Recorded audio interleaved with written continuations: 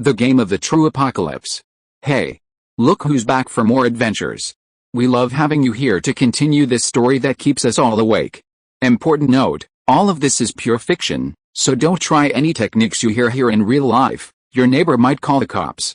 This amazing novel and all its rights belong to the original author. We're just the ones giving it voice and drama. Are you enjoying the show? Prove it by subscribing to our YouTube channel and leaving that like that motivates us so much.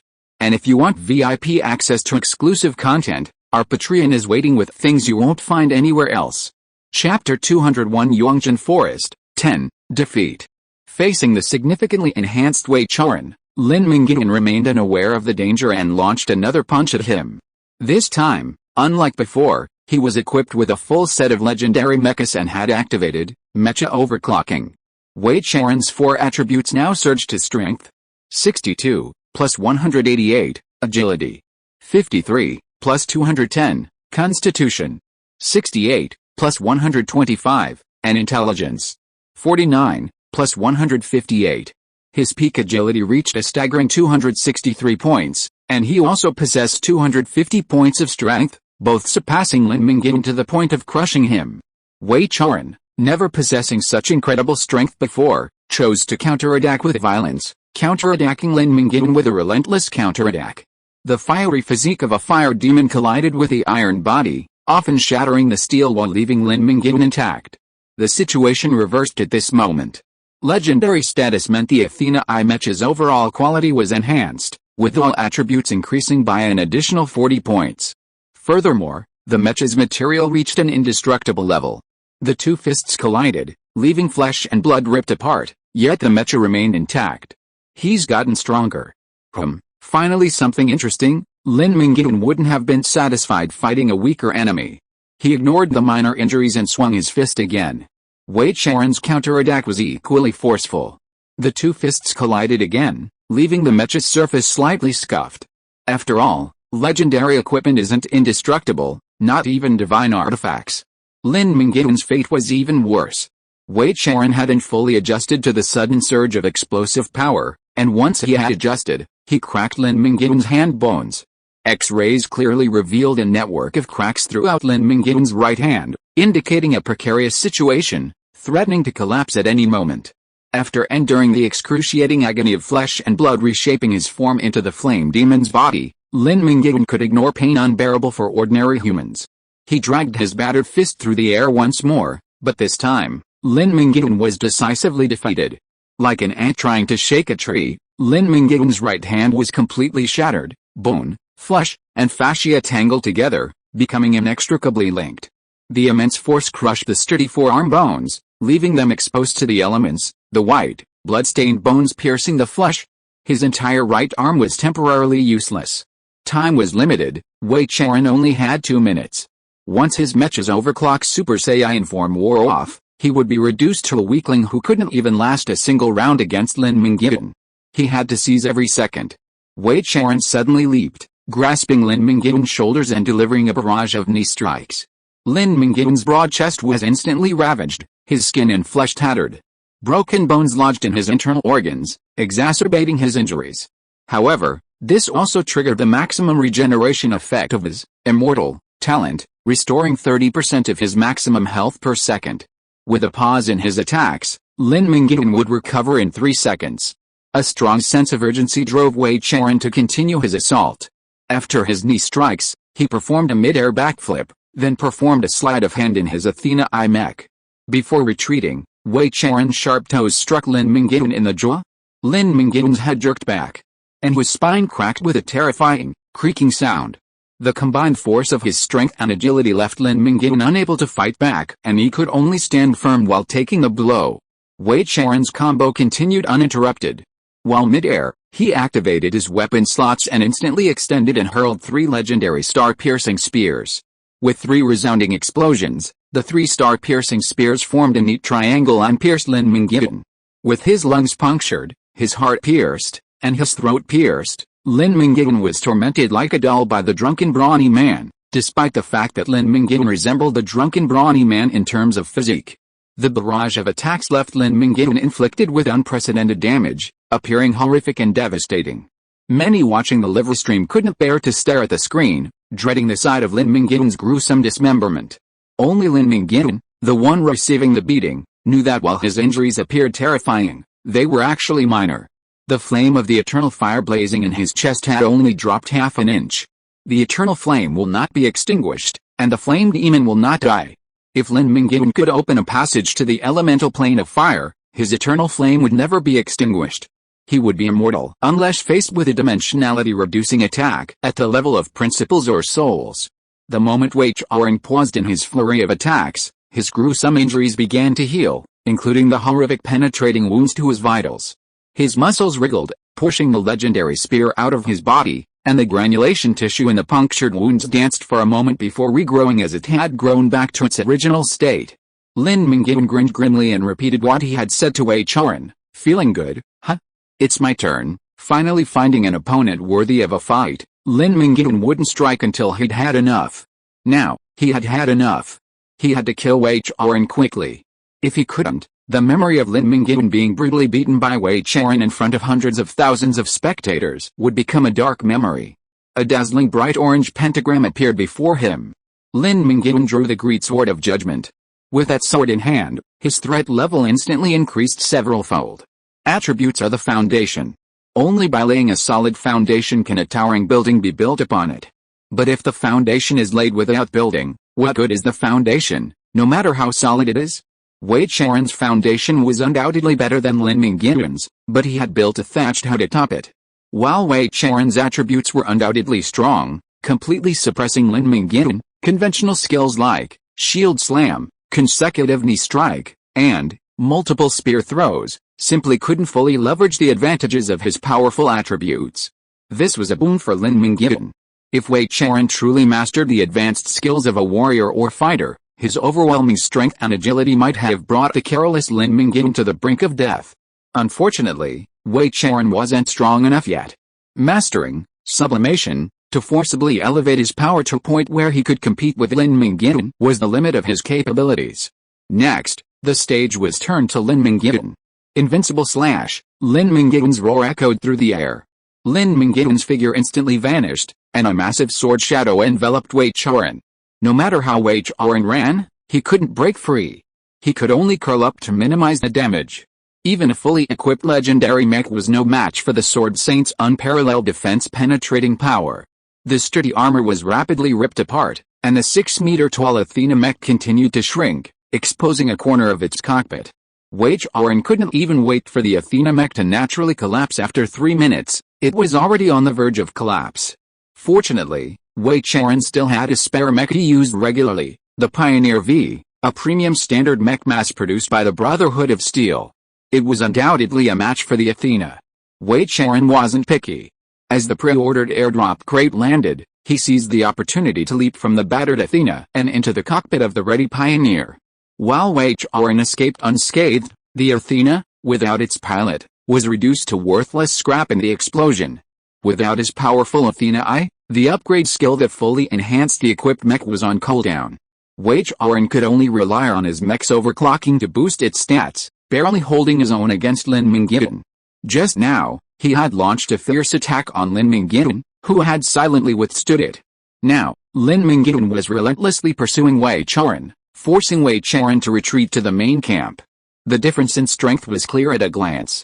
"What a fucking loser," Legion Commander Quan Guang roared in anger at the fleeing Wei Qianxue. It wasn't his fault for cursing. To eliminate Lin Mingyuan, Quan Guang had even brought out the antimatter energy annihilation cannon, acquired from a dungeon and forged only by a level 170 demigod mechanic. The antimatter energy annihilation cannon was simply beyond the reach of a professional at this stage. In some ways, it was even more powerful than a divine weapon. While divine weapons were beyond the reach of ordinary people, the antimatter energy annihilation cannon could be used as soon as it was fully charged. Simply charging it required 5 large nuclear power plants for a week to store a single round of ammunition, and the stored energy was only enough for 3 rounds at most. It was Quan Guang's ultimate weapon. Having brought out the antimatter energy annihilation cannon, capable of destroying a space battleship, Quan Guang naturally didn't expect Wei Qianxue to kill Lin Mingyuan. He simply hoped Wei Qianxue could hold him back for half a minute, buying the antimatter energy annihilation cannon enough time to completely lock onto Lin Mingyuan's life force, leaving him with no escape. But Wei Chaoran couldn't even meet this small request, and was defeated in less than 20 seconds. How could Quan Guang not be furious? Angered as he was, Wei Chaoran was still Quan Guang's right-hand man, so he couldn't ignore him. With a wink, he summoned his close protection, the legendary soldiers Li Ji and Ke Xiangdong, to rush forward to assist Wei Chaoran. Chapter 202 Yongjin Forest, 11, Antimatter Energy. Earlier, the two legendary soldiers hadn't intervened in the battle between Lin Mingyuan and Wei Chaoran. It wasn't that they didn't want to intervene, but rather that the aftermath was too devastating. Forcibly intervening would not only fail to save anyone but would also result in injury. When gods clash, mortals are best served by watching. Once the gods had unleashed their ultimate abilities, the two legendary soldiers, Li Ji and Ke Xiangdong, still confident in their own abilities, intervened. The saying, "There are no great professions, only great professionals," is a widespread lie. In reality, professions are stratified, and only a select few can break through the ceiling of mediocrity, hence the aforementioned lie. With a certain foundation of skills and talent, even a weak mage can easily defeat a mercenary squad of the same level. The power gap between professions is real. Some are born to be Romans, while others are born to be slaves. The world is inherently unfair. Take Li Ji and Ke Xiangdong, for example. They were both considered exceptionally talented soldiers in the soldier profession, achieving legendary status in the first year of the Cataclysm. Their combat power was immense, and they became powerful figures in the local camps. But so what? Within the Brotherhood of Steel, the first-class profession is the mechanic, the second class is the rarer professions like the psychic and mechanic, and the third-class professions are the soldiers, snipers, demomans, special forces, and other frontline combatants. Reaching legendary status demonstrates their ability and command respect, but their status is far inferior to that of mechanics of the same rank. In the Wasteland, status is synonymous with strength. Mechanics not only provide weaponry to the Legion, but also possess immense strength themselves. This is the key to their dominance as a first-class profession, and the reason why Li Ji and Ke Xiangdong obeyed Quan Guang's orders. From hundreds of meters apart, Li Ji and Ke Xiangdong launched their attack. Li Ji, armed with a Manticore automatic rifle, maintained his grip during a high-speed charge, activating bullet time. Each sharp bullet struck Lin Mingyuan's wrist, the rifle's powerful force piercing his skin's defenses. The bullet's kinetic energy depleted, preventing it from inflicting further damage to Lin Mingyuan. Instead, it missed his wrist, deflecting Lin Mingyuan's downward strike, which seemingly deflected the attack, glancing past the fleeing Wei Chaoran. The two men's mission wasn't to kill Lin Mingyuan, they didn't have the ability to do so. As long as they could safely retrieve Wei Chaoran, they'd be considered successful. Li Ji had disrupted Lin Mingyuan, and Ke Xiangdong unleashed a powerful stun bomb. A resounding boom accompanied by a powerful flash of light exploded directly before Lin Mingyuan's eyes. Professionals with a constitution score below 100 would be stunned by the loud noise, and the bright light could even cause permanent blindness. The powerful stun grenade only momentarily paralyzed Lin Mingyuan before he recovered. Upon regaining consciousness, Lin Mingyuan naturally pursued again, but Ke Xiangdong had already laid traps in the area in front of him. Ke Xiangdong observed that even the nuclear mines he had laid had little impact on Lin Mingyuan. He had set up a stasis trap, a high-level soldier skill with a forcible immobilization effect. The exploding stasis trap released a massive foamy substance resembling a rolling ocean wave. The foam, a fine, milky white, solidified upon Lin Mingyuan's body, transforming into latex-like substance. Its extremely sticky consistency fused it to the ground, leaving Lin Mingyuan unable to move, trapped in place. Well done, Quan Guang excitedly pumped his fist. Only 5 seconds remained before the antimatter energy annihilation cannon locked onto Lin Mingyuan. If they could hold him for another 5 seconds, he would be dead. The solidified latex foam was no match for Lin Mingyuan's earth-shattering force. The ingenious trap, originally capable of immobilizing him for 3.5 seconds, held him captive for less than a second. Ke Xiangdong unhurriedly pulled out his hand cannon and fired another plasma round. The pitch-black muzzle suddenly lit up, emitting a jet of deep blue plasma. The energy like lightning, so dense and liquid, struck Lin Mingyuan's massive form, unflinching and unreluctant. Millions of volts of electricity instantly pierced Lin Mingyuan's body. The plasma shell dealt decent damage, but the intense current paralyzing his muscles was a truly annoying control effect. Even more annoying was that Ke Xiangdong had given the soldiers an example of how to deal with an unkillable monster like Lin Mingyuan. If they couldn't kill him, they could just drag him down, using all their control skills on him and then killing his teammates.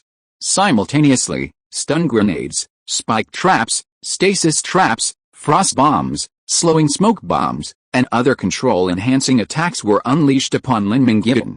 He struggled to move, and Quan Guang's smile grew wider. He was already telling the photographer to get a close-up of Lin Mingyuan, showing how he was being blasted to pieces by the antimatter energy annihilation cannon. Lin Mingyuan's physique was astonishing, and most control abilities had minimal effect on him, but even minimal effects were still present. Lin Mingyuan's overall movement speed decreased by 70%, and he had to stop every few steps to disarm traps, leaving him powerless to pursue. It seems they've found a way to deal with me, but if they really think they can defeat me so easily, they underestimate me, Lin Mingyuan sneered. He had a vast repertoire, countless strategies for breaking through the enemy's predicament. To fully demonstrate his weakness to his enemies, Lin Mingyuan decided to employ a never-before-seen tactic. Gods descend. Suddenly, the sky suddenly shifted, and the clouds coalesced into a cyclone. Golden lightning flashed within, illuminating the clouds like gold. A beam of golden light descended from the center of the cyclone, cascading down upon Lin Mingyuan, coating him in a golden glow. This was the active effect of Lin Mingyuan's legendary skill, God's Awakening, which he had upgraded through his skill levels, Battle Passion, Fever, and First to Win. It granted him immunity to all crowd control for 3 minutes, rendering him ineffective upon contact with a golden glow surrounding his body. I can't control him anymore. Run, Ke Xiangdong, who had immediately noticed Lin Mingyuan's disregard for crowd control, continued to urge his teammates to flee. However, he was unaware that he, the instigator of the crowd control attack, had already been targeted by Lin Mingyuan. A massive flaming sword energy barreled towards him. Ke Xiangdong employed his warrior skill, Tumble, granting him a fleeting, fraction of a second invincibility to dodge the flaming sword energy. Freed from the crowd control, Lin Mingyuan burst into lightning speed, dashing directly to Ke Xiangdong's side and crushing him with a single slap. Ke Xiangdong's skull was instantly shattered, his bones and meridians severed, his life severing. Another legendary professional fell, right in front of Quan Guang. Quan Guang's heart bleeds. He can no longer bear it. The moment the antimatter annihilation cannon locks onto him, he orders it to fire at Lin Mingyuan. The moment he gives the order, everything in the world seems to fall silent. Lin Mingyuan's ears block out all other noise, only the sound of the antimatter annihilation cannon charging. His eyes only see the veil removed, revealing a futuristic cannon several times larger than an intercontinental missile. A chill runs from his tailbone to his crown. Lin Mingyuan's scalp tingles, his temples throb. A fatal premonition is overwhelming. I can't block this blast. I'll be killed instantly. The antimatter annihilation cannon fires. The jet black energy beam from the muzzle instantly penetrates everything, trees, hills, anything that stands in the way of the jet black beam, disintegrating into particles finer than dust, and even piercing Lin Mingyuan's figure. Sensing danger, Lin Mingyuan's first reaction is to step into the heavenly gate to evade. Lin Mingyuan's precise first reaction saved him. A fraction of a second later, he would have been struck instantly by the antimatter annihilation cannon. The devastating damage, comparable to a demigod's full-strength attack, could have wiped him from the face of the earth. He had to gamble on whether his unyielding would remain effective after such a devastating blow. Even with Lin Mingyuan's swiftest reaction, he was still a step too late. Half of his body was vaporized by the antimatter annihilation cannon, exposing his bones and internal organs to the air. The eternal flame in his chest, seemingly caught in a precarious storm, was utterly weakened. Even his immortal talent, which constantly provided Lin Mingyuan with supercharged recovery, was of no use to him. Every time his lost body began to heal, the lingering antimatter annihilation energy in the wounds strangled the new flesh. He could not recover until this annihilation energy was fully consumed. Faced with such a devastating blow, Lin Mingyuan's first impulse was not to retreat, but to advance. The antimatter annihilation cannon posed a significant threat to Lin Mingyuan, making a safe retreat impossible without destroying it. Lin Mingyuan, having leaped through the heavenly gate and towards the antimatter annihilation cannon, learned another lesson from this experience: One cannot completely trust memories from past lives. During the previous life's attack and defense of Yongzhen Forest, Quan Guang's Mecha God Corps failed to stop the nature cult's desperate forces and was repelled without using the antimatter annihilation cannon. However, facing Lin Mingyuan, who had killed several of his most trusted generals and severely humiliated him, Quan Guang could not help but unleash his ultimate weapon. This taught Lin Mingyuan that while he once had intimate knowledge of innate abilities, publicly active professionals likely possess hidden, undisclosed killer moves. He could not rely solely on past life information. He must consider the worst-case scenario before taking action. If you are listening to this novel on a channel other than Fanfic World, it means it was downloaded and re-uploaded without effort. We warmly invite you to visit our channel, Fanfic World. There you will find the original version of this story and many other novels of various genres. We look forward to seeing you dive into a world of incredible novels. Chapter 203, Yongzhen Forest, 12, Victory. In the Mage Tower of Donglan City, Luoxia Province, Yan Qianxue, Li Qianxue, and a group of high-ranking officials from the Donglan Professional Alliance gathered together, watching a live broadcast of the battlefield unfold on a 110-inch ultra-high-definition 4K television. The question of who would ultimately rule the North had no bearing on the Donglan Professional Alliance, firmly entrenched in central China and protected by the Silver Empire. It might have an impact, but that would be years in the future, and no one could guarantee survival. They were more concerned with the events and people around them, such as Lin Mingyuan, the Lord of Blackstone City, who had intervened in the Northern War. The Donglan Alliance hadn't been watching the live broadcast from the start. It was only after someone alerted them to Lin Mingyuan's presence in the northern battle that the high-ranking officials, eager to learn about their powerful neighbor, gathered in Yan Qi's Mage Tower to watch. Turning on the television to the northern TV channel, they caught sight of Lin Mingyuan unleashing a fear aura that stunned the entire army. The 3 seconds of unstoppable crowd control left them breathless with wonder. The 2,000-man vanguard led by Pan Zhenfeng consisted mostly of mech operators. As the Brotherhood of Steel's second-class profession, mech operators possessed exceptionally high quality, far superior to the Donglan Professional Alliance's trained Donglan troops. However, within 3 seconds, this elite force, so coveted by the Donglan Alliance's top brass, was overwhelmed by the nature cult professionals, with over half of its personnel casualties. The enraged leader of the vanguard, the legendary Pan Zhenfeng, was instantly killed by Lin Mingyuan with a single blow. The previous aura of fear demonstrated Lin Mingyuan's immense group attack and control abilities, leaving everyone standing still. The shock of instantly killing a legendary professional was even greater than the aura of fear. After all, they were legendary professionals. The Donglan Professional Alliance currently held only 2 legends, Yan Qi and Li Qianxue. Lin Mingyuan's ability to instantly kill Pan Zhenfeng meant he possessed the same ability to instantly defeat Yang and Li. This thought filled everyone with trepidation. Sensing the panic in the crowd, Li Qianxue felt compelled to cheer them up. He declared defiantly, "This man's strength is mediocre, but I can still kill him." Hearing this, everyone felt relieved. Only Yan Qi, expressionless, exchanged a look with Li Qianxue, his heart heavy. Indeed, Pan Zhenfeng had recently been promoted to legendary, possessing no outstanding qualities. He was a mediocre legendary professional. While both of them were capable of single-handedly killing Pan Zhenfeng, they were nowhere near as effortless as Lin Mingyuan, who killed Pan Zhenfeng with the effortlessness of squeezing an ant. Lin Mingyuan's strength far exceeded their expectations. Regaining their composure, they continued to watch as Lin Mingyuan slew the legendary mechanic Zhou Lixin, also instantly annihilating him with a single blow. The massive flaming sword energy, after severing Zhou Lixin's lifespan, even cleaved a mountain. Then, Lin Mingyuan began his slaughter of the Mecha God Legion. Thousands of level 50 and above secondary professionals were helpless against Lin Mingyuan. Their ferocious attacks couldn't even break his skin. He braved the hail of bullets and swarmed the center of the battlefield.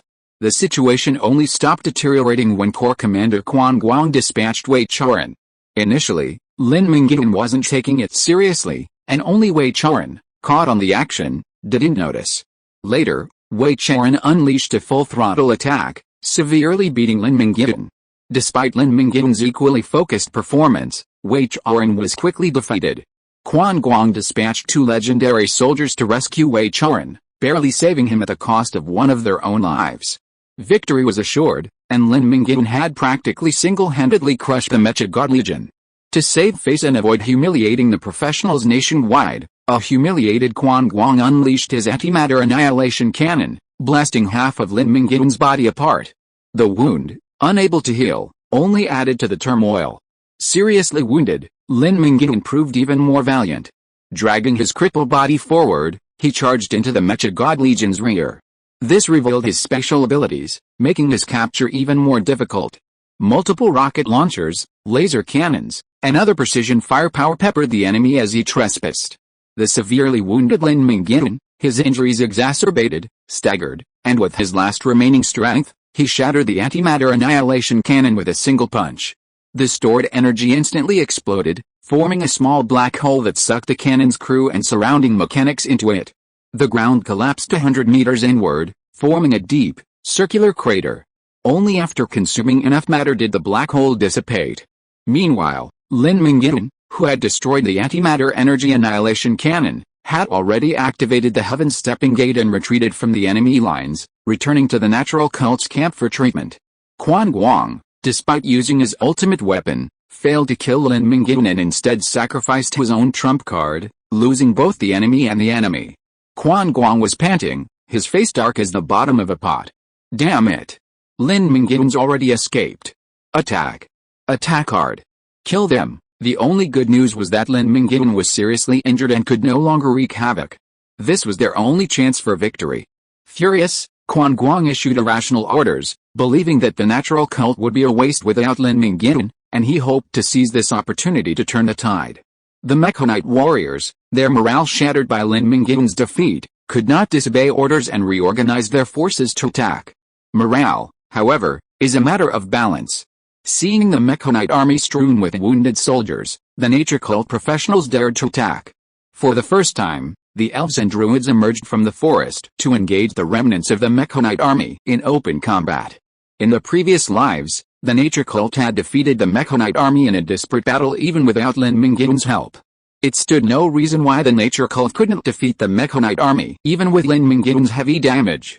Using root entanglement, vine strangulation, and Call of the Wild, the druids unleashed their various tactics. Elven archers exchanged long-range fire with the Mechonite soldiers, and casualties on both sides mounted rapidly. Only then did the brutality of the war become apparent. Casualties on both sides soared. But overall, the Mechonite army suffered the most. Even after the enemy had left the forest, the gap in strength between the two armies had widened. Stardeer King Zhuang Yutong raised her antlers, and the daylight stars appeared. Dozens of stars formed a line, forming the shape of antlers. 10 stars formed her body, and the antlers' shining nodes corresponded to the stars in the sky. The Stardeer rushed towards the enemy camp, crushing the soldiers' bodies with its sturdy hooves, and perished along with the heavy firepower of rocket launchers, tanks, and other heavy weapons. Old Oak King Kai possessed a 100-meter tall oak tree and transformed into War Tree Man. Every punch and kick had the power to shake mountains. He raised his hand to smash a helicopter with a roar of machine guns, and stomped his foot down, casting a huge shadow over several soldiers who were unable to dodge. With a snap, blood and flesh splattered. Luo Fihong fired his arrows, each one a life-threatening blow. Tu Xing Sun Changshen, commanding a raging scaled burrowing worm covered in dark red scales, burrowed from the enemy's territory. Eyeless, noseless, and slender, it possessed only a massive maw with fangs and sharp, regularly spaced layers from mouth to throat. The raging scaled burrowing worm was a discerning eater, devouring soil, ore, and even humans. Stretching tens of feet tall and hundreds of feet long, the worm devoured the enemy with its gulps, crushing numerous professionals with its massive body. The three titans of the nature cult didn't even need to make a move. The battlefield was completely dominated by their legendary professionals. The Metro Legion's legendary professionals were few in number, and Lin Mingyuan had already slain 3 of them. The Athena mech was scrapped, and Wei Charan, whose legendary skill upgrade was on cooldown, was completely depleted.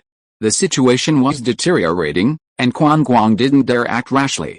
Any move by him would likely trigger the reaction of the 3 titans of the nature cult. They were intent on keeping a close eye on Quan Guang, preventing him from turning the tables. Commander, the soldiers have suffered heavy casualties and are on the verge of collapse, Commander Hao Yuki reported, bloodied, as he retreated to the rear. He was besieged by 2 legendary professionals from the nature cult and nearly couldn't return. I understand. Quan Guang closed his eyes, suppressing his intense resentment. He'd lost this time, and he accepted it, but he would win again next time.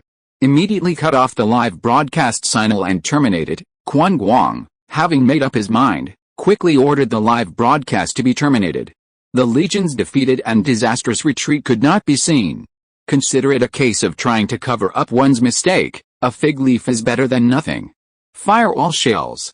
Don't aim for casualties, use firepower to cover the retreat, knowing that the mechas would return to their base after this battle. Any remaining shells would be useless. They had to fire them all to stop the enemy's pursuit. With the order, the mechas suddenly intensified their firepower several times over. Towed and self-propelled artillery launched a barrage, firing shells non-stop until the muzzles burned red. The three giants of the natural cult became nervous, thinking that the Metro Legion was going to launch a desperate counterattack. But when they saw the planes and tanks retreating to the rear like the tide on the battlefield, the three of them suddenly realized that the enemy was defeated and we won. Chapter 204 Dongfang Bai joins. The young elven archer tensed at the bowstring, still caught up in the atmosphere of battle. His voice hoarse and confused, he asked, "Did we win?" No one answered his question. The smoke-filled battlefield was filled with cheers and roars, releasing the accumulated pressure. "Go away, you bastards. You'll never come back. The forest doesn't welcome you. Victory belongs to the nature cult." Dongfang Bai sighed, thanks to Lin Mingyuan. Without him, we wouldn't have won this war. While the professionals cheered, the nature cult's leaders were less happy. Instead, they were filled with gratitude, thankful that a powerful figure had come to their rescue. Unbeknownst to the nature cult, they had also won this battle in the original story. After seeing Quan Guang unleash the antimatter annihilation cannon, the nature cult's leaders unanimously agreed that the Metro Legion was invincible, because none of them could withstand it. Lin Mingyuan wondered why Quan Guang hadn't used the antimatter annihilation cannon in his previous life. Thinking about it, it was likely that the professionals of the nature cult and the Brotherhood of Steel were locked in a tug-of-war in the forest. Quan Guang initially failed to perceive the threat. By the time he realized his troops were dying, trapped in the green hell known as the forest, it was too late to use the antimatter annihilation cannon.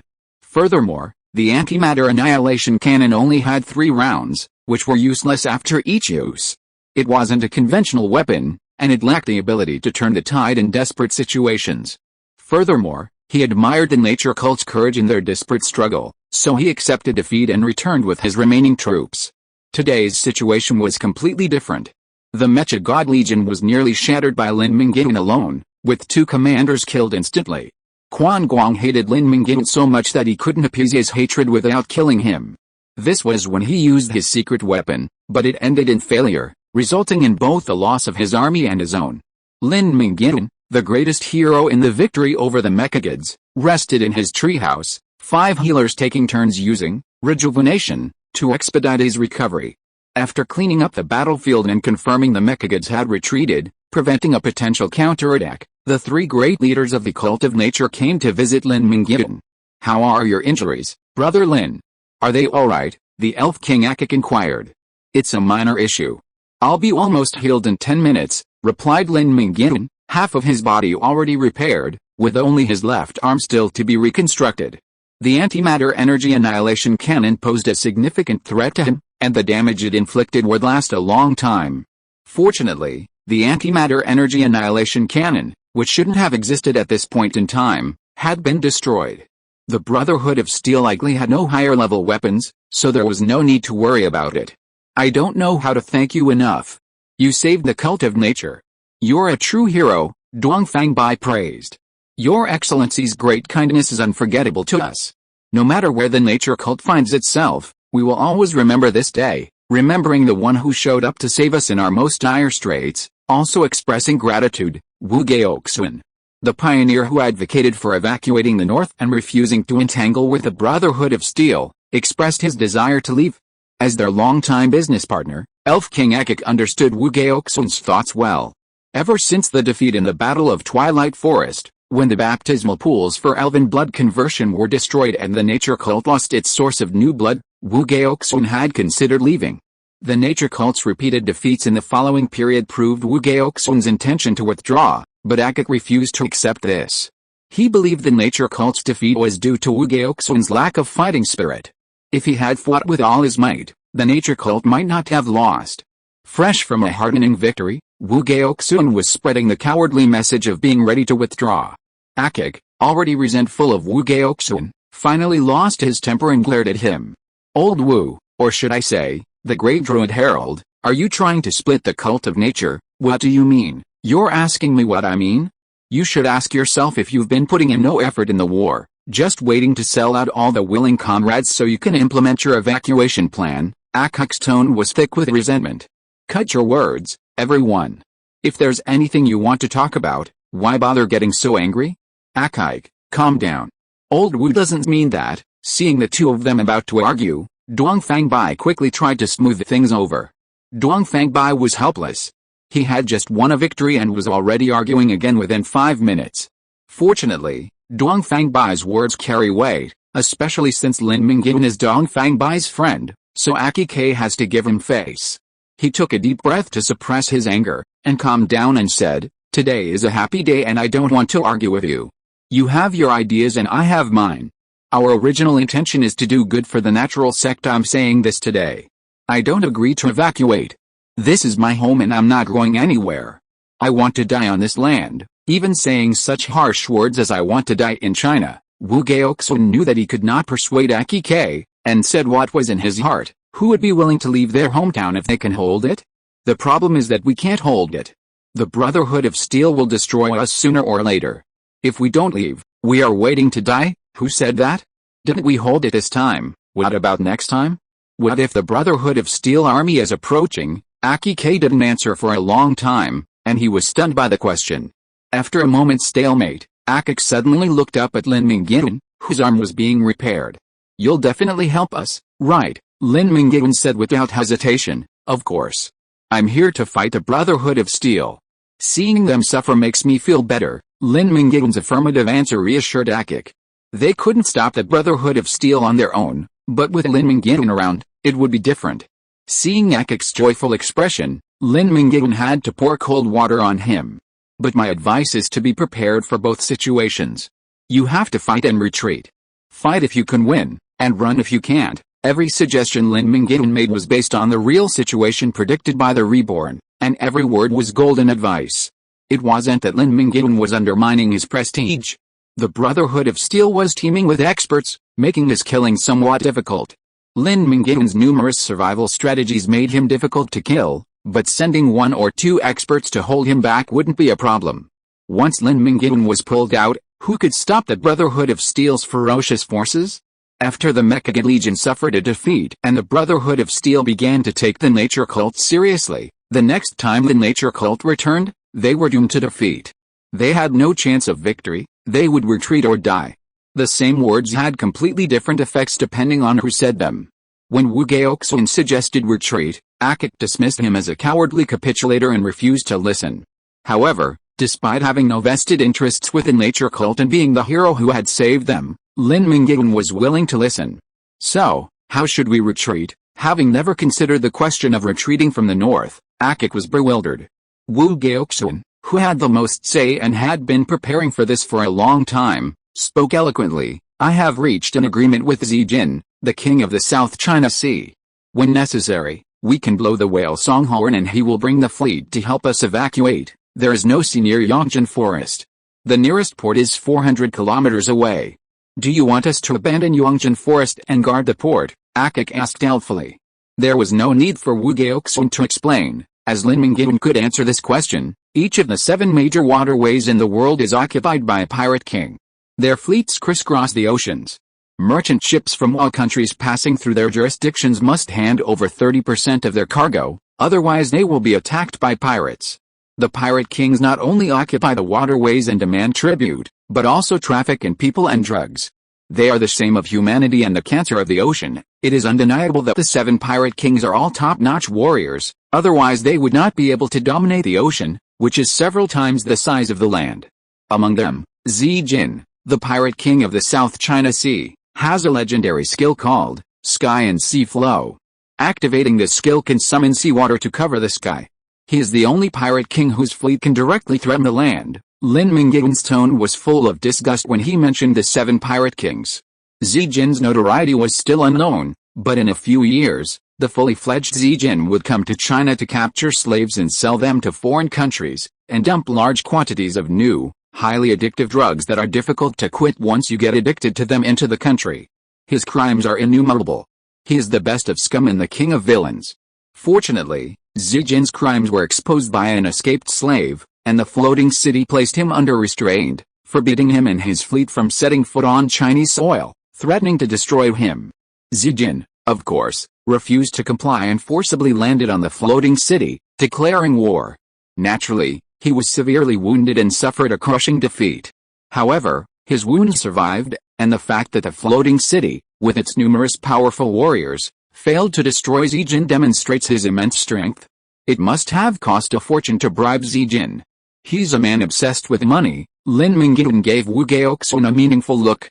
3 million disaster coins, a green dragon egg, and 10 kilograms of life spring water. Wu Gaoxun nodded and asked curiously, "Young friend Lin, do you know Zijin?" "No, I've heard of him." At this point, Lin Mingyuan said, "You're willing to pay such a price for a chance to survive.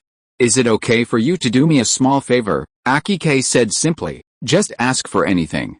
If you can, I'll satisfy you." "Okay, I'll be frank. I need about 500 shadow leopards." "That shouldn't be a big deal for you." Lin Mingyuan asked for shadow leopards for Yan Qianxue's Amazon Legion. Shadow leopards are excellent mounts, reaching peak level 80. They are extremely fast and have medium endurance, making them ideal for short-distance raids. Akik frowned slightly and said, "If you had come 2 weeks earlier, we could have provided 1,000 shadow leopards. But now we've sold all the tamed shadow leopards to merchants in exchange for daily necessities.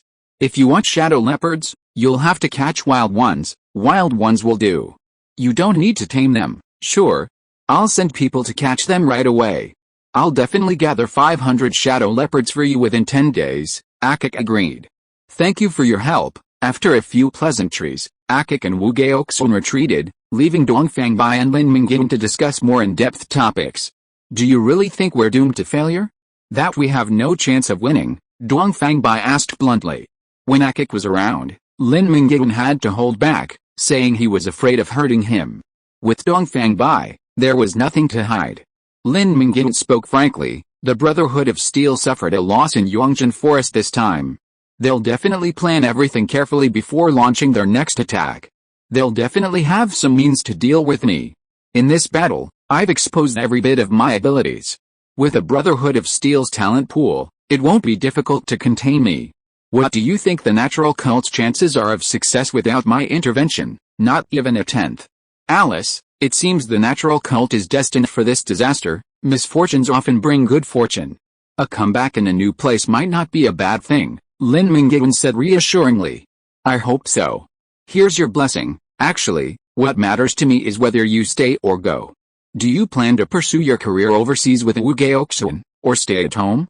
If you want to stay, there's always a place for you in Black Rock City, Lin Mingyuan offered again. Dongfangbai chuckled.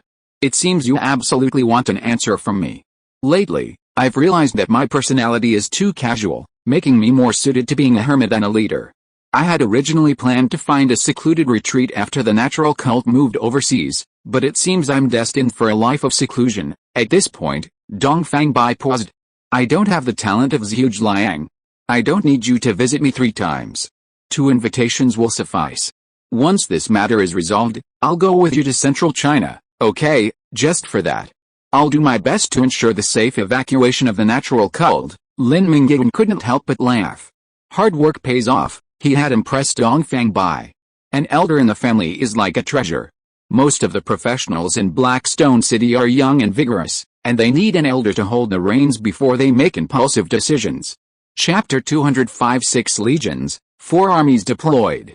The moment the live broadcast was interrupted, everyone knew the Brotherhood of Steel had been defeated. Cutting the signal was a last resort, it was too humiliating. This outcome was unacceptable to their supporters. Those accustomed to victory watched the snowflakes on their television screens in silence. Within the Brotherhood, the defeat had minimal impact, it was merely the cult of nature's last-ditch effort. They were bound to lose, sooner or later. The only real pain was that the Metro Horde had been defeated by the cult of nature on a national broadcast, a lust that would inevitably damage the Brotherhood's prestige. The next attack on the Eternal Spring Forest would require a crushing destruction to redeem themselves. Many within the Brotherhood remained unconcerned about the northern decisive battle. Among them was Lin Jingbei, commander of the Sharp Sword Legion, who was training in the training grounds to strengthen his mental strength. In an indoor training ground 4 times the size of a football field, Lin Jingbei sat cross-legged in midair, a meter above the ground. On either side stood a 3-legged pixie bronze incense burner, burning soul-nourishing incense brewed primarily from deep-sea black whale oil. Long-term inhalation of the incense can enhance spiritual power. Lin Jingbei's breath was barely perceptible, with only 2 thin wisps of smoke curling through his nostrils. He closed his eyes, using his mental power to wield the legendary weapon, the Sky Shuttle, to pierce the silver power balls whizzing across the training ground. Master Commander, your strength is too great. The training ground maintenance staff, unable to detect the pursuing Sky Shuttle and power balls with the naked eye, could only hear the constant whirring sound, and gazed in awe and admiration at Lin Jingbei floating in the air. In this wasteland apocalypse where strength reigns supreme, the powerful who stand tall above the clouds are the stars admired and loved. All 999 of the irregularly moving supersonic kinetic balls were shut out. Lin Jingbei opened his eyes and glanced at the frozen time, 2 minutes and 7 seconds. Even with no increase in level or mental strength, I'm 11 seconds faster than last time. The deep meditation I've been doing to purify my mental strength over the past 2 weeks has been remarkably effective, Lin Jingbei exclaimed. After the test, Lin Jingbei instinctively pulled out his phone to check his messages. He'd just seen the headline about the defeat in the decisive battle, but before he could click on it, Lu Qidi sent him a voice message. You're in big trouble. Of the 6 Legion commanders of the Brotherhood of Steel, Lu Qidi had the closest relationship with Lin Jingbei. Each of the 6 legions had its own unique strengths. The Red Falcon Legion boasted an unrivaled air force. The Sword Legion's 13 assault squadrons had carried out countless assassination and decapitation missions for the Brotherhood of Steel. The Mechanid Legion consisted mostly of mechanics, and their ethos was to deify the machine, creating a true mechanical deity. However, the most mechanized legions aren't the Mechagods, but the Cyber Legion. Their motto is a bitter journey of flesh and blood, a mechanical ascension. From recruits to commanders, all members of the Cyber Legion are cybernetically modified, cyborgs or robots. The higher the degree of mechanization, the higher the rank within the Legion. Commander Zero has completely renounced his physical body, channeling his consciousness into the cybernetic network to achieve a form of immortality. The other 2 legions are the Magic Crystal Legion and the Star Sea Legion. Commander Lukti of the Magic Crystal Legion, inheriting the technological heritage of the Universal Magic Crystal Empire, has mastered magic crystal technology and equipped his soldiers with magic crystal weapons and armor, making them incredibly powerful. Morin, the final commander of the Star Sea Legion, is the only female among the 6. The Star Sea Legion is dedicated to building interstellar warships and exploring the vast expanse of space. Nothing can hinder the Star Sea Legion's exploration of the universe unless the Brotherhood of Steel faces a critical moment. Due to Morin's low-key personality and his seldom public appearances, many joke that the Brotherhood of Steel only has 5 legions.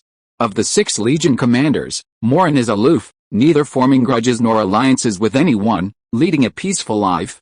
Jin Guoan, commander of the Red Falcon Legion, is a high-ranking military officer. He is meticulous and refrains from forming cliques.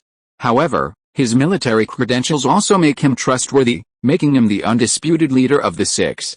While he may not be the strongest, his words carry the most weight. Of the remaining 4, Quan Guang and Zero maintain a good relationship. The Mechacore and Cybercore also communicate regularly, their 2 legions inseparable and sharing common technology.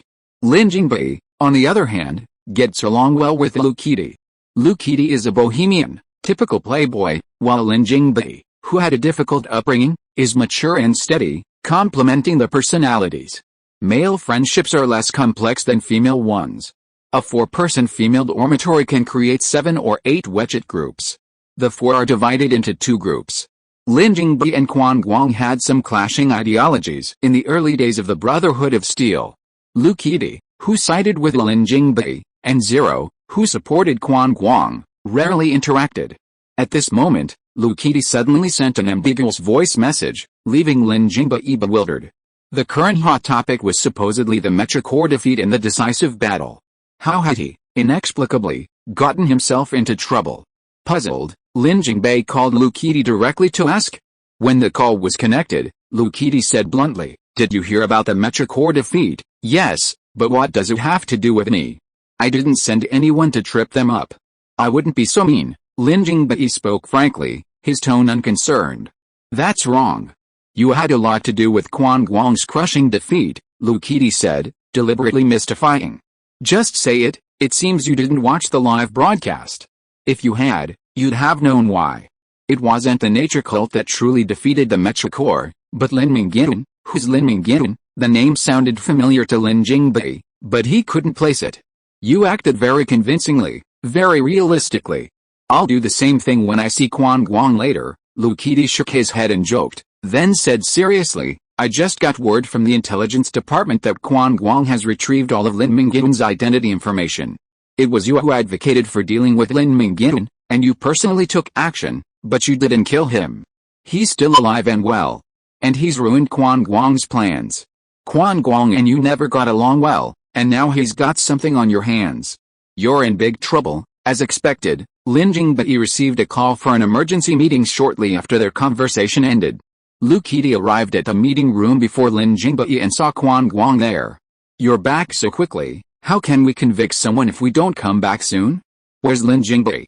Why isn't he with you? Did he run away?" Quan Guang's words were full of thorns.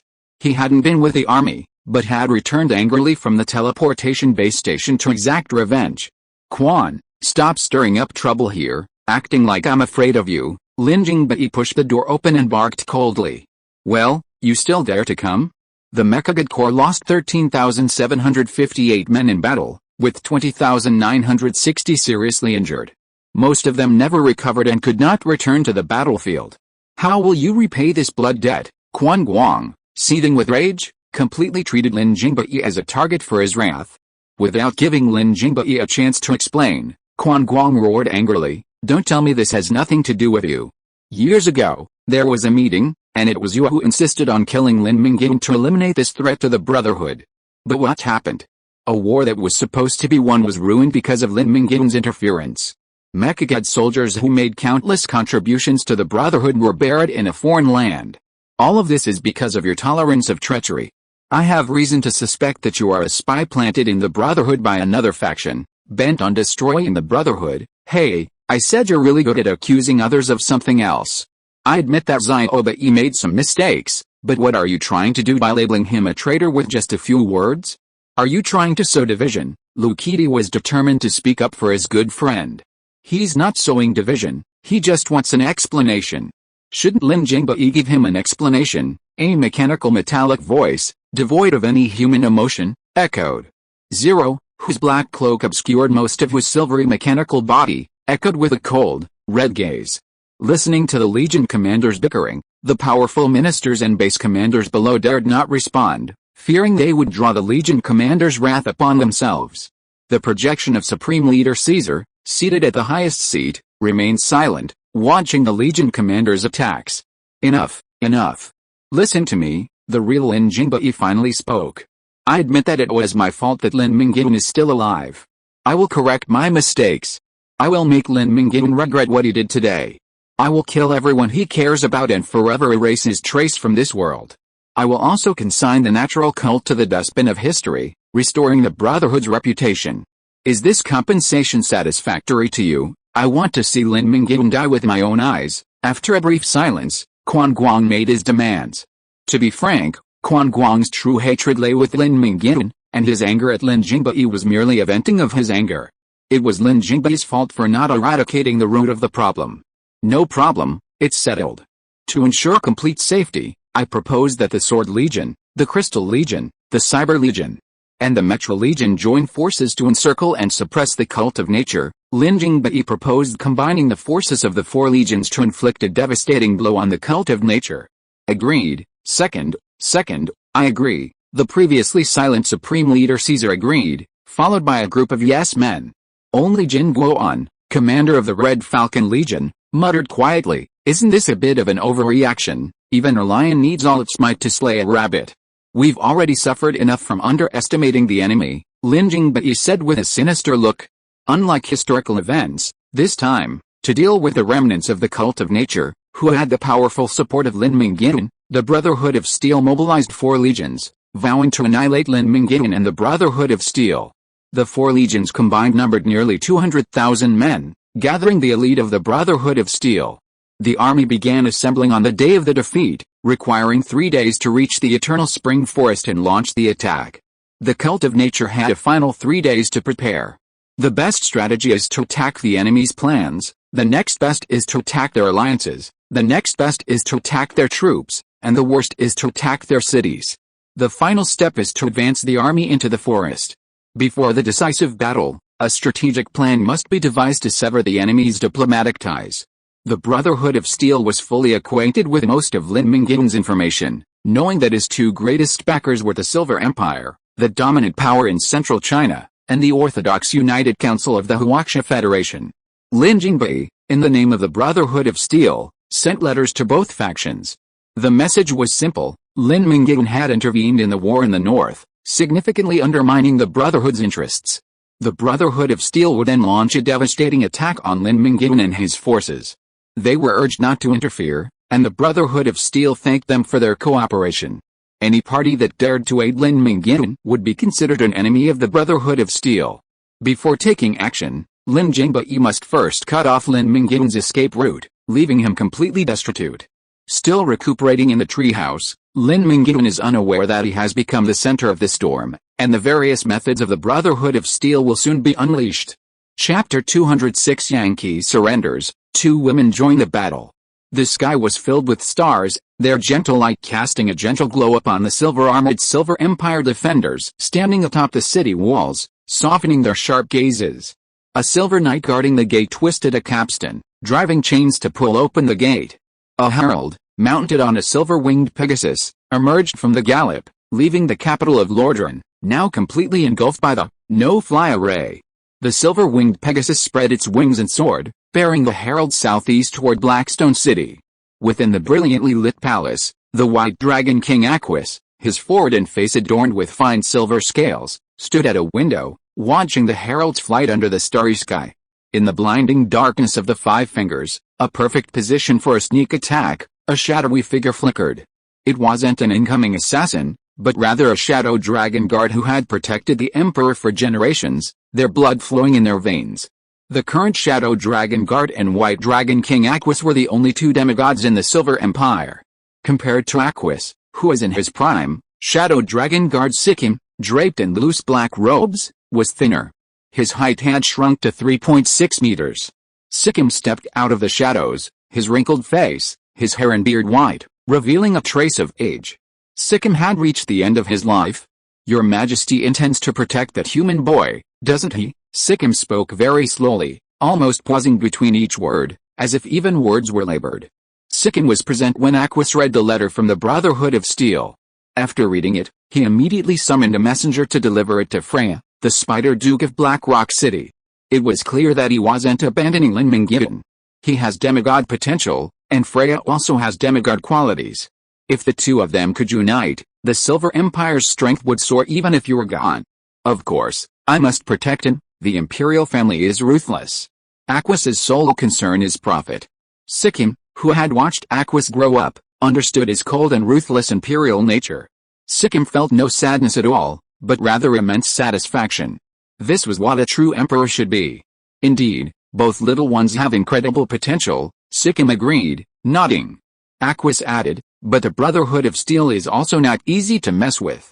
If I cross the border to attack the enemy, I am afraid I will completely annoy them. Recently, when I was wandering in the Sea of Souls, I seemed to see the soul of Caesar, the supreme leader of the Brotherhood of Steel. His soul was coated with a layer of gold, and he would soon be promoted to a demigod. The Brotherhood of Steel is not easy to defend, and Lin Mingyuan had to be saved, so I sent a letter to Freya, letting her know that the Brotherhood of Steel has already made up its mind to kill Lin Mingyuan, and quickly call him back.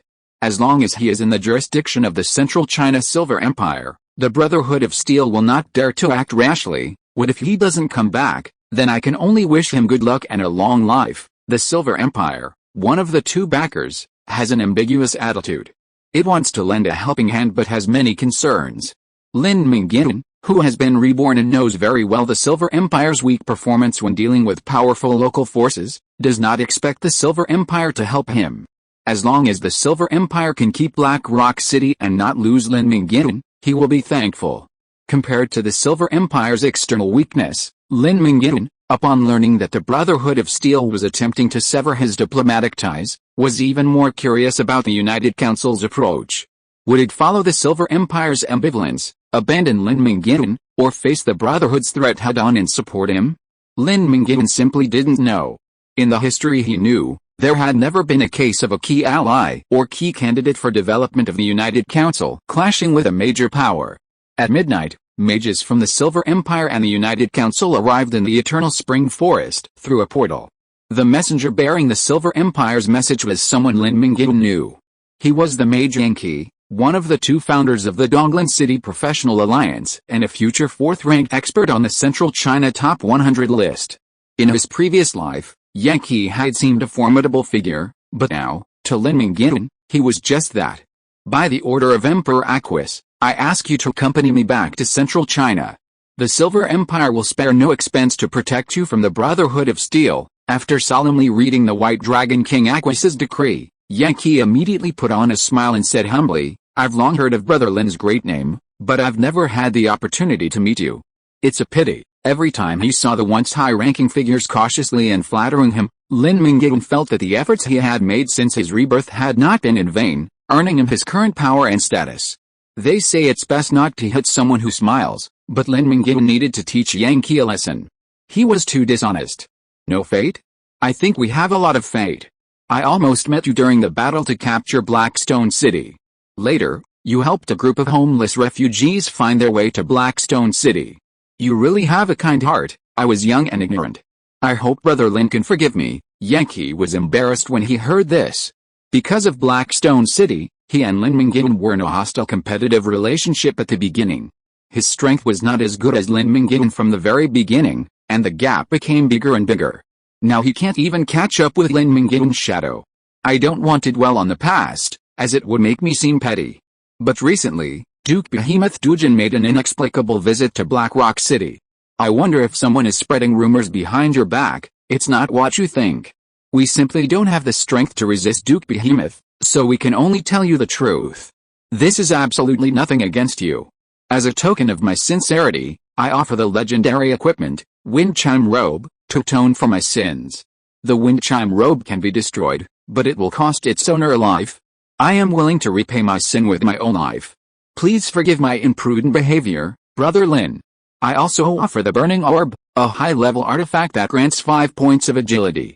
I hope it will further enhance Brother Lin's strength and help you overcome this difficult time, Yan Qianxue said respectfully. After witnessing Lin Mingyuan's true strength on the live TV broadcast, Yan Qianxue had harbored the desire to cling to him. This young man with unlimited potential was much more comfortable to cling to than that old man Dujin. If it weren't for the grudges he had with Lin Mingyuan during the early stages of the catastrophe, the sociable Yan Qianxue would have attached himself to him long ago. Upon hearing that the Silver Empire was about to send a mage as a messenger to Lin Mingyuan in the Eternal Spring Forest, Yan Qianxue saw an opportunity and volunteered to deliver the message, hoping to make peace with Lin Mingyuan. Lin Mingyuan took the Wind Chime Robe, and the equipment's attributes and effects immediately appeared before his eyes. He sighed, the wasteland is the most precious thing. It's like unsaleable equipment is a dead giveaway. You must have paid a considerable price to obtain the Wind Chime Robe, right? It's a small price, but as long as Brother Lin is satisfied, Yan Qianxue lowered his head, hiding a pained expression. Satisfied? Of course I am. Please deliver the robe to my beloveds in AI in Blackstone City. I'm not a mage, and it would be a waste to wear it, okay? Yan Qianxue repeatedly said, his heart aching. He knew this was the price he had to pay to resolve his grievances and change his ways. He gave the Wind Chime Robe today, and he would receive more in the future. Also, tell Emperor Aquis that I thank him for his kindness, but I have unfinished business and must remain here. I understand.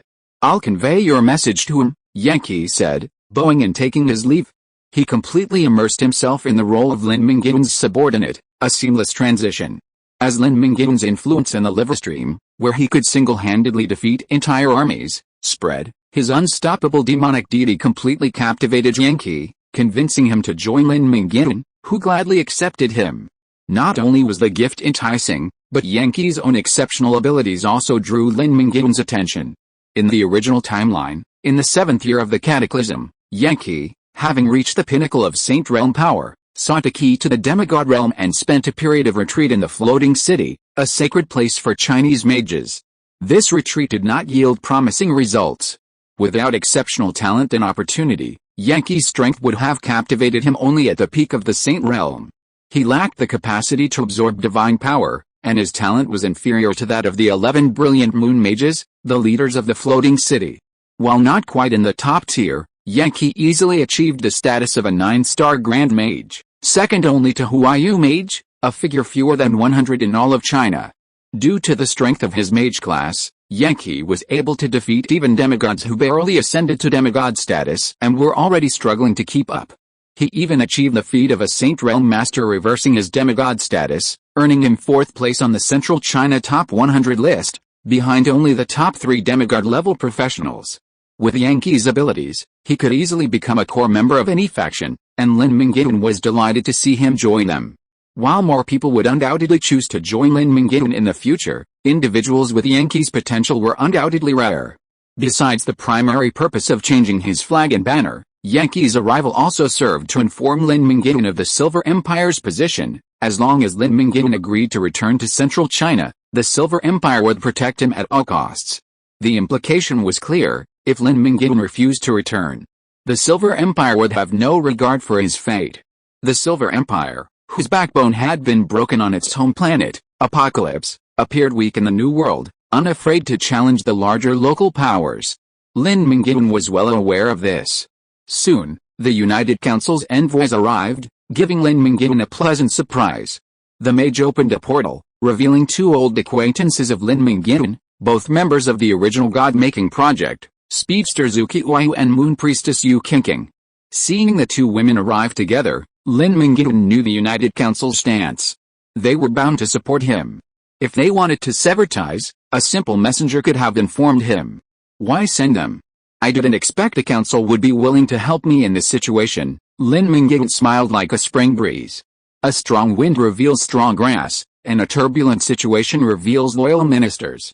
Only in the most critical moments can one clearly identify trustworthy friends. Have you forgotten the council's purpose? We won't abandon any of our friends, even if it means offending the Brotherhood of Steel. Yu Qingqing puffed out her chest and declared righteously, hushing to her lips with a hand as she chuckled softly. Furthermore, the council has long since grown weary of the Brotherhood's arbitrary and tyrannical behavior. The speaker, upon hearing of your victory over the Mecha Antiquity, exclaimed in praise and even ate 2 extra bowls of dinner. Lin Mingyuan laughed heartily, and Zhu Qiuyu followed suit, saying, the council has decided to provide you with any assistance you need. If necessary, the council can mediate the war. Don't worry, just go for it. Your help is all I need. No other assistance is needed.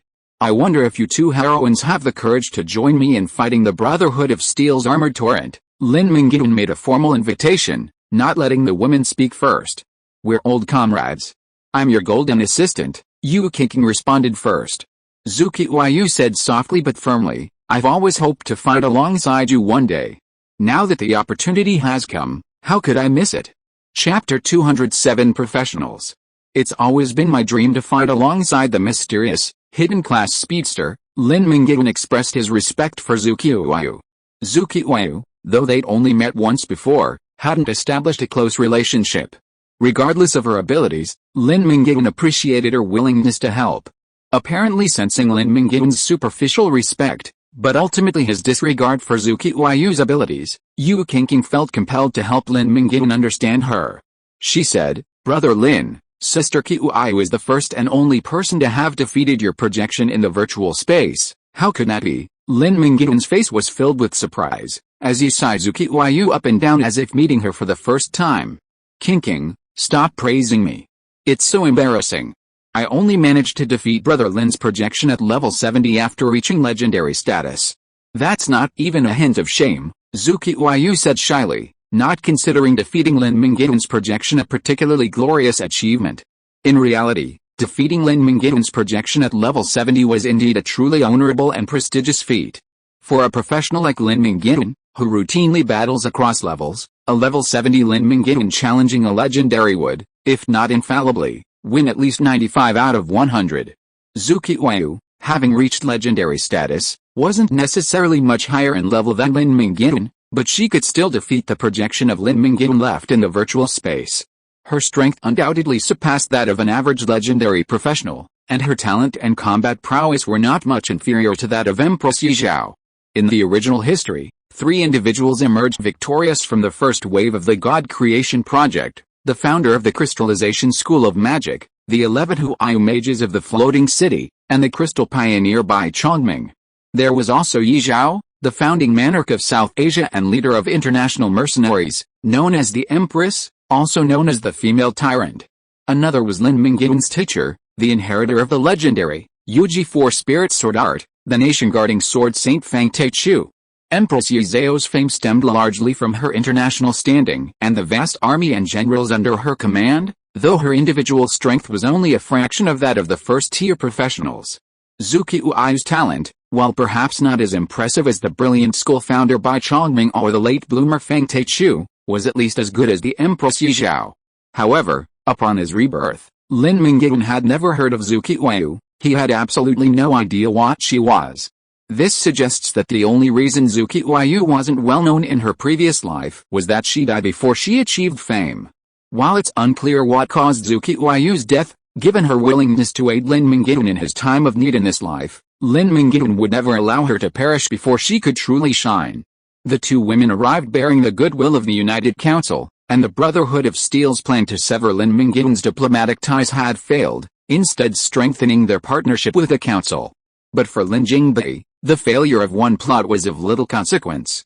He had already woven a web of intrigue for Lin Mingyuan, layer upon layer, impenetrable. And he intended to watch him struggle desperately to his death within it. The Brotherhood of Steel's helicarrier manufacturing technology has matured. 3 helicarriers flew in a V-shaped formation at low altitude, casting a massive shadow over the landscape. Hundreds of fighter jets and armed helicopters escorted them, a display so imposing that even the outings of ancient emperors looked like children's play. 5 of the Brotherhood of Steel's 6 legions were equipped with massive 100,000-ton helicarriers. The Star Sea Legion had no need for such cheap goods, preferring space-capable warships. The reason the 4 legions were deployed with only 3 helicarriers was that the Mechanicus's helicarrier had been dragged to the ground and destroyed by giant vines created by the seeds of the ancient Moyan vine, spawned by nature cult druids, during the Battle of Bloodstone Canyon. New helicarriers had yet to be constructed. At that moment, in the main cabin of the leap-forward helicarrier, a magnificent and ornate vessel comparable to an imperial palace, the 4 legion commanders gathered.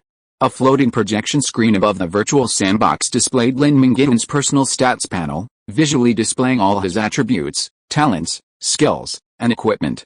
There are many different means of detection. Just as Lin Mingyuan had relied countless times on the antique master's monocle to pre-check his enemy's attributes, ensuring he knew both himself and his foe, he was now completely unearthed. Now, his stats were being thoroughly scouted, analyzing Lin Mingyuan's innate skills to find ways to counter him. From the moment he decided to act, Lin Mingyuan knew he was bound to be targeted. Which powerful figure in the public eye hasn't faced targeting? So what? The powerful are powerful because they're not afraid of being targeted.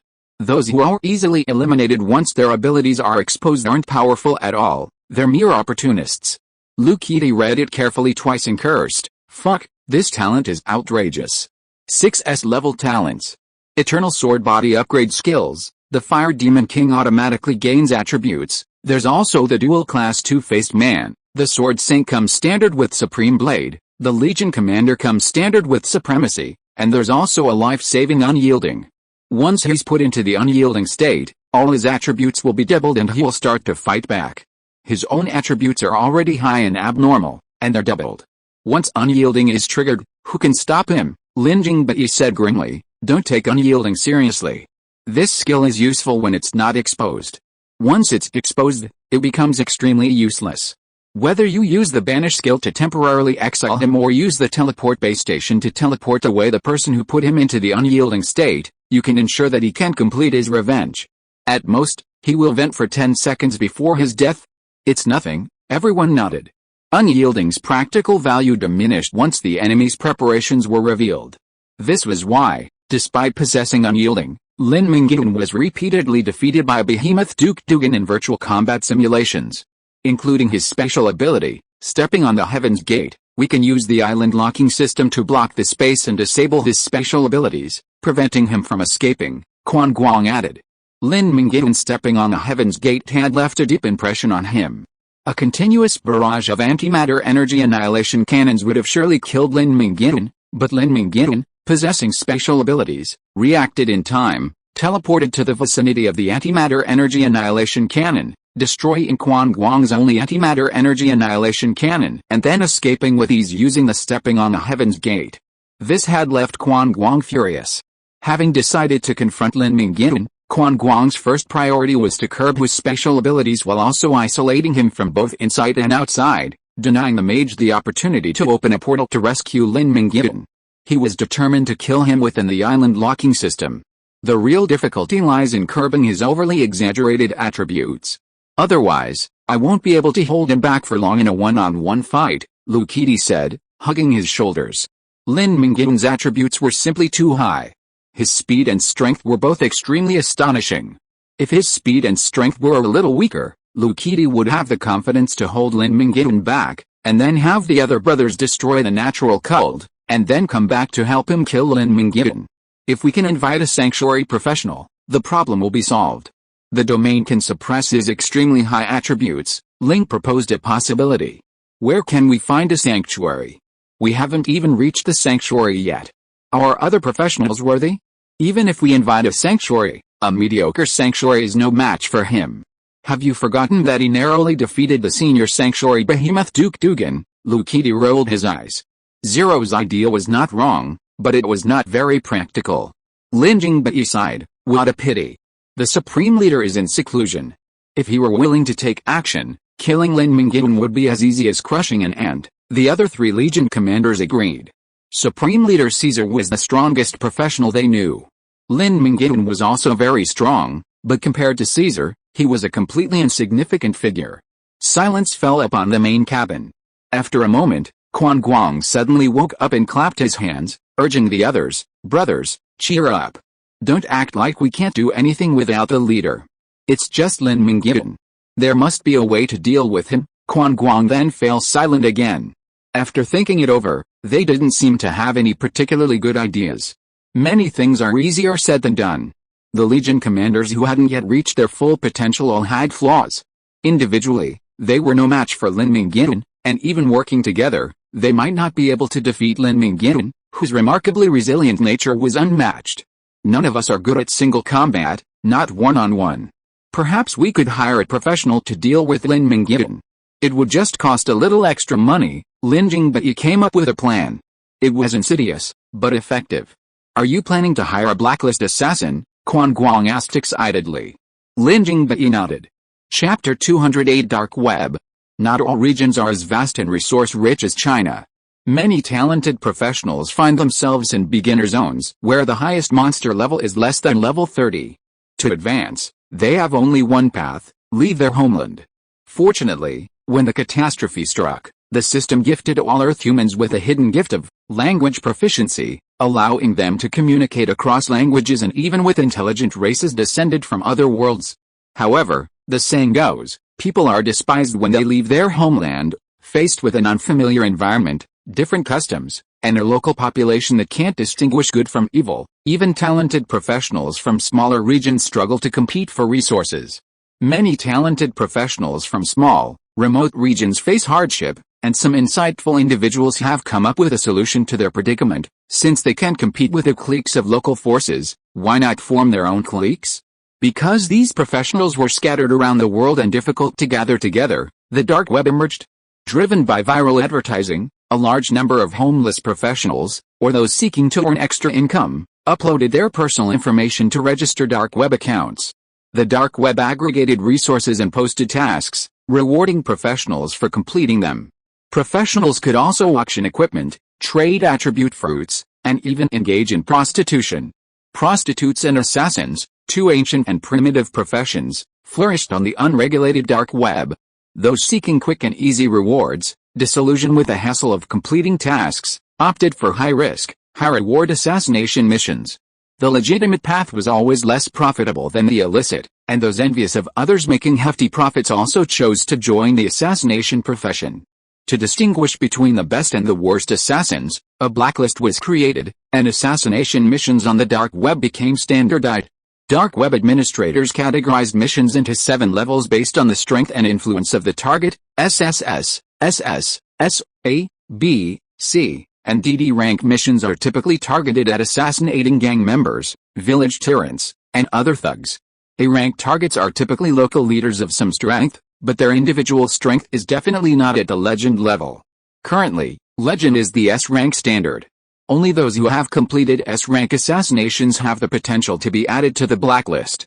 Even the weakest of the few who make it onto the blacklist, which only has 100 members, have to reach legendary strength, as the blacklist is global. The blacklist ranks killers by the number of missions they have completed, prioritizing those with the highest level assassinations. For example, the top-ranked assassin, King Li, achieved the top spot despite completing only one SSS rank assassination mission. No other assassinations have been recorded, and no one before him has ever completed an SSS rank assassination mission. What kind of professional would be designated an SSS level, top-tier target by the dark web? It's probably Lin Mingyuan. With immense personal prowess, he crushes his contemporaries and boasts the backing of powerful forces. Like Lin Mingyuan, 6 Legion commanders, and only 5 remaining Huai mages, they could all be designated SSS level assassination targets. SSS level represents the pinnacle of Earth's current combat power.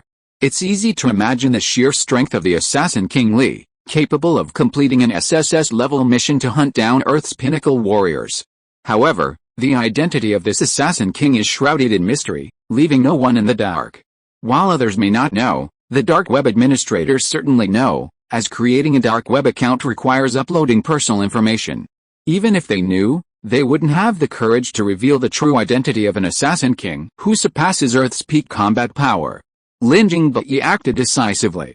Having decided to hire a professional assassin to target Lin Mingyuan, he immediately compiled Lin Mingyuan's information and uploaded it to the dark web, announcing the assassination mission. After analyzing Lin Mingyuan's personal information, Darknet personnel designated him an SSS-level assassination target, demanding a bounty of 32 million.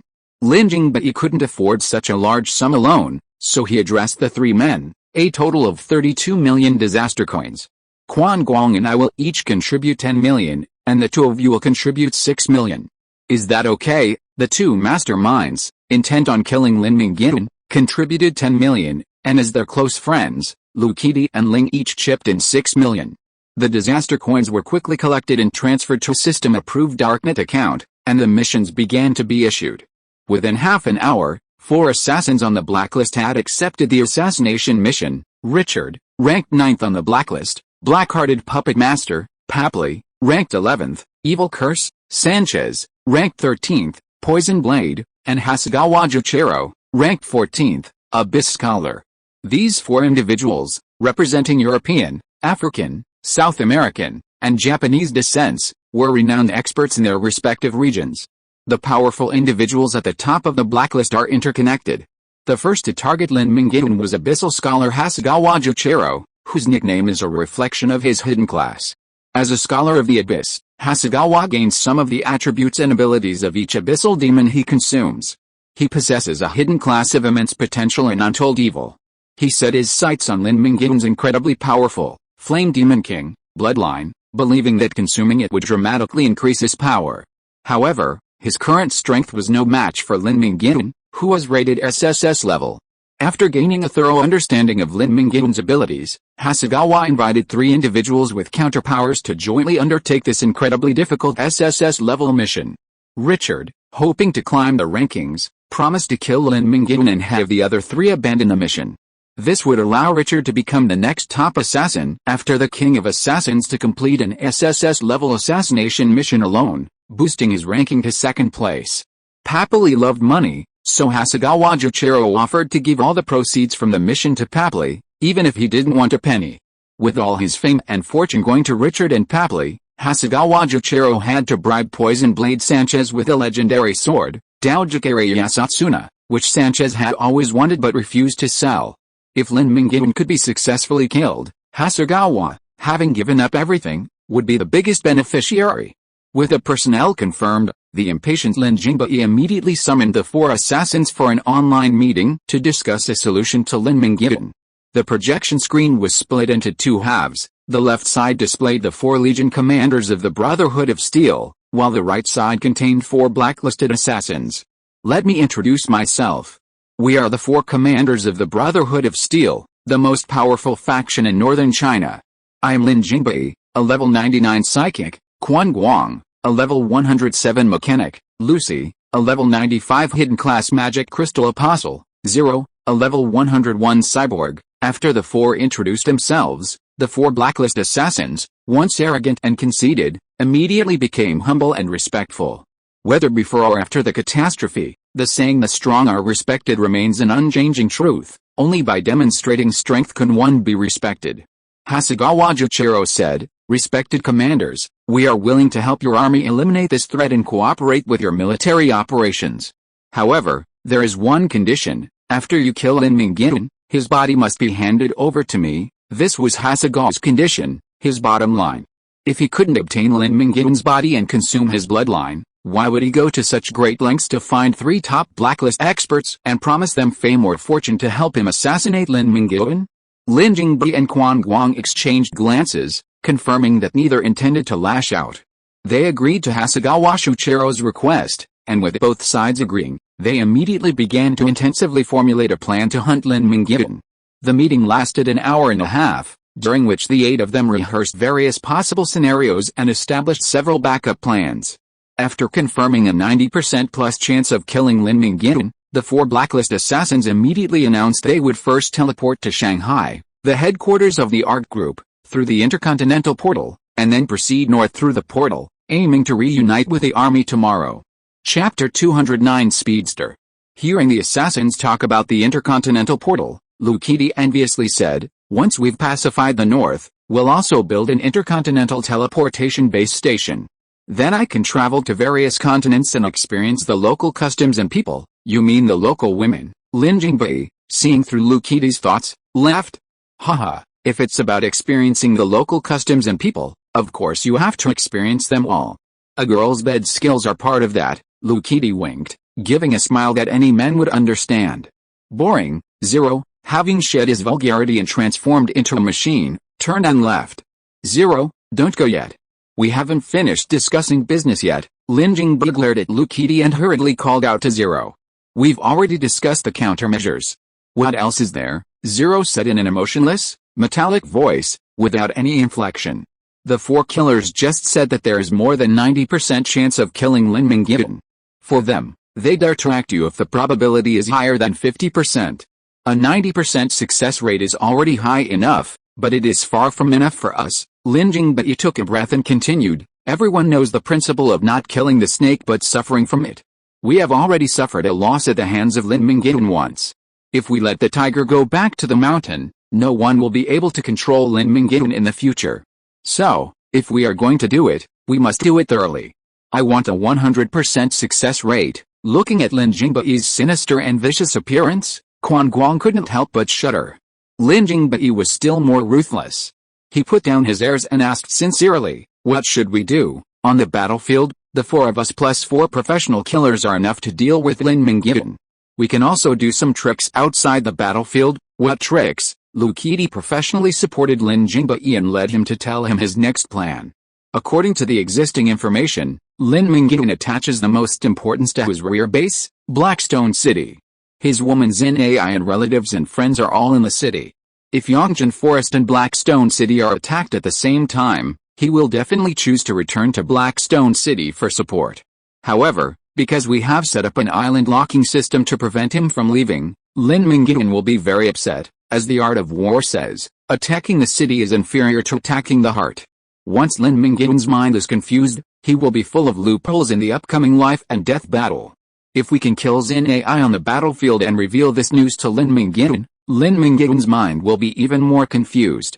By then, he will make repeated defeats and the probability of killing him will be greatly increased. Lin Jingbei raised the corner of his mouth after fully narrating his vicious plan.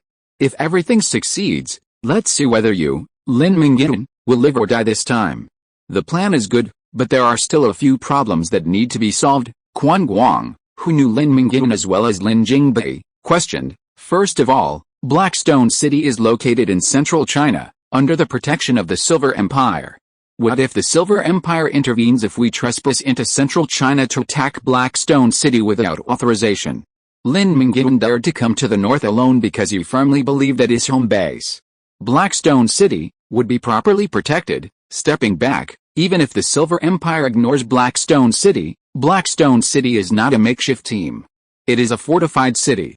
The difficulty of taking Blackstone City is not much lower than that of capturing Yangzhen Forest. Lin Jingbei smiled slightly. Let me answer your first question first.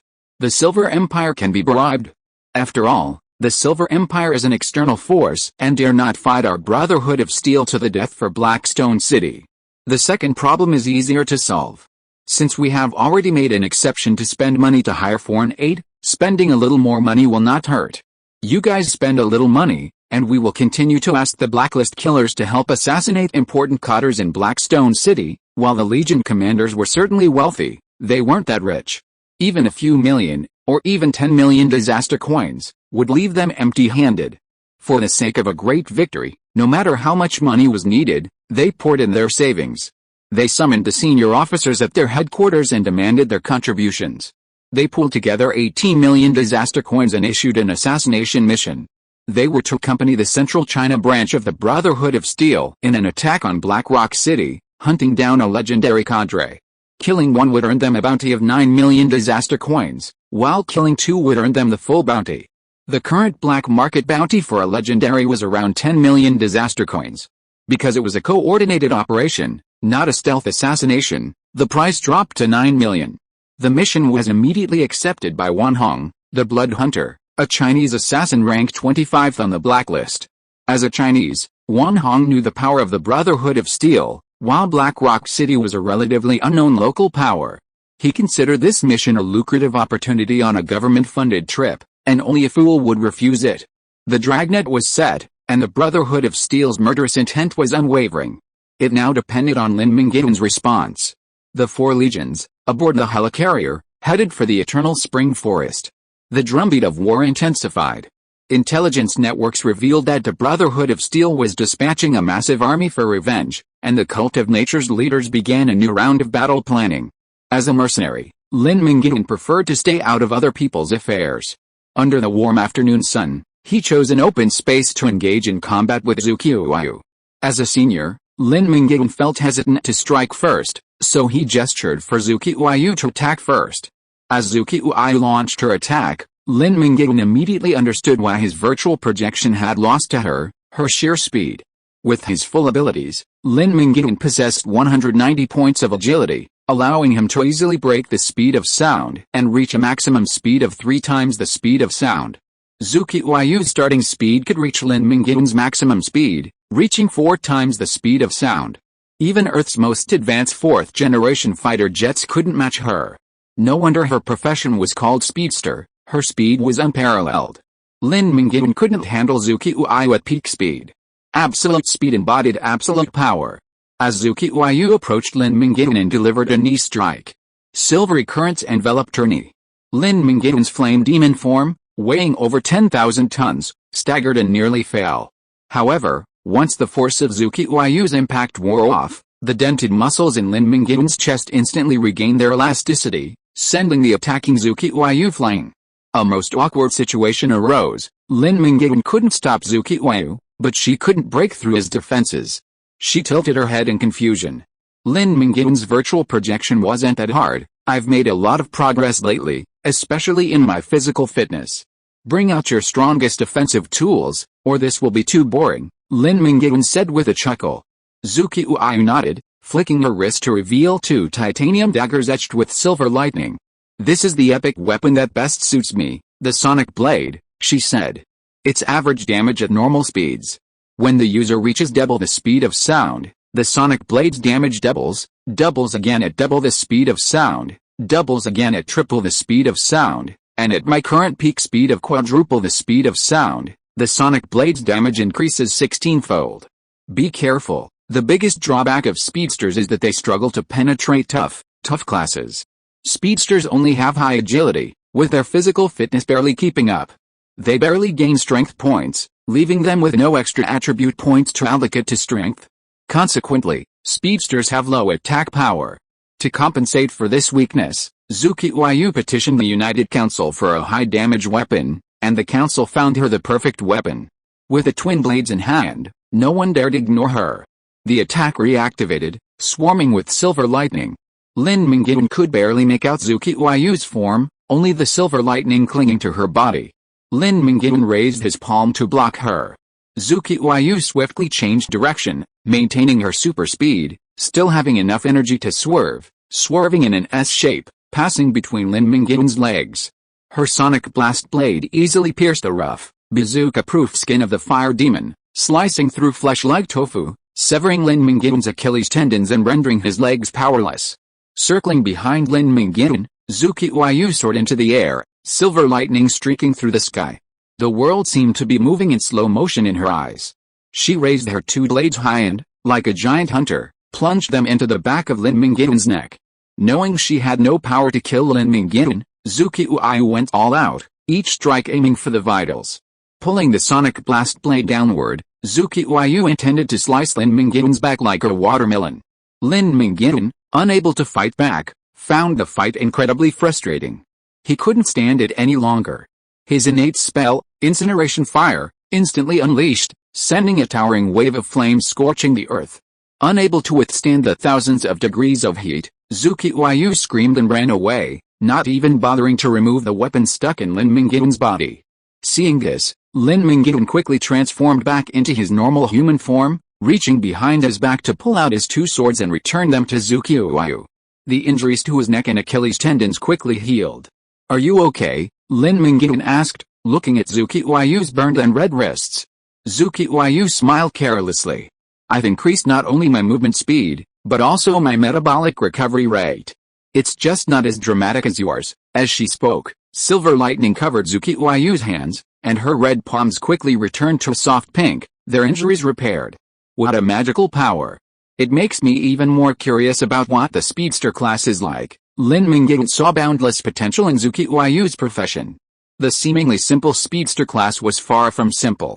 People who don't know might find it mysterious, but frankly, it's nothing. Zhu Qiyu, truly treating Lin Mingyuan as an outsider, displayed the speedster's two core S-level talents. Super agility. Each point of agility gained grants an additional point of agility. Super speed force. The supreme power to travel through space and reverse time. Please use with caution, this is incredible. Excuse me for the swearing. I've never seen such an amazing class. Two innate S-level talents are both closely related to speed. The knowledgeable Lin Mingyuan was stunned. Super agility was actually not a big deal.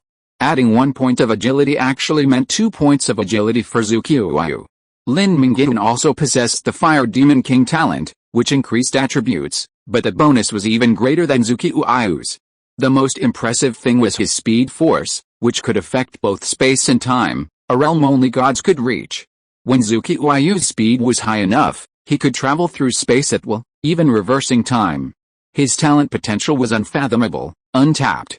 Returning the favor, Lin Mingyuan showed Zhu Qiyu his Samsara Sword Body and Fire Demon King talents, smiling wryly. "I've always thought the stat panel's talent classifications were too crude, that they should be broken down into SSS, SS, and S levels. Of all my talents, only Samsara Sword Body and Fire Demon King are worthy of SSS rank. I believe they're the world's most elite. I was being paranoid. Only today did I understand the saying, there are always better people than you. I must admit, your Speed Force talent is worthy of being rated SSS rank. It's not as impressive as you say. Professionals compete on comprehensive qualities. Your talent, skills, and bloodline are all top-notch, while I can't match you in anything except mastering Speed Force," Zhu Qiyu said modestly. "Your speed alone is enough to put you among the very top few professionals in the pyramid. There's no need to underestimate yourself. If you are listening to this novel on a channel other than Fanfic World, it means it was downloaded and re-uploaded without effort. We warmly invite you to visit our channel, Fanfic World. There you will find the original version of this story and many other novels of various genres. We look forward to seeing you dive into a world of incredible novels. Chapter 210 Steady. Oh, by the way, someone just gave me a rare item this morning that permanently increases your agility by 5 points. For you, that's 10 points of agility, a much greater benefit. Lin Mingyuan offered his unused burning orb, offering a token of his gratitude. Attributes were important to him, but a reliable comrade was infinitely more valuable than a mere 5 points of stats. Zuki Uayu's timely assistance was worth more than just 5 points of agility. Zuki Uayu declined Lin Mingyuan's offer, saying, "My agility and constitution are already very unbalanced. Most of my stat points go into constitution now. 10 more points of agility wouldn't be enough for my body." Lin Mingyuan, sharing her concerns, didn't force her. Instead, he used the burning orb himself and swallowed it. The orb, as hard as ore, transformed into a warm current that flowed through his limbs. Lin Mingyuan received a system notification: "You have consumed the special burning orb, permanently increasing your agility by 5 points." Lin Mingyuan then sparred with Zuki Uayu twice more, but still couldn't keep up with her speed. The 5-point increase in agility was a drop in the bucket. The outcome of each exchange was the same. Once Lin Mingyuan activated his incineration fire, Zuki Uayu, lacking ranged damage, was powerless. Lin Mingyuan also struggled to catch up to Zuki Uayu. They were completely different professionals, making the outcome difficult to determine. However, one thing was certain: Zuki Uayu would help Lin Mingyuan relieve a significant portion of the pressure in the upcoming battle. Having just parted ways with Zuki Uayu, Yu Qingqing approached Lin Mingyuan with a report. "A bounty for you was posted on the dark web this afternoon, and it was accepted by Hasegawa Juchiro, the 14th ranked, abyssal scholar, on the blacklist. The bounty is likely from the Brotherhood of Steel. Be very careful of assassination attempts in the near future." Someone in the United Council monitored the dark web for information, and upon learning of the situation, they immediately relayed it to Lin Mingyuan through Yu Qingqing. Lin Mingyuan scratched his head, hearing two completely new, confusing terms. What's the dark web? What's the blacklist? How come I've never heard of them? Before his rebirth, Lin Mingyuan's exposure was too low level, and the dark web wasn't very active in China, leaving him completely clueless. Yu Qingqing, who knew only a smattering of information about the dark web, shared her superficial knowledge with Lin Mingyuan, and he finally formed a preliminary understanding. He chuckled, "So it's similar to international mercenary organizations, just more covert and low-key. These bullshit blacklist killers, I don't think they're worth anything. If you want to die, just come on over. I'll kill as many as you want." In front of the beautiful girl, Lin Mingyuan mostly displayed his toughness, like a peacock spreading its feathers. Inwardly, Lin Mingyuan was on high alert, wondering if the Iron Brotherhood's efforts were in vain. They must have come prepared, perhaps already understanding his abilities and devising countermeasures. Lin Mingyuan was mentally calculating the upcoming battle. The reality had completely deviated from the history he was familiar with. This time, the Brotherhood of Steel's vengeful force was unlike any before. 4 Legion commanders were dispatched, along with 60 or 70 legendary masters from the 4 legions combined. They had also hired blacklisted assassins, all at significant expense, to deal with him. If Lin Mingyuan fell into a trap, he might even be killed. How about retreating now? An idea occurred to Lin Mingyuan. This was the safest option. Retreating before the enemy's plot could succeed would leave them empty-handed. The enemy was so powerful there was no need to confront them head-on. He had already won the battle, severely humiliating the Brotherhood of Steel. Withdrawing now wouldn't be shameful. Yet, Lin Mingyuan felt a pang of reluctance. He could have left before the battle began, but Dongfangbai definitely wouldn't follow him. Dongfangbai held deep feelings for the natural cult and wouldn't leave before it collapsed. Moreover, if he simply left, the cult of nature would undoubtedly be unable to withstand the Brotherhood of Steel's forces, and would likely be completely annihilated in the eternal spring forest. Let's help them to the bitter end, and fight them one last battle. Lin Mingyuan sighed. Ever since receiving the news from the United Council, Lin Mingyuan had been feeling uneasy, a constant sense of impending danger. However, the pride of a swordmaster prevented him from becoming a deserter, and he ate a banquet meticulously prepared for him with little relish. As night fell, Lin Mingyuan lay in bed, tossing and turning, unable to sleep, when an idea suddenly occurred to him. "You can call for reinforcements, or I can." Immediately, Lin Mingyuan contacted SYNOPSIS and returned to Black Rock City through the portal that night. As soon as they emerged from the portal, A fragrant breeze blew over them. Xin Ai, now wearing the wind chime robe, which possessed the power of a death substitute, clung to Lin Mingyuan. We've all seen your heroic and invincible battle displays on television. You've become a symbol of Black Rock City's influence abroad. Xin Ai was thrilled by Lin Mingyuan's remarkable victory. With this battle, Lin Mingyuan had completely stepped out of the shadows and into the spotlight, becoming a renowned professional nationwide. Lin Mingyuan already knew his national popularity had increased significantly.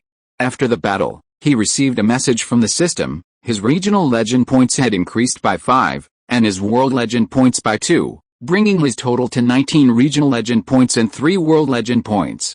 World legend points are much more difficult to earn than regional legend points.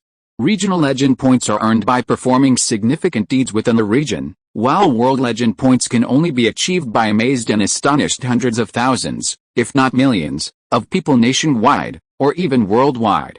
Clearly, Lin Mingyuan's near single-handed destruction of the Brotherhood of Steel's Mecha Legion met the requirements. While most professionals were quietly developing, Lin Mingyuan, with his strong sense of purpose and rapid growth, leapt ahead of the majority and stood at the top of the ladder. He was eager to achieve fame and begin earning legend rank. While he didn't know exactly what legend rank meant, it was certainly useful, and the higher the better. "Why are you back today? Is the war over?" Xin Ai asked, curious why Lin Mingyuan had suddenly asked her to open a portal to bring him back. "There's one last battle to fight. The Brotherhood of Steel is furious and has deployed 4 legions to confront me. I can't just stand by and watch as the enemy reinforces their forces. I'm back to gather more men for emergencies." Lin Mingyuan was a man of awe. He wouldn't underestimate any hero, nor would he get carried away by a temporary advantage. "I'm relieved to hear you're so steady. I just got promoted to legend yesterday, awakening the legendary skill, Eternal Winter Mausoleum, and the S-rank talent, Ice Queen's Command. I can help you." Xin Ai raised her chin, expecting Lin Mingyuan to praise her. "You're truly my sweetheart. That's wonderful. While we can live without me, we can't live without you. As long as you're in the Mage Tower, no one can break through Black Rock City, and we have to be wary of the Brotherhood of Steel getting desperate." Lin Mingyuan kissed Xin Ai's forehead and said, "Besides, this war is incredibly intense and very unfriendly to mages. You're doing this for my own good." I get it, don't say it." Xin Ai rolled her eyes impatiently, then took Lin Mingyuan's arm and walked back home. "So who are you planning to take?" After chatting about something else, Xin Ai couldn't resist her curiosity and brought the topic back. "The entire demon army is mobilized. I had planned to take them with me to the last war, but unfortunately the druids and elves are all nature protectors. Deep down, they are disgusted with the demons that are full of destructive desires, so I didn't call them. This time it's a good opportunity to see some blood and experience a large-scale legion battle in advance. As for the officers, only Xiang Hongda, who commands the demon army, needs to come with me. The others will stay to help you guard the house. In addition, I also plan to ask Freya, the Spider Duke, to come out of seclusion." Hearing that Lin Mingyuan wanted to ask Freya to cooperate in the battle, Xin Ai was shocked. She grabbed Lin Mingyuan's hand tightly and asked, "Is there any danger?" Lin Mingyuan himself possesses combat power comparable to that of a sanctuary, but he still has to ask a true sanctuary. "How intense will the decisive battle between the Cult of Nature and the Brotherhood of Steel be?" "Don't be nervous. It's just to be on the safe side. It never hurts to make foolproof plans," Lin Mingyuan comforted Xin Ai. After hearing Lin Mingyuan's assurance, Xin Ai felt much more relieved. They had already won a battle and were still continuously increasing their strength. Lin Mingyuan was so steady, Xin Ai didn't need to worry about him. Chapter 211, Better Safe Than Sorry. There was still plenty of time, and the pace of war wasn't pressing enough to compel Lin Mingyuan to return home tonight, so he chose to rest at home. The next morning, Lin Mingyuan went to visit Freya, the Spider Duke. Freya also lived in the city lord's mansion, but Lin Mingyuan didn't see her often, only regularly seeing her for dinner. Most of the time, Freya practiced in her room. Talent and diligence are the 2 keys to success, and Freya possessed both. She was hardworking, exceptionally talented, and rapidly progressed. When she first arrived on Earth, Freya was only at the peak of legendary status. Soon after, she ascended to the Sanctuary realm. A few years later, Freya completed the Sanctuary journey and became a demigod. By then, Freya had become a native professional, able to directly enhance her cultivation through the system, the Earth's will, by slaying otherworldly monsters and forging their souls. The system served as a cheat for all Earth professionals, a cultivation accelerator. From clueless newbie to all-knowing, knowledgeable expert, all one needs to do is slay alien creatures. All spell models, martial arts techniques, and cultivation experience will automatically be mastered as one levels up. While rote learning may lack the inherent limitations of understanding the underlying principles, as long as a professional diligently delves into their profession's knowledge, mastering it is never difficult. Unfortunately, hacks only work up to level 200, the threshold for true godhood. While the Earth will can help professionals reach the pinnacle of demigodhood, it cannot help them break through the chasm between demigodhood and true godhood. Many professionals, past, present, and future, fear that if they lose their system, their strength will stagnate, and even more so, their abilities will vanish forever. All these speculations are merely the unfounded worries of fools who have no understanding of the system. In reality, the system, embodied by the Earth's will, is a 2-in-1 training accelerator combining a real data observer and a soul refining furnace. With this accelerator, players can rapidly increase their strength. Without it, players can still gain their class's training methods when exchanging for a job transfer certificate. However, they cannot directly increase their strength by killing monsters. They can only achieve improvement through years of diligent training and repeated moments of enlightenment. In fact, in the 5th year of the Cataclysm, players will have the opportunity to completely break free from the system. The 5th year of the Cataclysm marks a crucial time for the second celestial conjunction. After 5 years of continuous erosion of Earth's space-time defenses, the celestial conjunction will further erode these defenses, allowing the release of more powerful alien creatures. The last plane to be destroyed by the celestial convergence was Apocalypse. While more primitive than Earth, its indigenous defenses far surpassed those of the technologically advanced Earth. Despite resisting the relentless incursions of the celestial convergence for over 100 years, Apocalypse was ultimately completely conquered by the alien monsters. The indigenous races seized upon the spatial and temporal disruptions of the celestial convergence to channel their remaining strength into another world targeted by the convergence. If their new world was similarly destroyed, they migrated again, finding a stable plane resistant to the convergence's forces and establishing their roots, rebuilding their civilization. Some, like the Silver Empire, succeeded, while many others, unable to traverse the spatial turbulence, were utterly defeated, their names forgotten in the long river of history. Earth's will was more resolute than that of Apocalypse. From the outset, it abandoned its passive defense strategy. Rather than being constantly eroded by the invading forces of the celestial convergence, only to find itself powerless in a desperate struggle, it was better to confront them head-on from the outset. It was a matter of life and death. The Earth will simply abandon the vast energy of its space-time defense deployments, draining it and transforming it into systems to add to every human born on Earth. The Earth will believe that its children would grow up to aid in resisting foreign invaders. By completely abandoning defense and choosing to cultivate native professionals, the Earth will's second celestial conjunction rivaled the late-stage celestial conjunction of Apocalypse in quality and scale. It was no exaggeration to call it a world-shattering catastrophe. With the alien invaders powerful and our own forces weak, some, seeing the situation as dire, switched sides and joined the celestial conjunction forces. These self-proclaimed opportunists became guides, proactively reporting weaknesses in the native forces' defenses to the alien invaders, aiding them in their invasions. Once a professional sided with the alien invaders, the system immediately vanished, though any acquired abilities remained. However, they would no longer be able to rapidly advance through the system, and would no longer belong to the Earth camp. Professionals possessing the system could still gain experience by killing them. Even if they were originally alien creatures, as long as they stood on Earth's side, they were considered native professionals and could benefit from the system's power. Freya had sided with Earth without hesitation in the 5th year of the catastrophe. Her homeworld was destroyed by the celestial confluence, and she would not sit idly by while another beautiful planet became a hunting ground for monsters. Moreover, as a laborer, Earth's boss was clearly more decisive and generous than her previous one. Making the right choice was the key to Freya's achievement in becoming a demigod in just a few years, completing decades of arduous training. Of course, Freya, who hadn't yet made a clear commitment, still needed a long and tedious process of training to slowly improve her strength. Blackstone City was originally a crucial border town built by the Silver Empire. The existing buildings, such as the City Lord's Mansion, were constructed based on the body size of silver humans, giving them a resemblance to a giant's palace. For example, Lin Mingyuan, standing in front of the door, had to stand on tiptoe and raise his arm to grasp the doorknob, a truly unsightly sight. Lin Mingyuan raised his hand, and several crows, feathers tipped with crimson embers, flew out of his sleeves. They landed on the doorknob, pressed it down, and the door swung open. Freya's home was a spider paradise. On the ceiling, in the closets, in every corner of the house, thousands of spiders, large and small, could be seen, some colorful, some elusive. Bloodline practitioners cultivate their abilities by simulating their characteristics, extracting their DNA to understand their structure, and then supplementing their own bloodline deficiencies.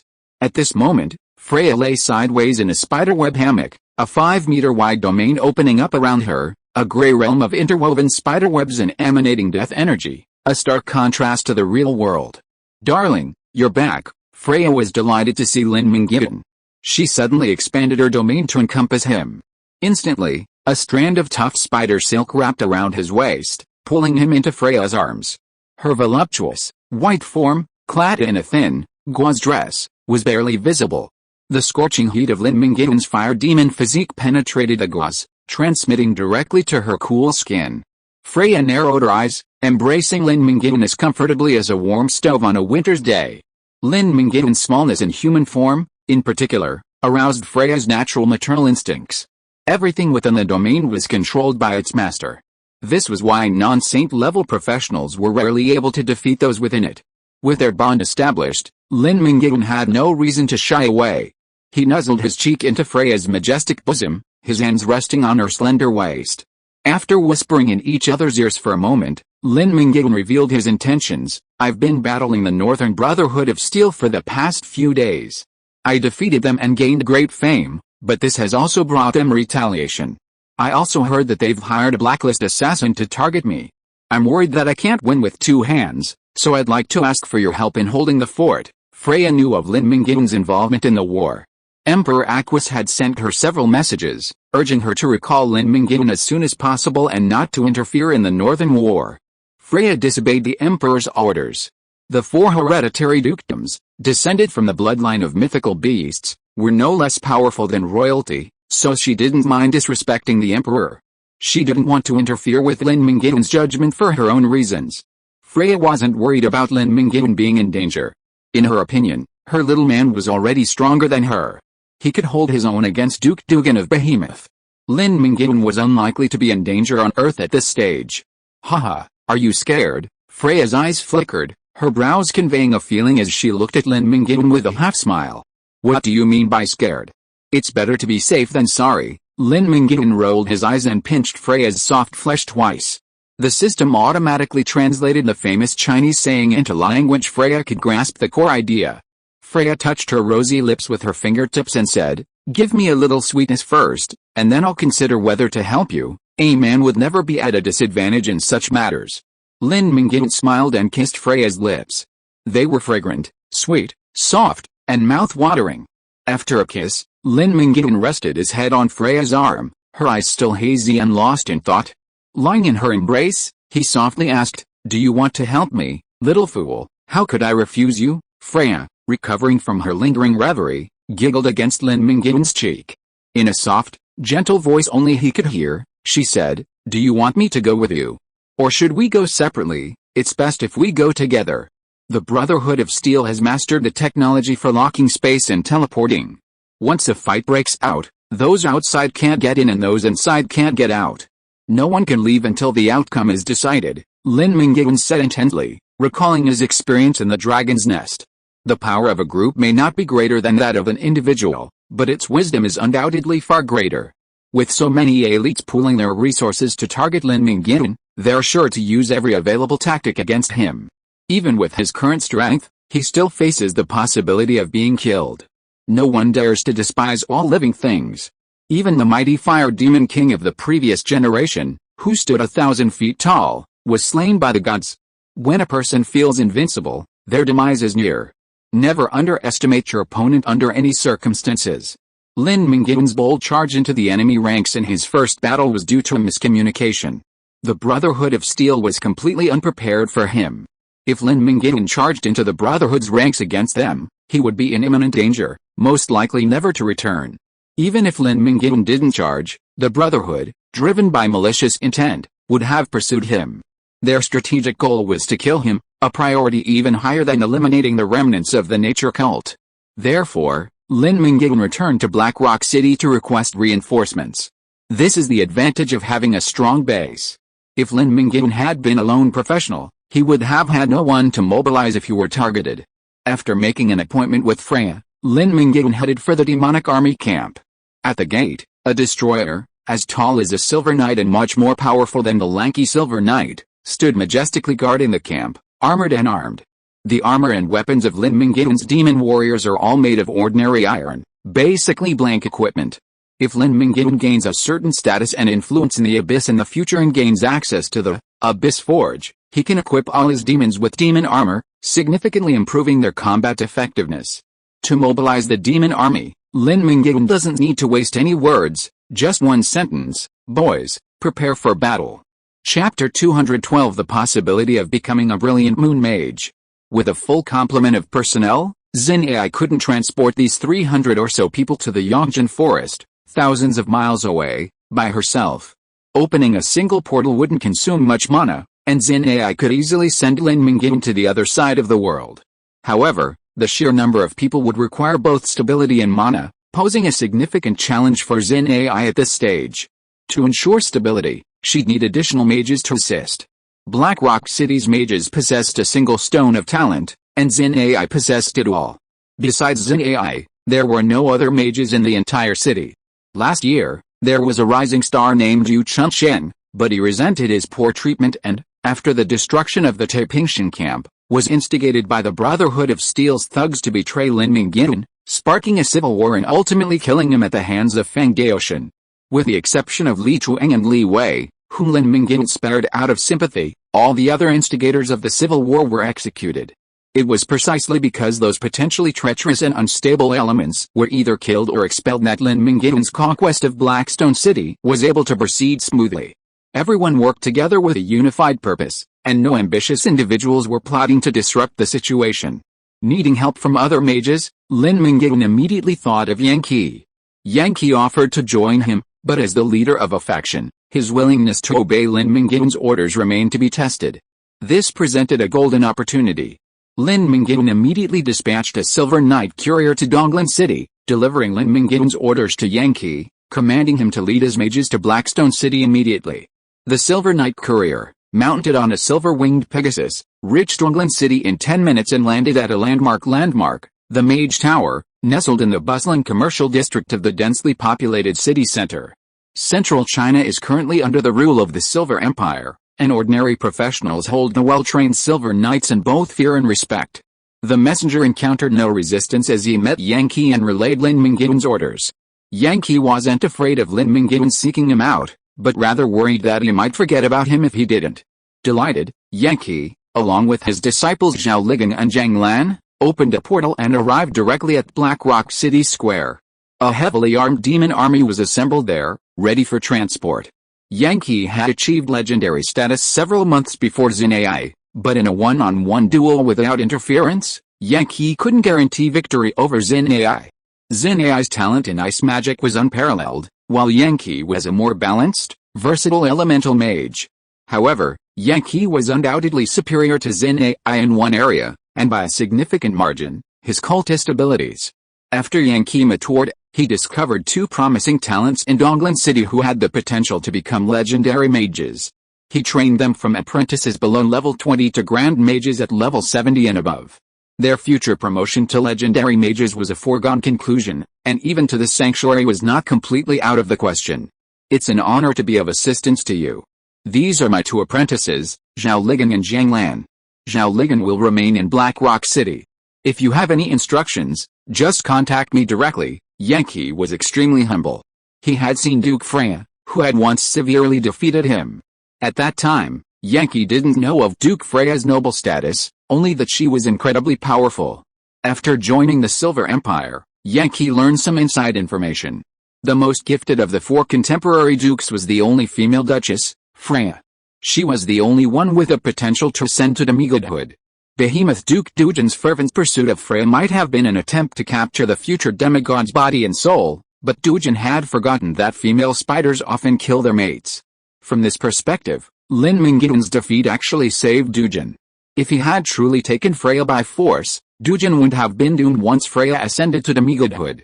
I will follow Lord Lin Mingyuan's lead, Zhao Ligan quickly declared his loyalty. Even his master was deferential to the rising Huazhan tycoon, Lin Mingyuan. How could he dare act like a mage in front of him, even more submissive than his master? This was why Yan Qi had kept Zhao Ligan in Blackstone City. Zhao Ligan was sensible and wouldn't irritate Lin Mingyuan.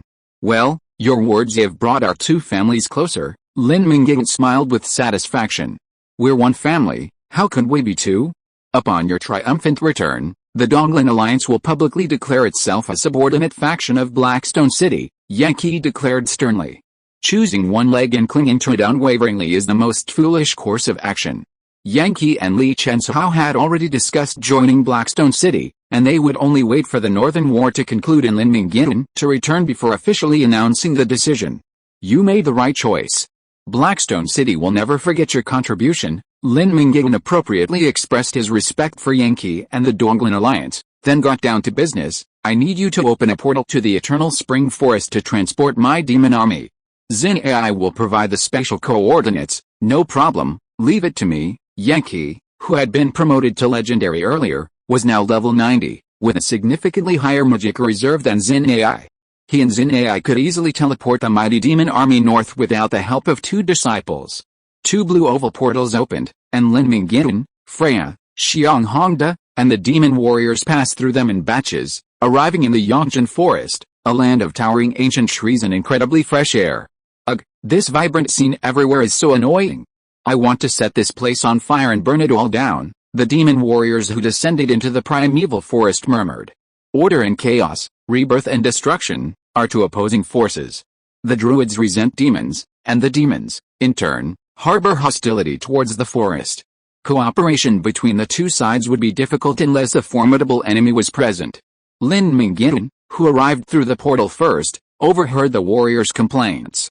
To avoid unnecessary conflict with friendly forces before the enemy arrived, Lin Mingyuan ordered Xiang Hongda to lead the demon warriors to camp on the outskirts of the forest, minimizing contact with the nature cult. Lin Mingyuan then brought Duke Freya to meet with Zhu Qiyu, Yu Qingqing, Duangfang Bai, Old O King Kai, and other members of Lin Mingyuan's trusted faction. Before the battle began, they needed to get to know each other so they could better cooperate on the battlefield. After Lin Mingyuan left Black Rock City, the sociable Yan Qi had another conversation with Xin AI. I've heard your mastery of ice magic is extraordinary. Are you interested in joining the floating city? I heard the floating city plans to establish 11 seats for brilliant moon mages, and with your talent, it's no problem for you to be among them. Yan Qi remained respectful to Xin AI even when addressing Lin Mingyuan. Xin AI was Lin Mingyuan's closest person, and Yan Qi recognized her abilities. Just like when two sword masters meet, sometimes the stronger one can be determined simply by their aura, even without a fight. Mages also have a subtle connection. Yan Qi could sense Xin AI's magic, as cold and merciless as 10,000-year-old ice, yet incredibly pure. Without a high enough talent, it would be impossible to refine such pure and powerful magic. Are you a lobbyist for the floating city? Xin AI heard Yan Qi's words hint at poaching. No, Mom, you've misunderstood. The floating city has nothing to do with me. I just have a few friends working there, so I know a little about it. Yan Qi distanced himself from the matter and stated his reasons. As far as I know, the floating city is actually a relatively loose mage organization. Any mage is welcome to join the floating city mage system, even if they have their own forces and don't usually live in the floating city. It's even more relaxed for the Shining Moon mages. There are no taboos or restrictions. Why do I recommend you to join the floating city? Because Mom's attainments in frost magic are unparalleled in the world, and a hidden threshold to becoming a Shining Moon mage is to reach the pinnacle of magic in the field you've studied. I'm not the strongest elemental mage, and I have no chance of becoming a Shining Moon mage, but Mom has a chance.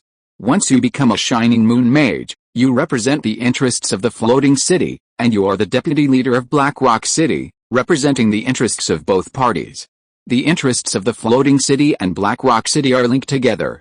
Not even the Brotherhood of Steel or the art group dared to target Black Rock City. Newly arrived, Yan Qianxue was eager to contribute. Helping to open portals, like hard labor, hardly counted as a contribution. Any other mage could have done the same. So, Yan Qianxue considered promoting Xin Ai to the position of Brilliant Moon Mage of the Necropolis. Those with insight had already foreseen a future divided China, the Brotherhood of Steel poised to dominate the north, the art group occupied the fertile south, and the coastal cities and overseas archipelagos all fell under the Necropolis purview. Central China, with its talented people and abundant resources, would serve only as a buffer zone separating the two powers. In the event of civil war, Central China would inevitably become a battlefield. Of the three powers dividing the world, the Necropolis was undoubtedly the strongest. Its 11 brilliant moon mages were all demigods at the forefront of their respective fields. Furthermore, there were over 100 peak level 9-star sanctuary grand mages. Who could possibly stand against this alliance of the wasteland's premier professional mages? The strongest is the floating city, yet also the least threatening. This is because the floating city is loosely organized, not aggressive, and uninterested in vying for supremacy. Instead, it guards the fertile coastal region, quietly delving into magic within the floating city. Anyone who dares disturb its tranquility will be met with the wrath of thunder by its mages. Joining the floating city is a beneficial and harmless endeavor. Sharing experiences and knowledge, free access to the vast library's vast collection, and even the city's protection are possible. To possess sufficient talent and become one of the 11 Huayu mages of the floating city is even more remarkable. As the highest authority in the floating city, the Huayu mages, the leaders of the Chinese mages, share a common kinship. To offend one is to offend the entire group, resulting in sanction from the floating city. No mages from their faction will serve them. Such is the prestige and status of the floating city. After Yan Qianxue's explanation, Xin Ai confirmed that Yan Qianxue truly cared about the future of Blackstone City. After all, Yan Qianxue was a part of Blackstone City. But whether to join the floating city, Xin Ai felt it was too early. The time isn't right yet. Let's wait. Once I'm more confident, we can discuss competing for the position of Huayu Mage. Currently, there are only 5 Huayu Mages, 6 short of the full quota of 11. There's no need to rush. Thank you for sharing this important news, Xin Ai said. You're so polite. When Madame demonstrates her talent, the floating city will come to you. After discussing the floating city, Yan Qianxue bowed and left without speaking privately with Xin Ai. Yan Qianxue is a very sociable person who loves making friends. If Xin Ai weren't Lin Mingyuan's lover, Yan Qianxue would definitely talk to her more and develop a potential mage ally. Now that Xin Ai is taken, and the woman of his immediate boss, Yan Qianxue doesn't want to cause any unnecessary misunderstandings and actively avoid suspicion. Chapter 213 Northern Decisive Battle 1. Battle of Revenge. The sun was invisible in the hazy, misty sky. A moist southeasterly wind brought a spring rain that lasted for days, nourishing everything. Lush green grass sprouted from the desolate battlefield, pockmarked with charred craters. Saplings in the forest, previously decimated by logging robots, sprouted and grew rapidly. The druids were not pleased by this vibrant scene. The war wasn't over yet, and the ever-spring forest was destined to continue suffering. The ranger elves, clad in exquisite armor, were distracted, their inner confusion lingering, unsure of their future. Just yesterday, Lin Mingyuan opened another portal back to Black Rock City. Hundreds of harnessed and saddled sub-adult shadow panthers arrived. Before parting, Lin Mingyuan reminded Xin Ai, I heard the Central China branch of the Brotherhood of Steel has quietly returned and appears to be plotting a tactical attack on Black Rock City. I'll have Yan Qianxue and Li Chenhao bring troops to help defend the city. Be careful. If things seem off, send me a message and I'll come back to help. Last year, when the Silver Empire rose, it completely expelled the Brotherhood of Steel's branch from Central China. However, Commander-in-Chief Yan Qianxue didn't flee north completely. Instead, he parked his helicarrier over Pinggai County, a short distance from Central China, planting a seed for the Brotherhood of Steel's return. Now, the time has come for that seed to take root and sprout. As Lin Jingbei's former classmate and subordinate, Yan Qianxue responded to Lin Jingbei's order to launch a surprise attack on Black Rock City and kill Xin Ai. He immediately contacted Wang Haiyang, the Broken Army Swordmaster, a key figure within the Brotherhood of Steel Central China Empire, to coordinate his actions. Wang Heiang was the only sword master ranked in the top 10 of Central China's top 100 in his previous life. No one knew Wang Heiang had always been a member of the Brotherhood of Steel, as his lack of a technical background meant he lacked recognition within the group. Even Lin Mingyuan, who had been reborn and possessed memories of his past life, was unaware of Wang Heiang's connection to the Brotherhood of Steel.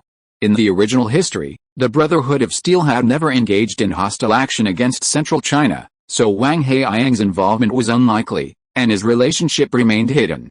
To be frank, Wang Heiang's loyalty wasn't to the Brotherhood of Steel, but rather to Yan Qianxue. His co-inherited sword technique, the Invisible Sword of Broken Army, was gifted to him by Yan Qianxue. Therefore, Wang Heiang never mentioned how he acquired it in his autobiography. This is why, despite knowing of the epic inherited sword technique in Central China, Lin Mingyuan never considered preemptively acquiring it. He had no idea how the future Broken Army sword master acquired the core inherited sword technique, unlike the Raven Court sword technique and the Fire Demon King's Crucible sword technique, where the acquisition process was meticulously detailed. Without Yan Qianxue's generous investment, Wang Heiang would have either been unable to find his core inherited sword technique and wasted time until now, or would have resorted to lesser-known core inherited sword technique, never achieving his current power and status. Yan Qianxue had been a lifelong benefactor to Wang Heiang, a favor he was bound to repay. Having earned the trust of the Silver Empire and become a Silver Knight captain, Wang Heiang immediately requested a transfer of his defense zone to Tangquin City. Tangquin City was the route the helicarrier would have taken in their attack on Blackstone City. Wang Heiang's defense of Tangquin City was a pretense, while his cooperation with the Brotherhood of Steel was genuine. In addition to deploying Wang Heiang, Yan Qianxue also requested 5 medium-range ballistic missiles armed with thermonuclear warheads from headquarters, 2 to destroy the city walls and secure the position, and the remaining 3 to intercept any reinforcements from the Silver Empire. To ensure a foolproof operation, Yan Qianxue mobilized his connections, borrowing an elite team led by a legendary professional from both Armed Forces Minister Hao Dao and Mecha R&D Director Zhou Nanfeng to assist him. Lin Jingbi also hired Wan Hong, the assassin ranked 25th on the blacklist, and the Central China branch's 2 existing legendary professionals, Sniper Su Xianlong and Soldier Dong Yumin. This brought Yan Qianxue's total to 6 legendary professionals. Yan Qianxue's confidence was overflowing, and he walked with a swagger. Having never commanded such a formidable force before, he felt he was now comparable to the Legion commanders. To secure a smoother return to power, Yan Qianxue continued to recruit new troops. He had his sights set on the legendary freelance mercenary, Phantom Gunner Ni Cheng, who had been unusually active throughout northern China.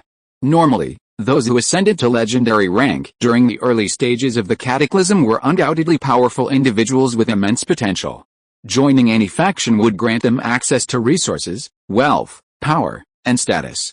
Who would want to wander the world as a freelance mercenary earning commissions? But Ni Cheng was a bohemian and free-spirited individual. He loved money, meddling, and adventure. Staying in one place and steadily improving his skills wasn't his passion, he preferred to travel. His 100% mission success rate and relentless drive for money made Ni Cheng a renowned freelance mercenary in the north. Even Yan Qianxue knew him, but only after his rise to fame, unaware of his former service to Lin Mingyuan. Never betraying his former employer was Ni Cheng's motto. He refused Yan Qianxue's lucrative offer and informed Lin Mingyuan, who then learned of Yan Qianxue's plans to attack Black Rock City. Lin Mingyuan immediately offered Ni Cheng double Yan Qianxue's price to help defend Black Rock City, a task Ni Cheng accepted. The Brotherhood of Steel wasn't Ni Cheng's former employer, and since his debut, he had never done anything for the Brotherhood, resenting their overbearing style.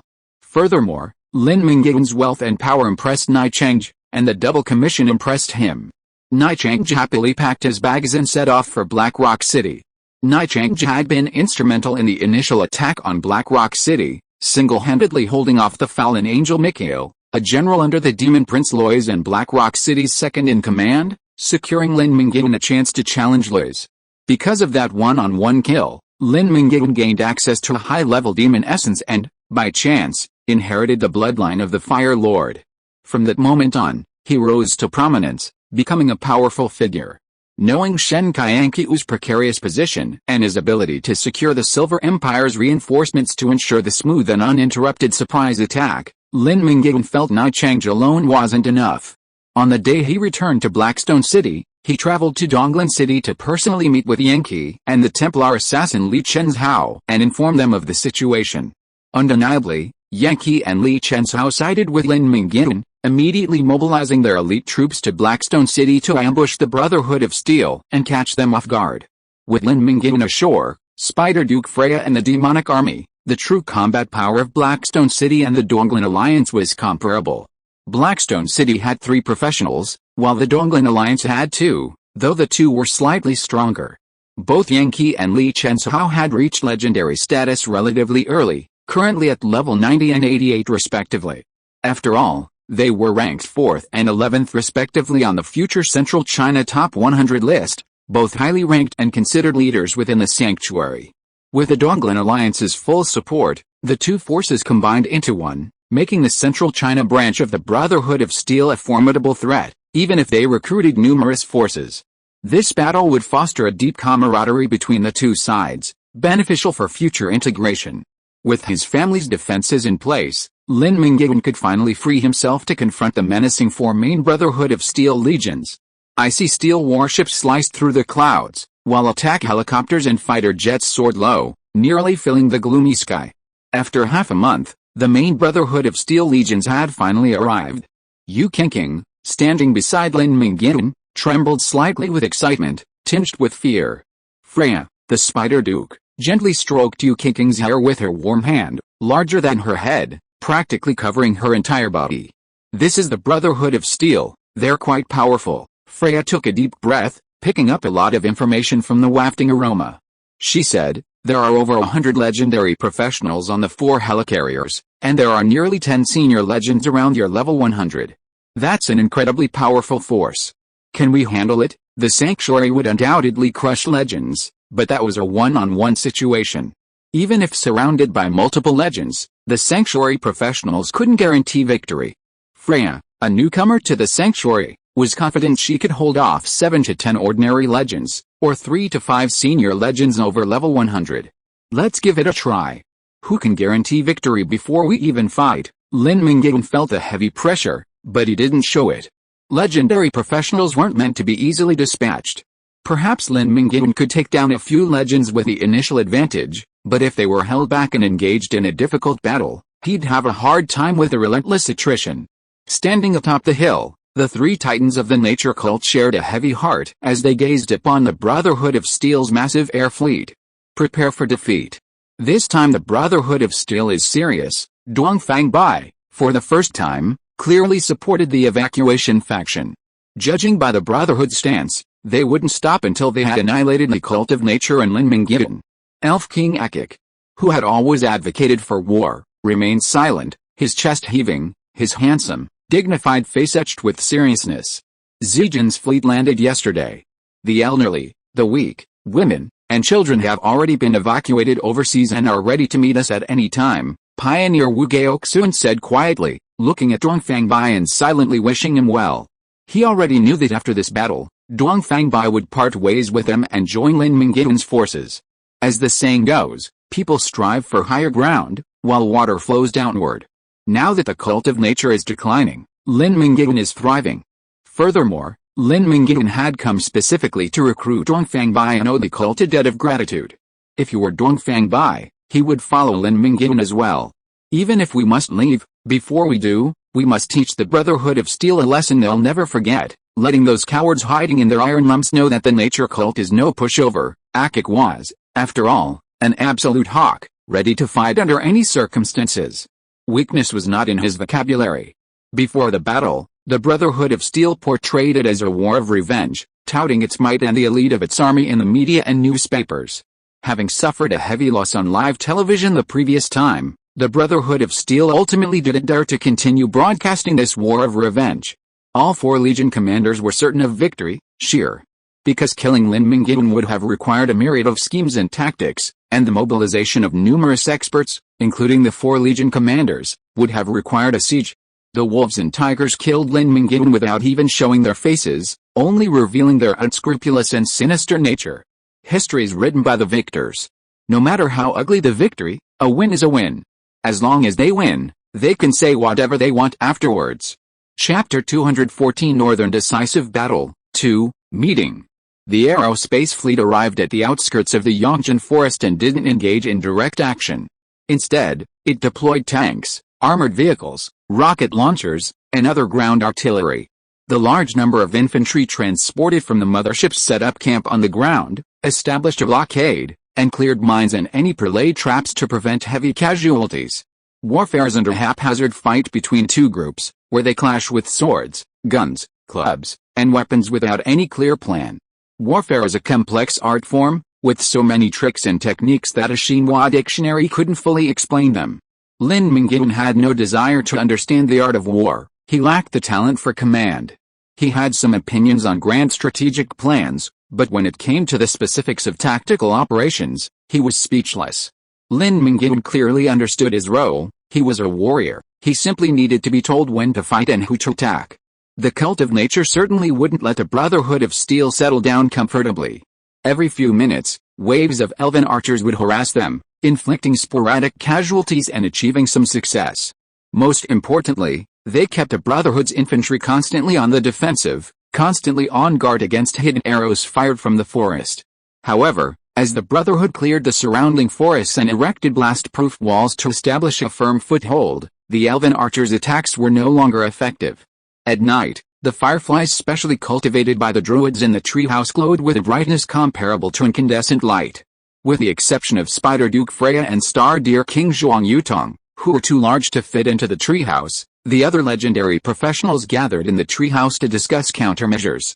We've investigated. The combined strength of the four Brotherhood of Steel legions exceeds 250,000, including 70,000 logistics personnel and 180,000 main forces. Over 50% of these 180,000 are second-shift classes above level 50. Luo Fihong, the Jingaiyu arrow in charge of intelligence gathering, cited and delivered even more despairing news. According to incomplete statistics, the four legions total over 100 legendary classes, possibly even more. At this point in time, legendary classes are a rare and sought-after commodity. The Brotherhood of Steel can easily field over 100, while the Nature Cult, at its peak, had fewer than 20 legendary classes, a stark contrast to the two sides. Furthermore, several Nature Cult legendary classes perished in the bitter battles. Even including Lin Mingyuan and his companions, Xiang Hongda, Zhu Qiyu, and Yu Qingqing, they couldn't fill all 20 chairs at the round table, with 3 still empty. Standing out is a blow, shrinking is also a blow. Fear won't solve the problem. At this point, we must consider whether to continue with our original strategy, said the Elf King Akik, his tone much weaker than usual. The terrifying disparity in power turned even the hardline hawks into moderate doves. What was the original tactic? Lin Mingyuan, who hadn't attended a single naturalism sect meeting, knew nothing about the sect's tactics. Duang Fangbai said, in the last war, the Brotherhood of Steel was almost defeated by you, Lin Mingyuan, and the Cult of Nature won the battle before they had a chance to exert their strength. When the Brotherhood of Steel makes a comeback, they will definitely focus their attention on you and ignore the threat of the Cult of Nature. In addition, this time the enemy comes with the determination of revenge, and the forest cannot stop them. Once the war starts, the Brotherhood of Steel will use firepower to completely destroy the Yangjian forest and not give us any chance. Based on the above 2 points, we have made a countermeasure. The plan is as follows. When the war starts, we will show weakness and only use long-range shooting, hidden arrows and sneak attacks to highlight your strength. When the enemy starts to target you, our personnel will break up and withdraw from the Yangjian forest. We will sow seeds around the Brotherhood of Steel camp, and then the pioneer Wu Gaoxun will lead the druid group to use tree growth to artificially create a forest to surround the Brotherhood of Steel. Lin Mingyuan's eyes lit up. Don't hold it back. This plan really has a chance of success. As Dong Fangbai had said, the Brotherhood of Steel had always looked down on the Nature Cult because they had contributed so little in the previous battle. After all, they were showing mercy by not surrounding them. They never imagined that the Nature Cult, repeatedly defeated, would turn around and surround them. Had the arrogant Brotherhood been unprepared, they would have suffered a heavy loss. The plan was sound, But the current dire situation couldn't be solved by superior tactics. The Brotherhood was too powerful, and even if they suffered a significant loss, their remaining forces would still be enough to annihilate the nature cult several times. So the question now returns to whether to fight or retreat. If we retreat, then there's no need to waste time, we should leave quickly while darkness falls. Even if the Brotherhood discovers us and launches a hasty attack, they'll hardly leave many men behind. If we must fight, a counter-encirclement tactic is most suitable. We can catch them by surprise, but whether we can hold our ground afterwards is uncertain, Lin Mingyuan said decisively. Fight. I'll never be satisfied without it. Akik made a difficult decision, one that could very well lead to the complete annihilation of the nature cult in the eternal spring forest. I support you. Fight. This time, pioneer Wu Gaoxun chose to side with Akik. If they fled overseas in disgrace without firing a shot, the spirit of the nature cult would be shattered, and they would become a group of complete losers. Even if the broken bones were reattached, they would leave incurable wounds. What future would the nature cult have, let alone a comeback? Then fight. Damn the Brotherhood of Steel, Sun Qianxue roared, slamming the table. His curse only ignited the fighting spirit of the crowd. The shouting continued, and even the calm and composed Dongfang Bai took advantage of the chaos to curse. While the atmosphere in the tree house was turbulent, outside, it was quite harmonious. Freya leaned against a tall tree, and the giant divine deer Zhuang Yutong knelt in the open space, basking in the starlit sky. Perhaps because they both inherited the bloodline of mythical creatures and were of the same sanctuary level, the two had always had a good relationship. Why don't you transform into human? Freya suddenly asked, puzzled by Zhuang Yutong's persistent deer form. Given the depth of Zhuang Yutong's bloodline power, it would be easy for her to return to human form. Why should I become human? Being human is so tiring. Working, dating, caring for the elderly, currying favor with superiors, and managing relationships, there's always so much to do. Being a deer is so much easier. Just eating grass, sleeping, worrying about nothing, not having to worry about anything. Zhuang Yutong's words were calm, revealing her reclusive attitude. Before the apocalypse, she had already chosen to retreat to the mountains, unable to bear the heavy pressures of modern society. She continued her unwavering self-discipline even after the apocalypse. But fate favored her. While out mushroom picking, Zhuang Yutong stumbled into a secret realm and inherited the bloodline of the Star Deer King. Having always yearned to become a selfless animal, Zhuang Yutong refused to be human again. Later, while living in the forest, she met the great sage Dongfang Bai, who invited her to join the nature cult, which advocates the unity of man and nature and upholds the natural order. The cult of nature had once been peacefully preaching in the north, free from trouble. However, as the saying goes, there's no place for two tigers in one mountain. The Brotherhood of Steel, intent on unifying the north, stirred up conflict. Friends were slain, strongholds were captured, and scenes of human tragedy unfolded before her eyes. Zhuang Yutong, never skilled in combat, was forced to learn to fight, for herself and for the dead, but not for the cult of nature. This explains why, after the cult of nature collapsed, Zhuang Yutong did not follow Wu Gaoxun overseas. She made the same choice as Dongfang Bai, but instead of heading to central China, she retreated to the south. Freya did not respond. She disagreed with Zhuang Yutong's escapist philosophy. The world is never stable, and trouble cannot be avoided simply by wishing it. When a global catastrophe strikes, everyone must fight for their own destiny. The discussion of seclusion was cut short when, hearing roars from within the treehouse, the two sanctuary ladies, inheriting the bloodline of mythical creatures, knew war was imminent. I'm not cursing you, but judging by the situation, you're likely to lose. Come with me to Black Rock City. I can teach you how to fight, develop your bloodline, or something. We'll be very happy together. Freya harbored boundless goodwill towards those with good taste, but Zhuang Yutong's taste wasn't unique, neither good nor bad. Freya invited her because she saw potential in her, and she didn't feel a strong sense of belonging to the cult of nature, so Freya poached her. After what happened, I don't want to join any faction anymore. After this battle, regardless of success or failure, I will head south to find my place in the secluded areas. Zhuang Yutong declined Freya's invitation without hesitation. She disliked fighting and had little interest in improving her strength. Everyone has their own aspirations, and they can't be forced. Everyone lives their own way, they live their lives in a way that feels comfortable. There's no right answer. After the meeting, Lin Mingyuan and his group headed out of the forest. Freya asked about the situation, and Lin Mingyuan replied, "Fortunately, the nature cult is willing to fight. They're just waiting for the Brotherhood of Steel to launch its full-scale offensive." "What will my mission be once the war begins?" Freya asked. "Just wait and see. Wait for the attackers to appear and then eliminate them. You don't have to take action unless I'm in danger. I'm the Brotherhood of Steel's primary target, so they'll definitely target me, but they won't expect me to bring help." With Freya by his side, Lin Mingyuan felt confident. In the Northern Decisive Battle, where even veteran legends are already at the top of the game, Freya, possessing sanctuary power, was a decisive force. Against legends without domains, Freya even had an advantage over Lin Mingyuan. Lin Mingyuan had Freya hidden, waiting only for the Brotherhood of Steel to reveal its true intentions. Then, Freya would emerge and help him defeat their scheme in one fell swoop. The next day, smoke billowed from the forest as cooks leisurely built fires. It seemed today wasn't the day for the battle. A little before 9 in the morning, an envoy from the Brotherhood of Steel arrived in the forest, requesting an audience with Lin Mingyuan on behalf of Lin Jingbei. Lin Mingyuan received him. "My Legion commander invites you to a banquet to discuss the future of the northern situation," the envoy said, his voice arrogant and contemptuous. "You're inviting me to a banquet for no reason. Is this some kind of Huangman banquet?" Lin Mingyuan said coldly. "If it is, then it is. Do you dare to come?" The envoy's attitude grew increasingly arrogant. Lin Mingyuan taunted, "You're trying to goad me. Your Legion commander really thinks I'm a fool. Discussing the northern situation? Discuss. He's ready to dig up my ancestors' graves. Go back and tell your Legion commander to fight if you want to. Stop playing tricks on me.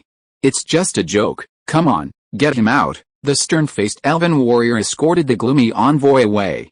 The change in his demeanor suggested ill intentions. In reality, this was truly a Hongman banquet. If Lin Mingyuan were arrogant enough to emulate Liu Bang and attend, Lin Jingbei, unlike Xiangyu, would not let the tiger go back to the mountains. This was merely a pre-war experiment. Success would be a win for all, and failure would be no loss for the Brotherhood of Steel. Seeing that Lin Mingyuan wasn't fooled, Lin Jingbei gave up his illusions. At 9:30, the Brotherhood of Steel suddenly launched an all-out offensive. Chapter 215, Northern Decisive Battle, 3. The Brotherhood of Steel's attack came suddenly, without warning.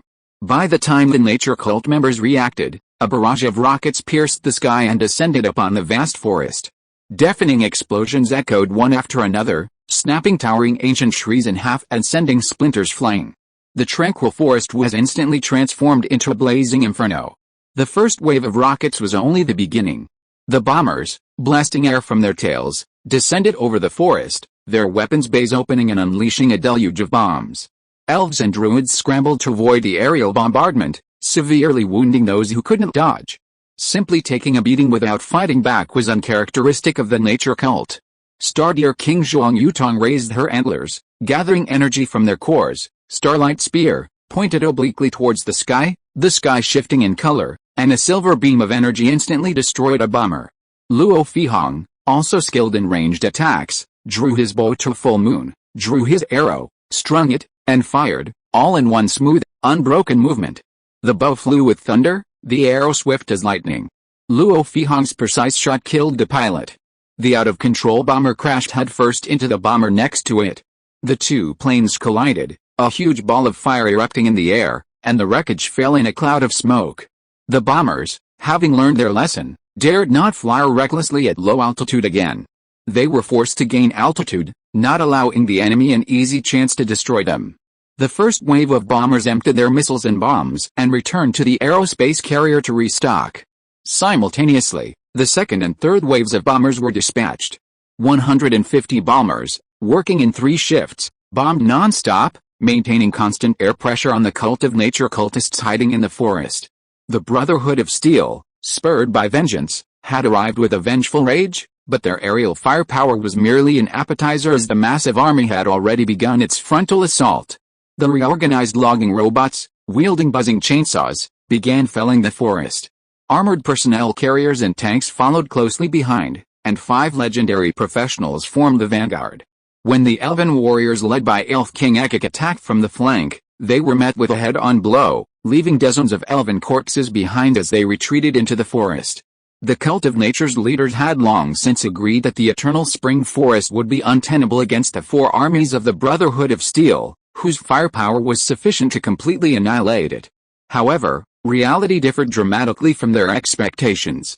They knew they could not hold the forest, but they had never imagined that their army would collapse so swiftly against the Brotherhood of Steel's fully mobilized ground forces. Akik was not the only one defeated. Old Oak King Kai's canopy was shattered, forced back by the onslaught of fire.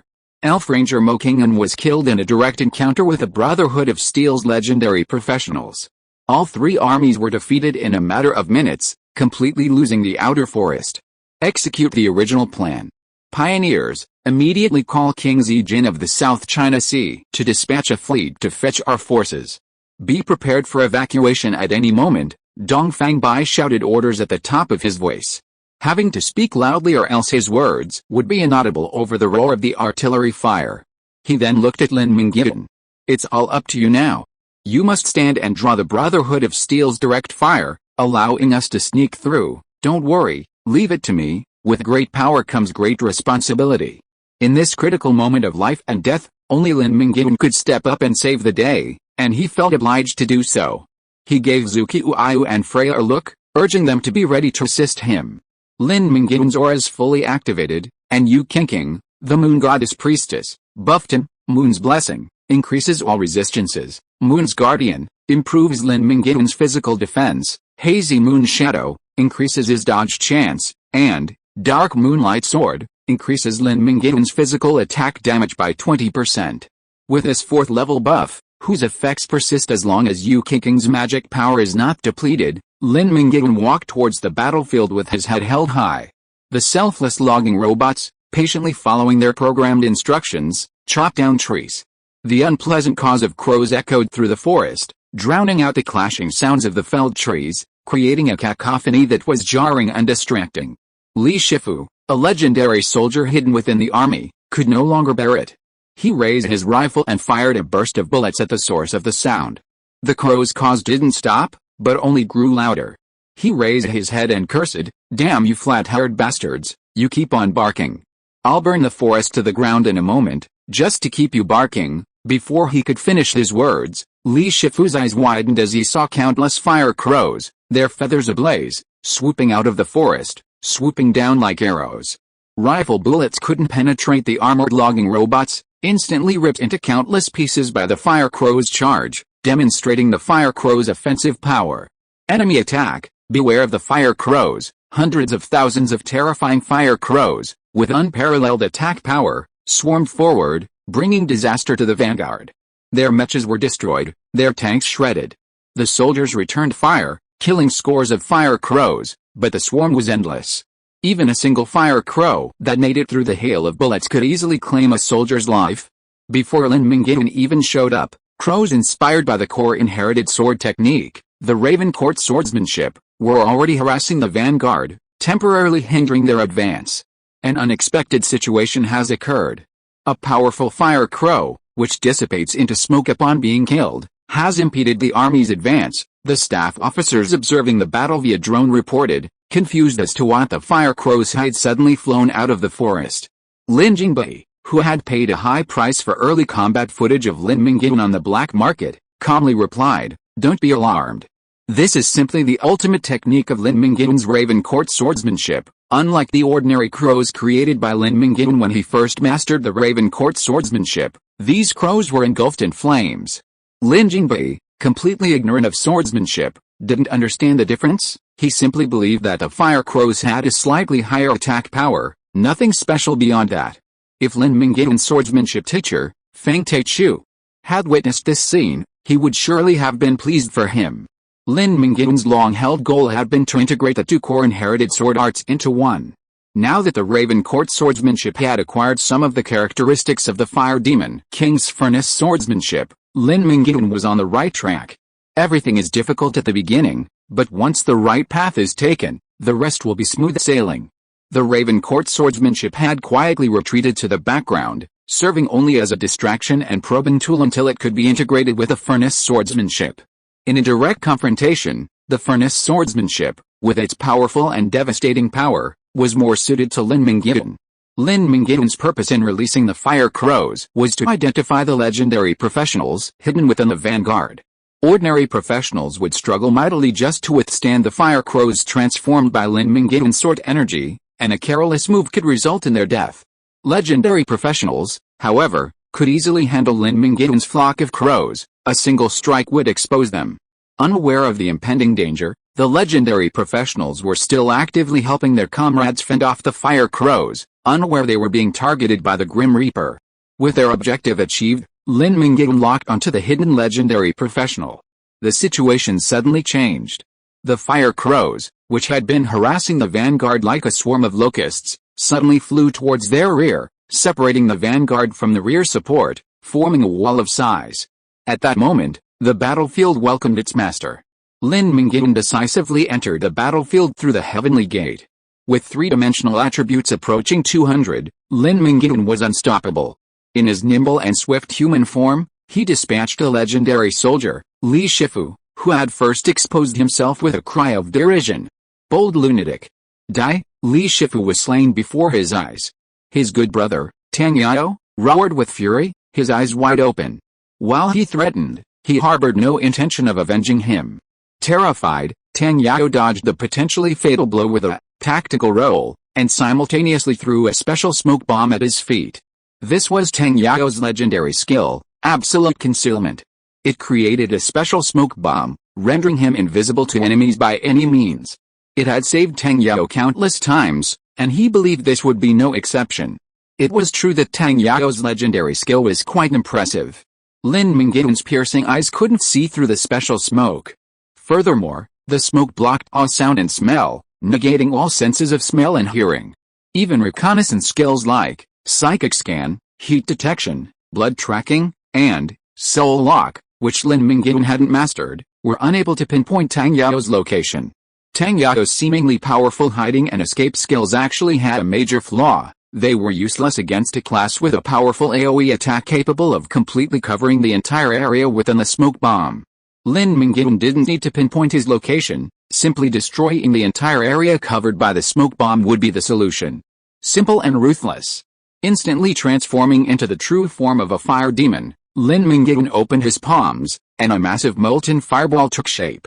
Lin Mingyuan flipped his palm and pressed it downward. Wherever the fireball passed, smoke and fog dissipated, like the sun extinguishing all evil. Tang Yao, still gloating, along with 3 tanks and dozens of soldiers within the smoke bomb's range, were reduced to ash and debris. Lin Mingyuan's goal was clear, to kill the legendary professionals of the Brotherhood of Steel. The deaths of Li Shifu and Tang Yao bought the remaining 3 professionals 5 seconds to escape. Indeed, 2 legendary professionals, admired by all, would not survive more than 5 seconds against Lin Mingyuan. Just like jackals and wild dogs, ferocious against small forest animals, they can easily kill them with a single paw in front of a tiger, making them no different from small animals. Lin Mingyuan, intent on killing, refused to let anyone escape. He slashed a long-range sword energy at the furthest running legend. Simultaneously, he unleashed a fear aura, sending dark crimson ripples across the battlefield, freezing every soldier in place, including the legendary professionals who had broken through the Fire Crow blockade to support him. The fear aura truly lived up to its reputation as the ultimate crowd-controlling ability. The legendary professional, attempting to escape, was frozen in place before even having a chance to utter his name, instantly bisected by the sword energy, his heart and intestines spilling out onto the ground. He wasn't the only one to die in confusion, others had accompanied him. Lin Mingyuan once again stepped onto the heavenly gate, gliding to the vicinity of a legendary mech pilot. He brought down the Judgment Greatsword, blazing with eerie flames, sending a cloud of dust billowing, engulfing the melted mech and the lifeless corpse within. The combination of the fear aura and the heavenly gate's close-range strikes created a powerful assassination effect. Once caught in the fear aura's terror, no one could survive Lin Mingyuan's combo. After killing 2 people in a row, 2 seconds had already passed.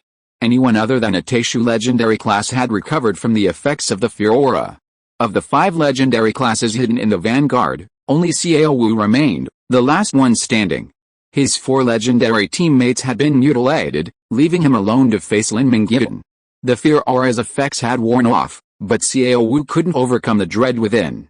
His will to fight had been completely shattered. He attempted to surrender, but suddenly, divine swords of various shapes descended from the sky, dividing the space. It was Lin Mingyuan using his quasi-domain skill, Death Decision, forcing Xiao Wu and Lin Mingyuan into a completely fair, one-on-one duel. Please, let me go. I won't dare to fight you again. Please, Xiao Wu, his will to fight gone, fell to his knees, weeping bitterly. Fortunately, Xiao Wu was in a separate space, so his humiliating death was hidden from the others, saving his dignity. Lin Mingyuan showed no mercy. The two armies engaged each for their respective masters. Having chosen to enter the battlefield, they should be prepared for the consequences, whether they killed or were killed. With a single strike, he decapitated the enemy, and the domain dissipated. The flame demon proudly held his sword to the heavens. Within a radius of 1,000 meters, people and vehicles were deformed and dissolved by the terrifying heat. Aboard the aerospace carrier, those witnessing Lin Mingyuan's combat prowess drew a sharp breath. Chapter 216, Northern Decisive Battle, 4, Siege. In 10 seconds, 5 men were instantly killed. Those 5 were no mere scabby morons, they were all legendary professionals with formidable skills and unique abilities. Lin Mingyuan exemplified the meaning of a truly stunning performance. He might have refrained from attacking, but once he did, he crushed the 5 legendary professionals with overwhelming force, placing immense pressure on the minds of all the legendary professionals present. Witnessing Lin Mingyuan's terrifying prowess, the assassin known as the Poison Blade, Sanchez, suddenly felt the heat of the legendary katana, Daojikere Yasatsuna, in his hand.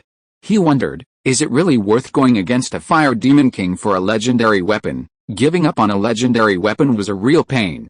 It might have been one thing, but possessing one hadn't fully grasped its power. It had instantly elevated his abilities to a new level, and Sanchez could only grit his teeth and consider how to avoid becoming Lin Mingyuan's primary target. This is the strength of someone rated an SSS-level assassination target on the dark web. Lin Mingyuan is the strongest I've ever seen. Killing him will be my greatest achievement. Black-hearted puppeteer Richard licked his lips, his eyes gleaming, the 2 puppets tethered to his waist swaying gently. Seeing Lin Mingyuan's immense prestige, the legendary professionals had hesitated, none daring to act without authorization. Inside the helicarrier, Lin Jingbei realized someone had to step up, and as the mastermind, he had no choice but to take the responsibility. Thinking this over, Lin Jingbei slammed the table and declared, "What a daring lunatic! How dare you bully me, the Brotherhood of Steel, into submission? I'll destroy his prestige." The overhead hatch opened, his body buoyed by telekinesis. As if powered by a rocket, Lin Jingbei soared into the sky. Under his control, the legendary sky shuttle transformed into a streak of light, piercing Lin Mingyuan. Lin Mingyuan wielded the dozens-meter-long greatsword of judgment with such ease that it could give a mosquito a pedicure, intercepting and sending the sky shuttle flying with pinpoint accuracy. The sky shuttle spun out, only to be contained by Lin Jingbei's telekinesis. It flashed and stabbed again. Lin Jingbei was like the weaver girl of the celestial palace, weaving a seamless celestial garment. The sky shuttle was the needle and thread in his hands, nimble and light under his control, fluctuating in weight, speed, and slowness, ethereal and unpredictable. Long live the commander, mighty be the Sword Legion. Finally, someone could restrain the feared Lin Mingyuan. The Brotherhood of Steel roared their support at the top of their lungs. Exasperated by the sky shuttle's harassment, Lin Mingyuan abandoned his defense, allowing it to pierce his chest and pierce his heart. He then soared into the air, swinging his greatsword at Lin Jingbei. The heat wave shattered the telekinetic shield Lin Jingbei had erected, crushed by his shoulder. While Lin Mingyuan withstood the blows, the psychic Lin Jingbei, whose fragility rivaled that of a mage, couldn't withstand a single blow from him. Lin Jingbei thrust his hands forward, his telekinesis surging like a tsunami. The surge of telekinesis knocked Lin Mingyuan, who had leaped high, back to the ground. His massive body shattered the earth, and magma erupted from the ripped cracks. Lin Mingyuan's location was a living hell. Lin Jingbei had revealed his weakness. The full-scale telekinesis burst took a heavy toll on him. The overexertion caused his fragile capillaries to rupture, manifesting as a stream of dark red blood trickling from his nose. This meant he wouldn't be able to unleash another telekinetic attack of this magnitude for a while. Seizing his opportunity, Lin Mingyuan activated the Heavenly Gate and dodged behind Lin Jingbei. Before he could strike with his decisive strike, a resounding gunshot echoed through the air. A 40mm armor-piercing round, thicker than an arm, instantly ripped through Lin Mingyuan's neck, shattering his throat. Blood scalding hotter than scalding oil gushed out. 3,000 meters away, atop an attack helicopter, the impeccably calm legendary sniper Su Fei retracted his electromagnetic sniper rifle. A smug smile spread across his face, and he spoke to Lin Mingyuan from a distance of several thousand meters. "I predicted it, idiot." Lin Jingbei, wiping the blood from his nose, seized the opportunity to control the sky shuttle, piercing Lin Mingyuan's wrist and severing his tendons. The massive sword of judgment slipped from his hand and plummeted through the sky, crushing a moving armored vehicle. Having regained the initiative, Lin Jingbei's next move was a combo. His telekinesis transformed into a rope, wrapping around Lin Mingyuan's neck, binding his limbs and dragging him. With Lin Jingbei's current telekinesis, dismembering Lin Mingyuan was impossible, but temporarily restraining him would be no problem. The diamond-shaped sky shuttle activated its second form, splitting into 12 smaller, even sharper and deadlier shuttles. They launched a fierce attack from all directions, piercing the suspended Lin Mingyuan from above, below, left, and right, repeatedly piercing fist-sized bloody holes in his body. In the past half-month, I've acquired 63 recordings of your battles. You have a very bad habit that you're not even aware of. When you activate a special skill, your landing point is often behind the enemy. Indeed, when you teleport behind the enemy will turn around to determine your position, and you can kill them before they turn around. But every time you flash behind the enemy, if the enemy is prepared, they can predict your flash direction and attack. Lin Jingbei was dealing heavy damage while talking trash and mocking him. Lin Jingbei had made many preparations before the battle and knew Lin Mingyuan's combat habits like the back of his hand. All of Lin Mingyuan's actions were within his calculations. Lin Jingbei, who was still pretending to be cool, felt more and more depressed. The speed at which he caused damage could not keep up with the speed at which Lin Mingyuan's injuries recovered. After 3 seconds, Lin Mingyuan's injuries were almost healed and the CD of stepping on a heaven gate was also cooled down. Then thank you so much for helping me fix the gaps.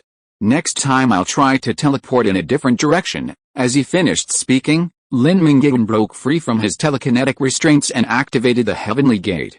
A vast expanse of space shattered beneath the helicopter carrying the legendary sniper Su Fei. Lin Mingyuan emerged from the shattered space and, reaching out from the pentagram formation, snatched the fallen bound weapon, the great sword of judgment, from the ground. Raising the sword, he severed Su Fei and the helicopter together. The wreckage of the plane scorched into molten steel, while the body was incinerated to ash. The sniper, lurking in the distance, posed a greater threat to Lin Mingyuan and was also easier to kill. Following his advice to eat his fill, Lin Mingyuan changed his teleportation direction this time, offering Lin Jingbei a mocking, humble smile. Although Lin Mingyuan had killed Su Fei, Lin Jingbei's goal had been achieved. He had broken Lin Mingyuan's indestructible golden body. In the eyes of the legendary professionals, Lin Mingyuan was invincible. No one could defeat him, not even gain an advantage. However, Lin Jingbei's brutal humiliation of Lin Mingyuan, hanging him in the air and beating him for a long time, greatly boosted the morale of his fellow legendary professionals. Unfortunately, Su Fei's life was still lost. Lin Mingyuan was determined to kill Su Fei, and no one could stop him. At this moment, 2 more people flew out of the helical carrier, Zero, commander of the Cyber Corps, and Lu Qidi, commander of the Magic Crystal Corps. Lin Jingbei humiliated Lin Mingyuan in a one-on-one fight. If the fight continued, Lin Jingbei, with no other options, would be at a disadvantage. A psychic's fighting style is simple and brutal, lacking the many fancy tactics of a mage. If they can defeat him, they can defeat him. If they can't defeat him, they can't defeat him. They are completely helpless against Lin Mingyuan, who possesses both high defense and higher recovery. Cyborg Zero and Magic Crystal Apostle Lu Qidi, on the other hand, have more methods. Zero's consciousness is stored in the network, immortal, and his body is composed entirely of machinery, every part a killing machine. Leg thrusters blasted out a stream of tail flames. Before the enemy even reached them, 3 spiraling missiles had already blasted towards Lin Mingyuan, ripping his chest raw. With his palms open, the hum of concentrated energy grew stronger, and a dazzling white laser beam continuously emanated, blocking Lin Mingyuan's sword strike head-on. He moved in close, and a mechanical eyeball suddenly flew out of its socket. A mushroom cloud rose, and a massive explosion severed Lin Mingyuan's sword-wielding arm. No one had anticipated that Zero's eyeball was actually a miniature three-phase projectile. Though superficially a robot, Zero was in reality a walking arsenal, wielding high-explosive mosquitoes, guided coilguns, and powerful electric current guns. At the same time, Zero's firepower rivaled that of an entire tank brigade. Lin Mingyuan was pinned down by the ferocious barrage, his terrifying recovery ability constantly in effect. Anyone with less defense would have been unable to keep up, and would have been driven into a state of unyielding. It's undeniable that the buffs Yu Qingqing bestowed upon Lin Mingyuan proved invaluable. The triple defensive effects of Moon's Blessing, Moon's Guardian, and Hazy Moon's Shadow increased Lin Mingyuan's defense by approximately 40%, making him rock solid and unshakable amidst the barrage, truly worthy of his title as an ace support. Lu Qidi, riding a flying skateboard, arrived shortly thereafter. Equipped with magic crystal weapons and armor, Lu Qidi wielded a dazzling purple magic crystal blade. The mysterious magic crystal is actually a crystallization of cosmic energy. The technology to create it is only mastered by the cosmically dominant Magic Crystal Empire. Lu Qidi, having inherited a portion of the Magic Crystal Empire's legacy, can craft magic crystal weapons and equipment. The magic crystal firearms used by the Magic Crystal Legion soldiers were all mass-produced by Lu Qidi, offering significantly higher attack power, stability, and sustained damage output than conventional gunpowder weapons. Like Lin Mingyuan, Lu Qidi excelled at attribute-based strategies. As a magic crystal apostle, Lu Qidi's core talents were centered around attributes, magic crystal technology. Each piece of magic crystal equipment worn increases all stats by 5 points. Lu Qidi, with all 13 equipment slots equipped with magic crystal gear, has gained 65 points in all stats from his magic crystal technology talent alone. This is the innate talent of a magic crystal apostle, so there's no point in envying it. Without artificial magic crystal technology, magic crystal equipment is useless, completely destroyed once the magic crystal energy is depleted. This 65-point all-stat bonus, coupled with Lu Qidi's specially crafted equipment, all of which enhances stats. As a Legion leader, Lu Qidi also possesses a wealth of stat-boosting fruits. His strength, agility, and body all exceed 200 points, surpassing Lin Mingyuan's. However, with a relatively small stat gap, Lu Qidi is no match for Lin Mingyuan in a one-on-one duel. Lin Mingyuan's primary class is a sword saint, his supreme blade wielding a commanding edge. He possesses an attack power that defies odds, and possesses various sword techniques that fully utilize the advantages of these high stats. Lu Qidi lacks these, and this is his weakness. Lin Jingbei, Ling, and Lu Qidi all had shortcomings compared to Lin Mingyuan, and none of them could stand up to him in a one-on-one fight. However, a tiger can't stand up to many wolves, and their combined attack left Lin Mingyuan unable to fight back, feeling somewhat overwhelmed. Lin Mingyuan's fighting style also underwent significant changes before and after reaching Legend. Before Legend, Lin Mingyuan suffered from the common flaw of classes like Sword Saint and Mage, being fragile. I kill quickly, but others can kill me just as quickly. Therefore, Lin Mingyuan usually planned his moves carefully, aiming to eliminate key enemy figures with a single strike. After reaching Legend, Lin Mingyuan's physical strength continued to improve, and he mastered the Immortal's talents. His fighting style became more unrestrained, no longer cautious. He would charge into battle, and his enemies were no match for him. But today, Lin Mingyuan's recklessness was somewhat strained. The enemy's excellent coordination and heavy firepower made his fight extremely frustrating. Being outmatched by the 3 Legion commanders wasn't shameful at all. These 3 would become crucial pillars of the Brotherhood of Steel in the future, renowned as demigod-level professionals throughout China. Yet, Lin Mingyuan refused to resign himself. "You guys might be awesome, but I'm no pushover, fuck you. Kill all of you." Lin Mingyuan, enraged, unleashed his invincible slash. If you are listening to this novel on a channel other than Fanfic World, it means it was downloaded and re-uploaded without effort. We warmly invite you to visit our channel, Fanfic World. There you will find the original version of this story and many other novels of various genres. We look forward to seeing you dive into a world of incredible novels. Chapter 217, Northern Decisive Battle, 5, The Dagger Revealed. Ever since Lin Mingyuan mastered the invincible slash, it has become his ultimate skill. Even with subsequent mastery of the legendary Demon Flame Sword and the ultimate Crucible Sword technique, the world-destroying furnace failed to dent its power.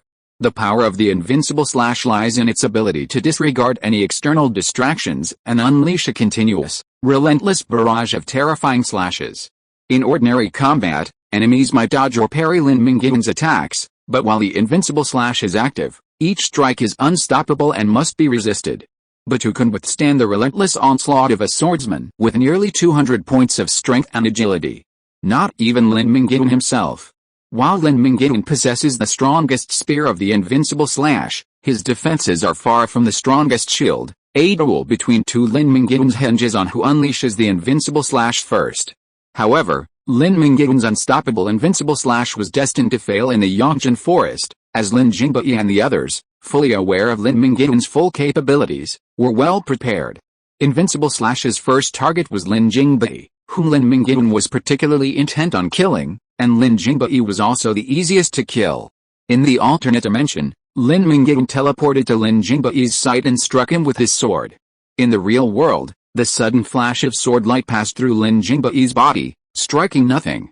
Lin Jingbai's smile was sinister, and throughout, he hadn't allowed Lin Mingyuan to touch him. This was because the person standing before Lin Mingyuan had always been an illusion of him, and a touch would reveal the true identity. Lin Jingbai's true form was always within the aerospace mothership. This tactic was unique to Lin Jingbai, as telekinesis is invisible and formless, and its power is the same whether released from 1,000 meters away or right up close, leading to Lin Mingyuan's miscalculation. With his decisive strike gone awry, Lin Mingyuan felt a foreboding premonition and immediately locked onto his second target, Lu Qi. As if knowing that Lin Mingyuan was going to kill him next, Lu Qi completely abandoned his defense, smiled, and opened his arms. A pitch-black space-time portal appeared at his feet, swallowing him whole. Of the 3 Legion commanders, only Zero remained. Watching the two men disappear one after another, Zero's ears echoed with Lin Jingbai's words from the tactical discussion a few days ago. When Lin Mingyuan is forced into a situation where he can't change hands, he will definitely use the invincible slash to break the deadlock. There is no solution to the invincible slash, and anyone who is hit by it will die. And Lin Mingyuan's first target must be me. I am a psychic with the weakest defense and the easiest to be killed. Moreover, I will try my best to provoke his anger in the battle and let him kill my illusion first. Before the battle, arrange for the Thunder Squad to be ready to open the time and space gate at any time. Once my illusion disappears, the Thunder Squad will immediately support Lu Qi. Lin Mingyuan will have about 0.3 seconds to switch the target of attack. As long as the timing is accurate enough, Lao Lu can be guaranteed to be intact, but the invincible slash must be resisted by someone with his life. Zero, only you can resist it. Your consciousness is immortal, and your body will be destroyed and rebuilt. If the 3 of us all run away, it will be our comrade in arms who will resist the invincible slash. The sharp sword energy cut through Zero's mechanical body. Recalling Lin Jingbai's words, Zero uploaded his consciousness to the network again and calmly waited for the body to die. Facing Lin Mingyuan's invincible slash, Zero was completely helpless. Counterattack? Lin Mingyuan wasn't even in the current dimension, untouchable, so how could he counterattack? Defend?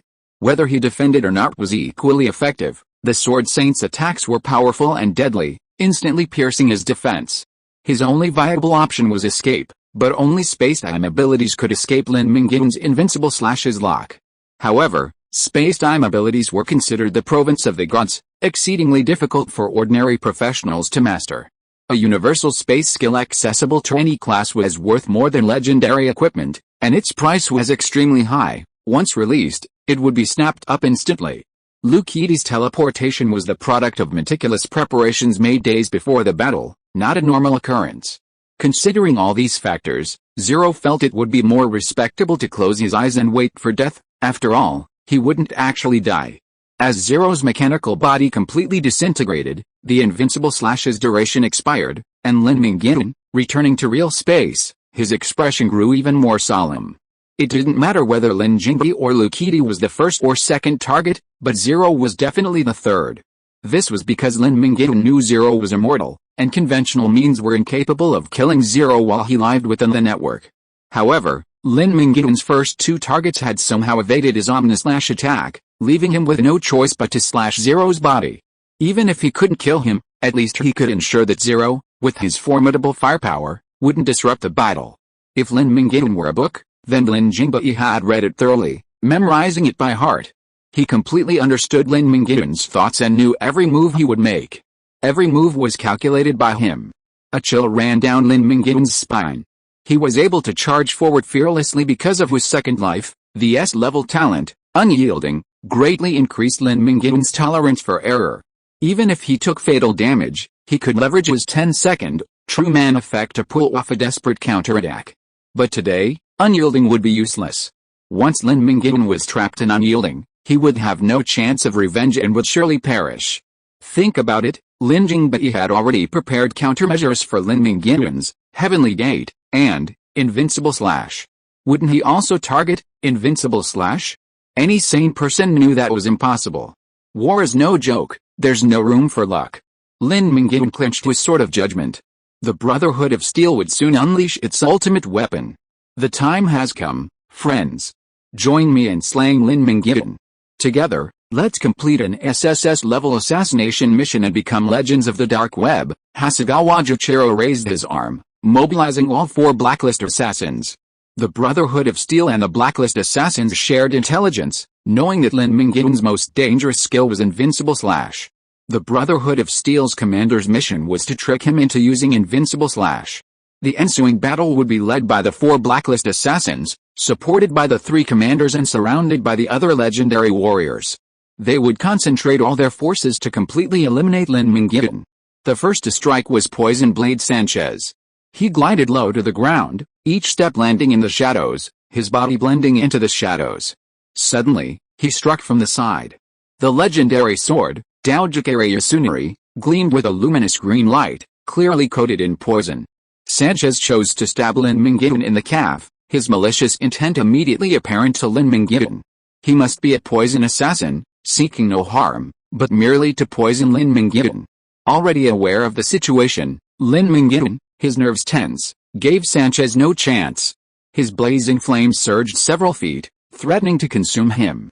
Touch me and I'll burn you to death. The overwhelming heat seared Sanchez before he even reached exposed skin, even with his fire resistance potion and ring, which granted him 35% fire resistance. Sanchez didn't dare take the risk and retreated hastily. Lin Mingyuan immediately unleashed his ultimate, simultaneously unleashing Landslide and Meteor Volcano. Instantly, the earth shook, magma erupted, crimson clouds filled the sky, and fire rained down. The sky and the earth were a crimson red. 1,000 meters around Lin Mingyuan was a dead zone. Anyone without a constitution of at least 100 points would die. In the distance, a man with black hair draped over his shoulders approached, seemingly slowly but actually swiftly. He wore a monk's robe so black it could absorb light, and his feet were shackled as he leisurely strolled across the molten, ripped earth. The strong smell of sulfur emanating from his body confirmed his origins in the abyss. I'm Hasegawa Juchiro, a professional abyssal scholar, and I'm here to take your head. Lin Mingyuan ignored him, gazing towards the helicarrier and laughing. I never thought the Brotherhood of Steel, so self-righteous and disdainful of those who don't work in the tech field, would even call for reinforcements. It's truly eye-opening. Where's your pride? Has it been eaten by dogs? Standing on the helicarrier's deck, Quan Guang's expression faltered for a moment, but within a second, he regained his resolve. Killing Lin Mingyuan was the Brotherhood of Steel's top priority. Winners win, losers lose. Even if the means were dishonorable, enduring a few rumors was nothing as long as they achieved ultimate victory. Don't waste your time talking to him. Let's go together and finish him off. Papley, the black uncle from Africa, finished his words, his lips moving as he muttered the most vicious curses in ancient voodoo. Lin Mingyuan felt his body sink as a system notification chimed in. A mumbling whisper echoed in his ears. You are affected by the aging curse, decreasing your constitution by 30 points. You are affected by the evil curse, haunted by malice, stripping all buffs and rendering you incapable of receiving any beneficial effects. The double curses stacked continuously, first causing Lin Mingyuan's constitution to decrease by 30 points, leading to a decrease in both his defense and stamina. Then, the haunted by malice forcibly stripped his buffs, removing defense and attack buffs like Moon Blessing and Moon Guardian. Fortunately, Lin Mingyuan's King's Aura and Divine Avatar buffs were too high to dispel the haunted by malice. Otherwise, With all his attributes reduced by 50 points, Lin Mingyuan's combat power would have plummeted several notches. "Come out, soul-bound corpse," Papali continued. He struck a human skin drum, causing the ground beneath his feet to tremble. A terrifying, 100-meter-tall corpse, covered in stinking corpse oil, slowly broke through the soil and emerged from the ground. If Lin Mingyuan's flame demon form was massive yet agile, as nimble as Ultraman, then the disgustingly ugly, massive soulbinder was even slower than the dumbest monster. Its body, drenched in corpse oil, riddled with maggots and dripping with squirming chunks of flesh, proved its defense was worrisome.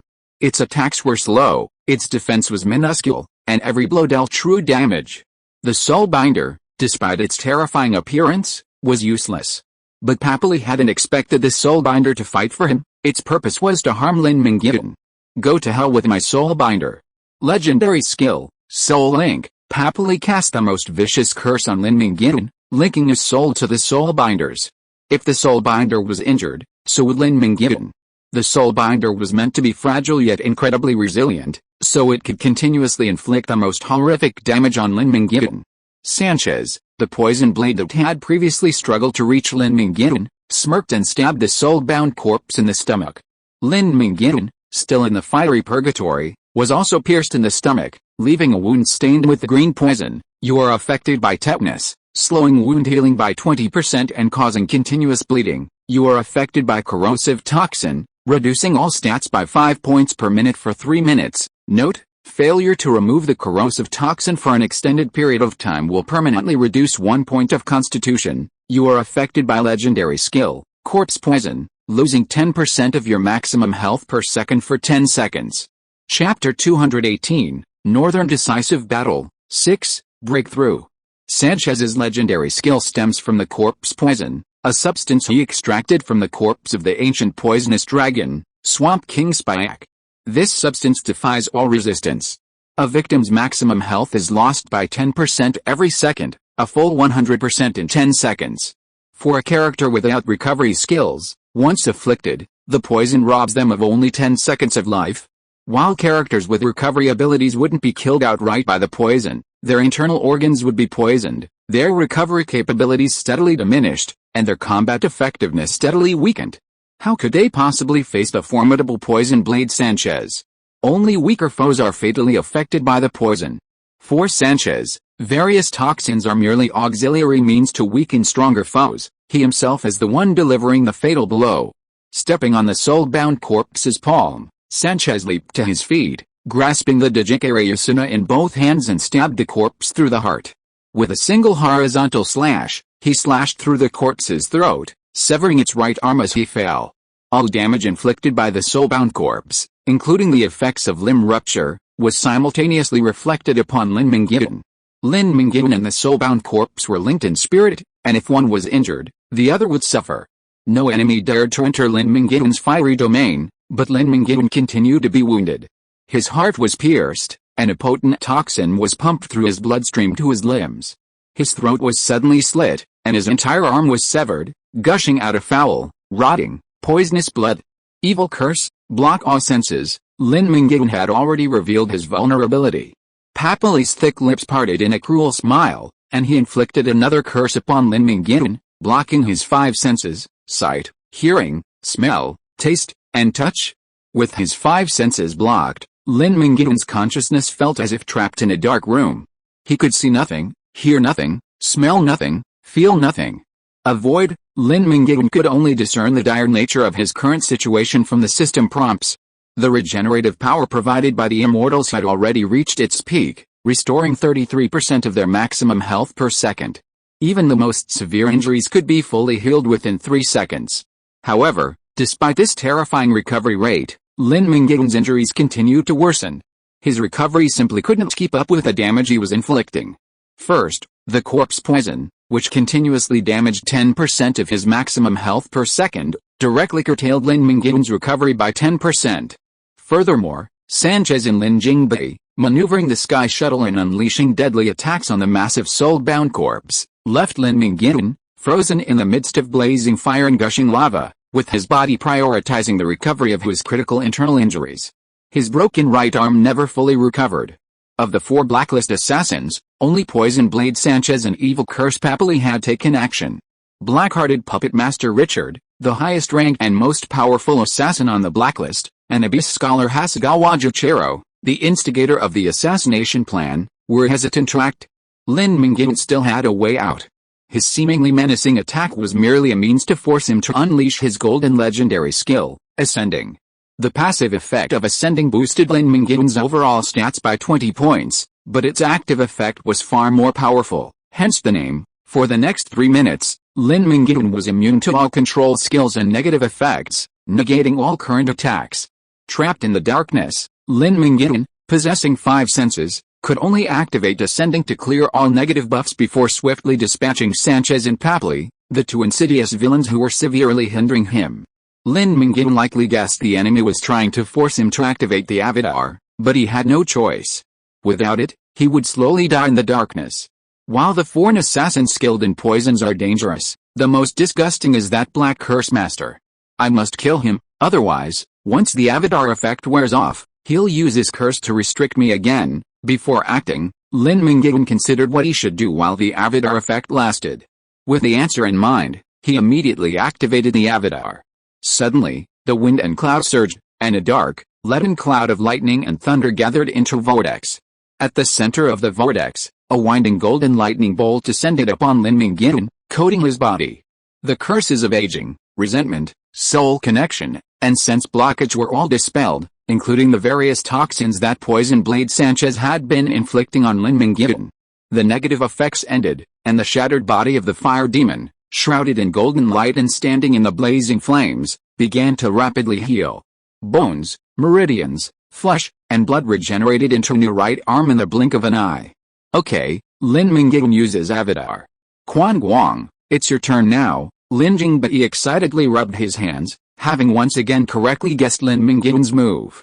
The avatar skill was legendary, giving it extremely high priority. Sanchez and Papali's legendary skills were outclassed and immediately eliminated. 3 minutes of unrestricted Lin Mingyuan could cause chaos within the Brotherhood of Steel's ranks. A conservative estimate is that at least 10 legendaries would perish within the duration of Lin Mingyuan's avatar. To counter the divine descent, Quan Guang purchased the demigod-level artifact, the Sands of Time, from an overseas auction house at the cost of a meticulously crafted, epic level 120 mecha. A grain of sand, stained on the soles of the shoes of a god who journeyed through the river of time, was found by a fortunate professional and cherished as a treasure.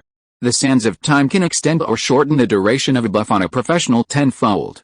This particular grain of Sands of Time was specifically crafted to shorten the duration of Lin Mingyuan's divine descent.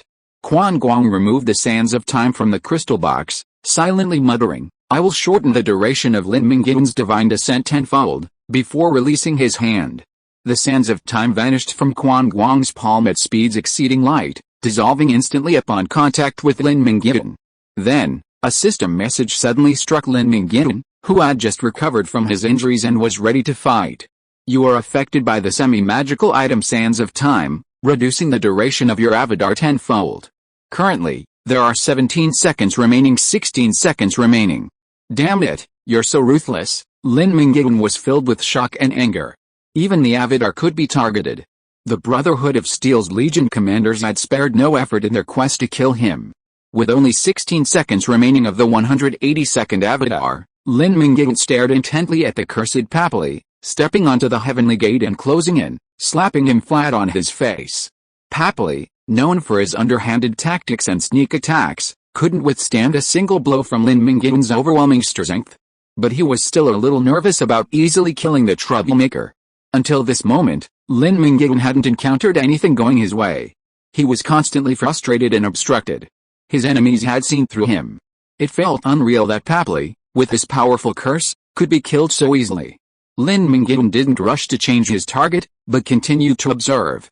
Sure enough, Lin Mingyuan raised his hand, and the smitten Papali quickly recovered, beckoning him provocatively to continue.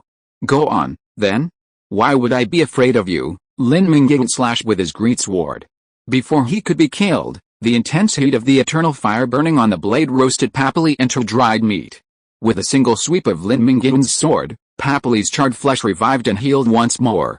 Meanwhile, across the ocean, on the African continent, A black man battling a mutant beast suddenly turned into a dried corpse. Just a second earlier, an elderly man in a primitive tribe, dining with his family, was crushed to pulp by an invisible force from nowhere. When his family collected his body, they found a voodoo doll hidden in his clothing. Legend: voodoo substitution. A cursed voodoo doll is created. The person who willingly holds the doll will take a fatal injury for the creator. This is how Papali can be resurrected after sustaining fatal injuries. All the fatal injuries he suffered were transferred to fellow tribesmen holding voodoo dolls across Africa. The effects of voodoo substitution are incredibly powerful, theoretically allowing for unlimited resurrections, provided they can find countless willing holders. This was no problem for Papali. Before the apocalypse, he was a voodoo priest in the wilds of Africa, with thousands of followers and a high reputation among the locals. After mastering the voodoo doll technique, Papali used coercion, inducements, and deception to persuade over 200 followers, unaware of the treacherous nature of human nature, to voluntarily possess the dolls. This effectively gave Papali 200 more lives, and Papali's reckless challenge to Lin Mingyuan was based on these 200 lives. Papali's stubborn provocation was matched only by Lin Mingyuan's stubbornness. It would be interesting to see how many times he could resurrect. Lin Mingyuan half knelt on the ground and plunged the sword of judgment into the earth, unleashing the ultimate crucible sword technique, the Crucible of Annihilation. With only 14 seconds remaining in his avatar state, no one could stop Lin Mingyuan. Even less did anyone know that, beyond the skills displayed on his dashboard, Lin Mingyuan possessed the ultimate swordsmanship within his inherited swordsmanship. The legendary professionals of the Brotherhood of Steel, unaware of the danger, remained 1,000 meters away from Lin Mingyuan, forming a subtle blockade, blocking his escape route. Indeed, under normal conditions, the incineration and scorching fire ranged from a kilometer radius centered on Lin Mingyuan. Temperatures exceeded 5,000 degrees Celsius, burning even the very soil. Without exceptional fire resistance or a 100-point constitution, the sustained damage from the intense heat was unbearable. With normal conditions, there was also an unconventional state, the Furnace of Annihilation. The Furnace of Annihilation's minimum damage range was still a kilometer. If Lin Mingyuan was willing to sacrifice power, he could expand the furnace's damage range to encompass an entire city. He had already activated the Furnace of Annihilation, burning through the foundations of a coastal city and causing seawater to flood in and submerge the continent. Activating the Furnace of Annihilation, Lin Mingyuan decisively limited the range to a 3,000-meter radius, engulfing over 40 Brotherhood of Steel legendary professionals who were closer. Lin Mingyuan couldn't expand his attack further, as the Cult of Nature's plan had already been implemented. Dongfang Bai, Akik, Wu Gaoxun, and others, led two groups of elves and druids, creating a forest to surround the Brotherhood of Steel. They had already engaged the Brotherhood's ground forces, led by numerous legendary professionals, on the periphery. Lin Mingyuan continued to expand his attack range, wiping out everyone in a single blow, including Yan Qianxue, who had quietly blended into the crowd, attempting to get closer to rebuff Lin Mingyuan. He struck indiscriminately, regardless of friend or foe. A single strike of Lin Mingyuan's Furnace of Annihilation could kill hundreds of thousands of people. Legendary professionals with life-saving skills might survive a tenth, but Lin Mingyuan guaranteed that no one below legendary status would survive. Killing hundreds of thousands at once would affect millions of families. In the Chinese wasteland era, with a total population of less than 500 million, Lin Mingyuan would become the most lethal killer, instantly becoming the most dangerous professional. Lin Mingyuan didn't want to be a feared killer. He precisely controlled his attack range, targeting half of the legendary professionals, including the 4 blacklisted killers. What the hell is he going to do? Give up on treatment? Lin Jingbi frowned as he watched Lin Mingyuan kneel on one knee. It was only then that Lin Mingyuan finally made a move beyond Lin Jingbi's control. Lin Jingbi felt things were getting a little out of control. A sharp increase in solar particles has been detected. The Earth's core is trembling. Energy from the core is propagating through the mantle to the surface. Extreme danger warning. Extreme danger warning. Everyone evacuate immediately. Stay away from Lin Mingyuan, even though his body had been destroyed. Zero, still residing in the network, was influencing the war in his own way. Through data uploaded by satellites and seismometers, he discovered something amiss. 2 powerful energies were about to converge on the surface, a force so massive that it could crush everyone to dust. Escape was imperative. Zero's reaction was drastic. assuming control of all aerospace carriers and fighter jets, forcing them to evacuate. He also issued a danger warning, illuminating all warning lights and echoing the aerospace carriers' sirens. Danger alert! What's going on? The legendary professionals of the Brotherhood of Steel were confused as to what was happening. They called headquarters, but it was too late to receive the extreme danger emergency evacuation message. The Furnace of Annihilation activated with incredible speed. In just 3 seconds, the three fires of heaven, earth, and humanity converged on the surface. Instantly, endless flames pierced the heavens and earth. The temperature within a 3-kilometer radius instantly exceeded 10 million and continued to rise rapidly, comparable to the power of a hydrogen bomb. The earth burned, the air burned, and even the ashes that had already been completely consumed were rekindled until they were reduced to nothingness. All tangible matter perished in the instant the Furnace of Annihilation was formed. Of the 47 legendary professionals of the Brotherhood of Steel who were caught on the Furnace of Annihilation, 43 were killed instantly, leaving only 4 alive. One of them survived by using a Phoenix Nirvana chamber, recording his DNA within the chamber. Upon his death, his soul would be transported there to rebuild his body. Upon receiving the emergency evacuation message, some immediately used random teleport to evacuate the danger zone. Another possessed a blood-binding skill, allowing them to teleport back to their bloodline relatives upon receiving fatal damage. The final lucky individual was a legendary member of the Mecha Legion. During the assault on Twilight Forest, he had captured the rare World Tree Seed. Consuming this seed would allow him to be reborn in a random elven baptismal pool upon death, regardless of his previous elven lineage. Life-saving abilities are rare, but those who achieved legendary status during the early stages of the Cataclysm were undoubtedly exceptional, blessed with some degree of survival skills. Even the legendaries who perished in the Furnace of Annihilation had some means of survival, but they were instantly vaporized before they could use them. Of the 4 survivors, only one was truly quick and decisive enough to use the random teleportation technique. The remaining 3 survival methods were automatically triggered. Chapter 219, Northern Decisive Battle, 7, The Furnace of Destruction. Duke Dugan of Behemoth was well versed in the power of the Furnace of Annihilation.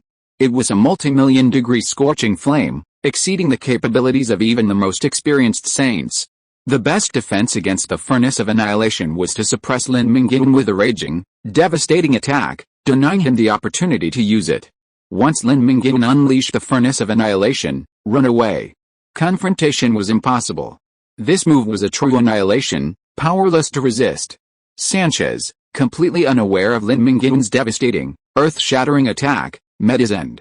As an incredibly agile assassin, capable of fading into the shadows at any moment, Sanchez had no means of survival. When the Furnace of Annihilation's flames filled the heavens and earth, its blazing white light illuminating everything, leaving no shadows behind, Sanchez completely lost his escape into the Shadow Realm. Without a revolving lantern, Sanchez's entire being was completely vaporized, leaving only the legendary katana, Daojikere Yasatsuna, stabbed diagonally into the cracked earth.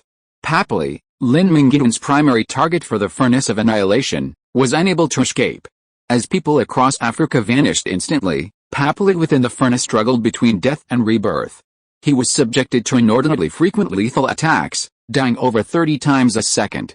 The surrogate effects of over 200 voodoo dolls could only prolong his life for 6 more seconds. Please spare me. I will never again serve Hasegawa Juchiro. I swear to my ancestors, I will be your most humble servant. Please don't kill me, please, no. No. No. His screams abruptly ceased. Desperate, Papali met his end after consuming all the voodoo dolls. Like his fellow tribesmen, whom he had tricked into possessing them, he vanished completely, leaving no trace. The 2 targets, who had exerted immense restraint on Lin Mingyuan and were the primary targets, perished in the Furnace of Annihilation, while the 2 blacklisted assassins who had remained silent survived through various means. Hasegawa Juchiro possesses the skill, Styx Fairy, which allows him to travel between 2 realms. Using souls as currency, he summons a ship of the dead to travel to any layer of the abyssal plane. Lin Mingyuan heard the roar of rushing water just as the Furnace of Annihilation was forming. It was Hasegawa Juchiro who summoned the Dusky Styx, a river of floating bones, to protect him. He then jumped onto the ship of the dead, ferried by the black-robed figure, and disappeared into the real world along with the returning Styx.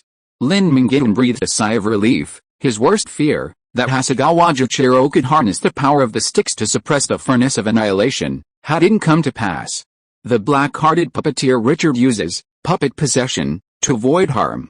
Among the various puppets he creates with bizarre abilities, the puppet Caramel possesses the incombustible gift, granting him absolute immunity to fire damage. After possessing Caramel, the puppeteer Richard also temporarily gains incombustible, making him the only person besides Lin Mingyuan who remains undefeated in the furnace of annihilation.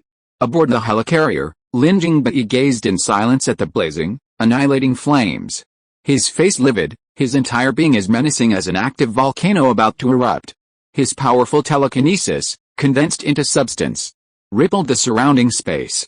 Over 40 legendary professionals were killed or wounded in a single instant, a loss unprecedented in the Brotherhood of Steel's history.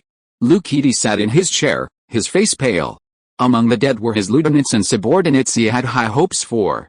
They were all promising professionals, their lives cut short on that single day.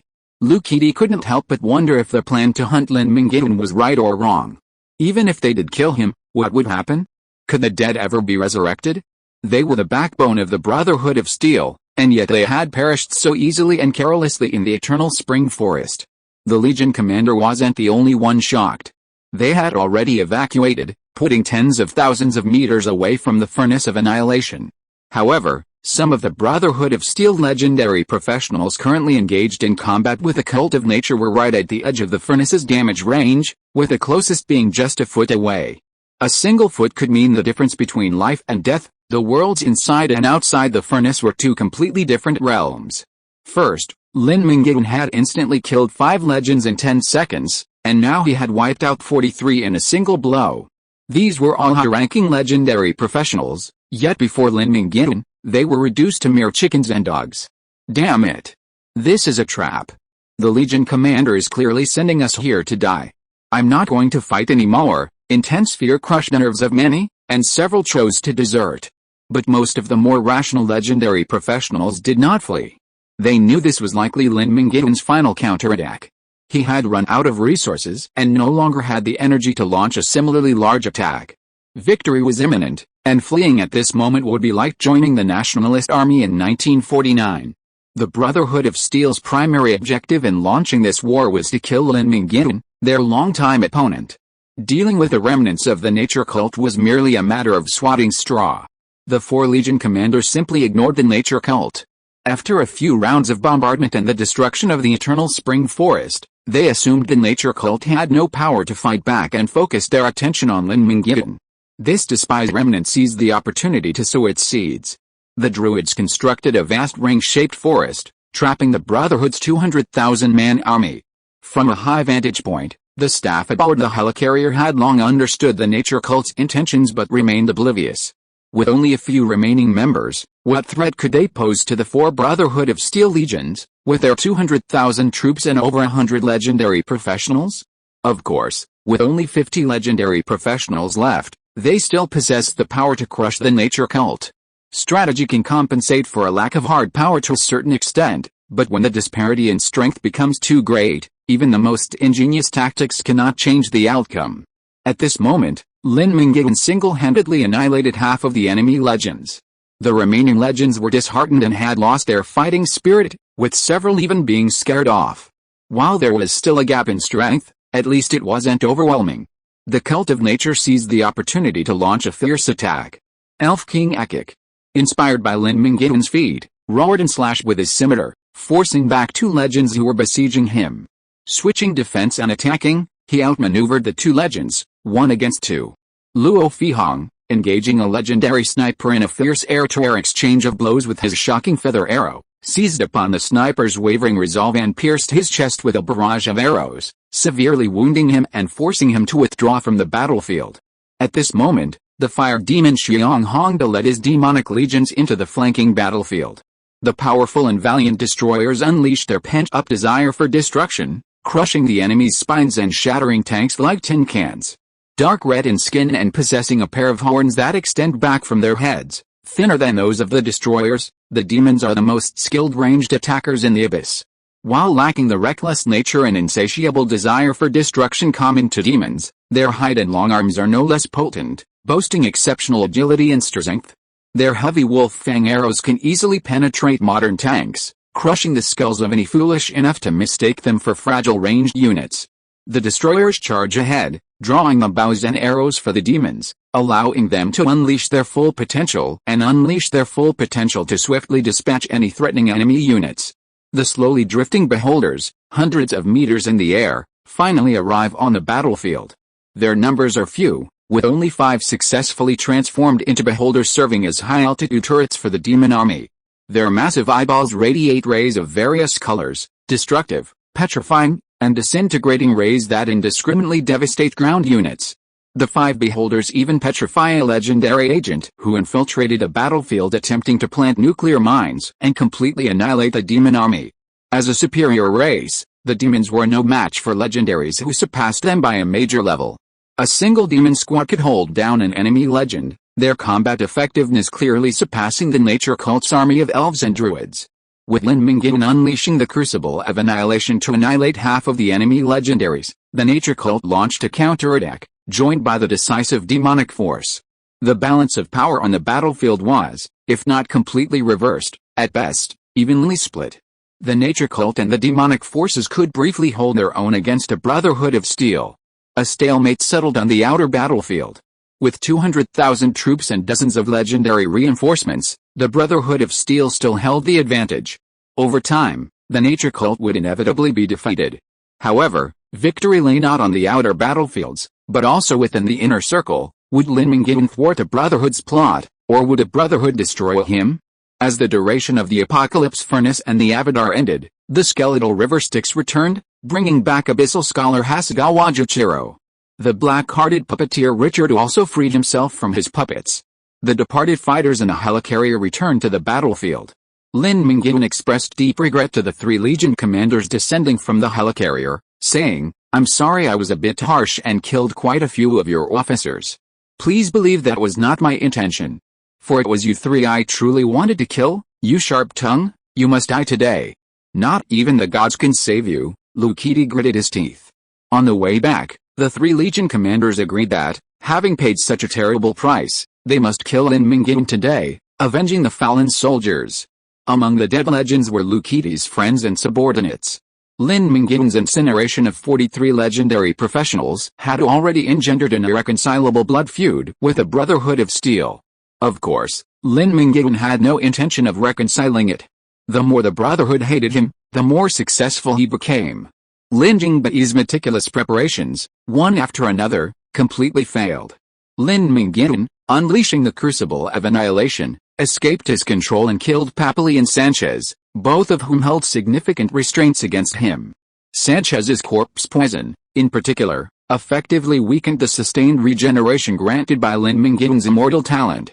Without it, their damage alone would have been difficult to kill. But Lin Jingbei had no choice. He had to kill Lin Mingyuan, or his credibility would be completely shattered, and the Brotherhood of Steel would be humiliated. With a loss of Zero, Sanchez, and Papali, 3 key forces, Lin Mingyuan's ultimate abilities were expended. What followed was a life-or-death struggle to determine who possessed greater resilience. The decisive battle entered its second phase. Chapter 220 Northern Decisive Battle, 8, Puppet Master. Demon's Edict, Pale Grip. Hasegawa Juchiro launched the attack.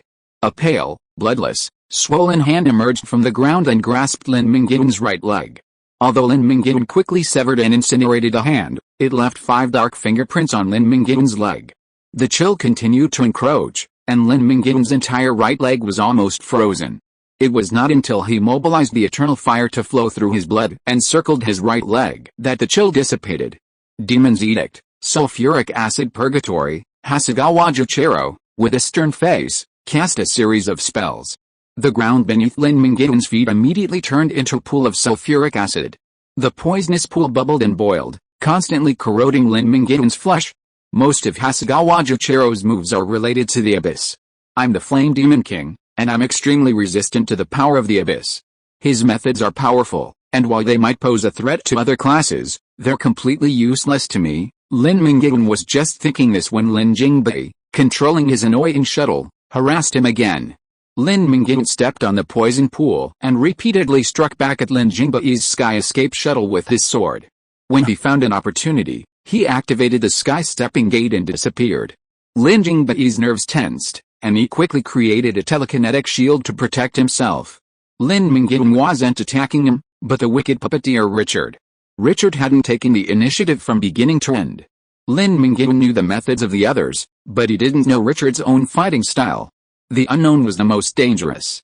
If he could kill Richard, that would be great. If not, he would at least force him to fight and learn his moves. Many classes in the wasteland aren't popular because they're weak, but simply because they're difficult to develop. Their upper and lower limits are so high that experts and novices are like two worlds apart. Puppeteer is one such unpopular class. There are two schools of puppeteers, the elite school and the legion school. The elite school meticulously crafts unique and powerful puppets, while the legion school relies on producing vast numbers of puppets, relying on sheer numbers to win. Almost all renowned puppeteers follow the elite school style, while only lesser-known puppeteers adopt the legion school style, creating a vast army of cannon fodder. How does one create a puppet? Sculpting its form, imbuing its spirit, and carving magical circuits within it, far more complex than the human blood vessels, and that's just the basics. Every talent and skill possessed by a puppeteer is assigned by the puppeteer, requiring a clear understanding and deep knowledge of the talents and skills of each class to create a puppet that is truly unique to them. Richard possesses all the qualities of a puppeteer, but also possesses a ruthless, unscrupulous heart. Richard chooses the time-tested classic puppet designs found in the skill tree. He creates each of his puppets from scratch. How does one create his own? First, they select the unfortunate individual they want to use as a template for their puppet. They spend time with him, befriend him, and learn everything about him. Then, on the very day the puppet is created, they kill him, extract his soul, and inject it into the puppet. Their heart is then transferred to the puppet's body. Then, they bleed him to create a pool of blood, allowing the bloody aura to continuously erode and obliterate the puppet's soul and memories. After undergoing several bloody and brutal rituals, Richard's puppets inherit all of his former abilities and talents. Thanks to his sinister puppets, Richard has climbed to 9th place on the blacklist, placing him in the top 10. The top 10 on the blacklist is a prestigious position. In the future, those in the top 10 will have single-handedly killed an SSS-level assassination target. Back then, an SSS-level assassination target would be a demigod. To be able to slay a demigod, soaring above the clouds, one can only imagine the sheer power of a blacklist killer. Of course, the blacklist is still in its infancy, far from its peak. Heads tumbled, blood splattered. Richard, caught off guard by Lin Mingyuan's sudden attack, was beheaded on the spot. Before his death, a strange smile played on his face.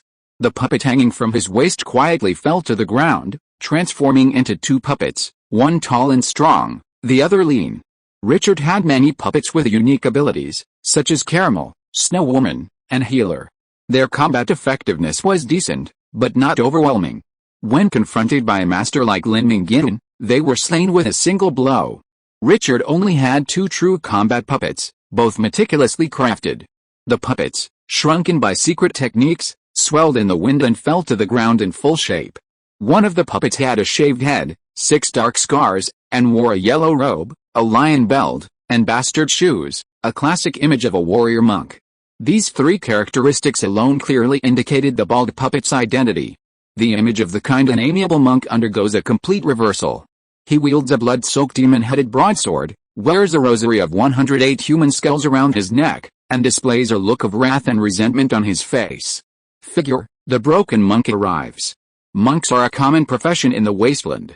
They forge their physiques in the harsh conditions of winter and summer, and grasp the true meaning of Buddhism amidst wind, frost, snow, and rain. They are a highly skilled combat class. Monks are relatively rare in China, but are more widespread in Southeast Asia, where Buddhism flourishes and temples abound.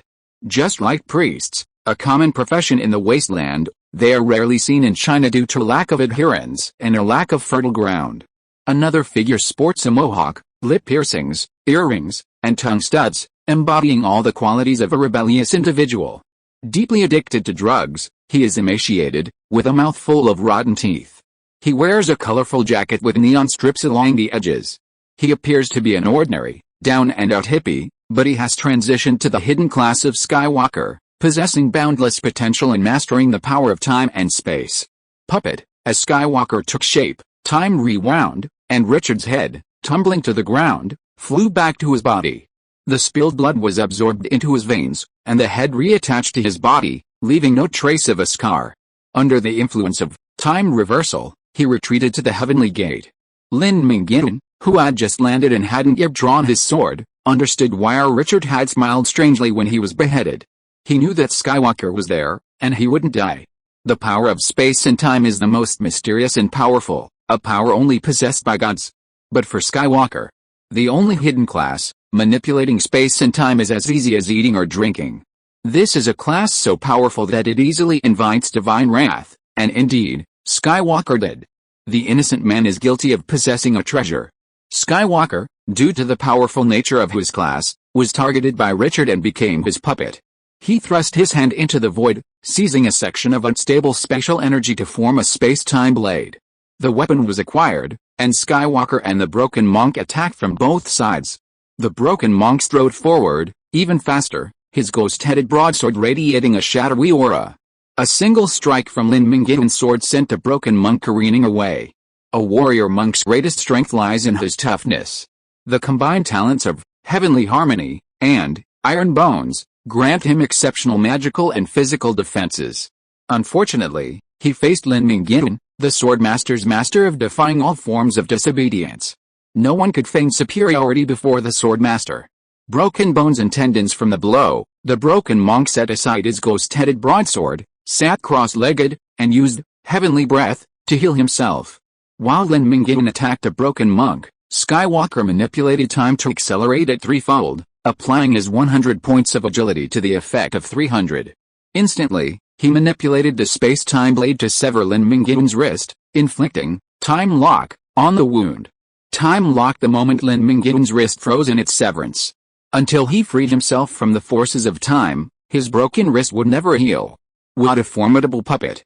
I must take it down first. Skywalker, who had just demonstrated the troublesome nature of his space-time abilities, became Lin Mingyuan's top priority. Without him, Lin Mingyuan had no hope of victory.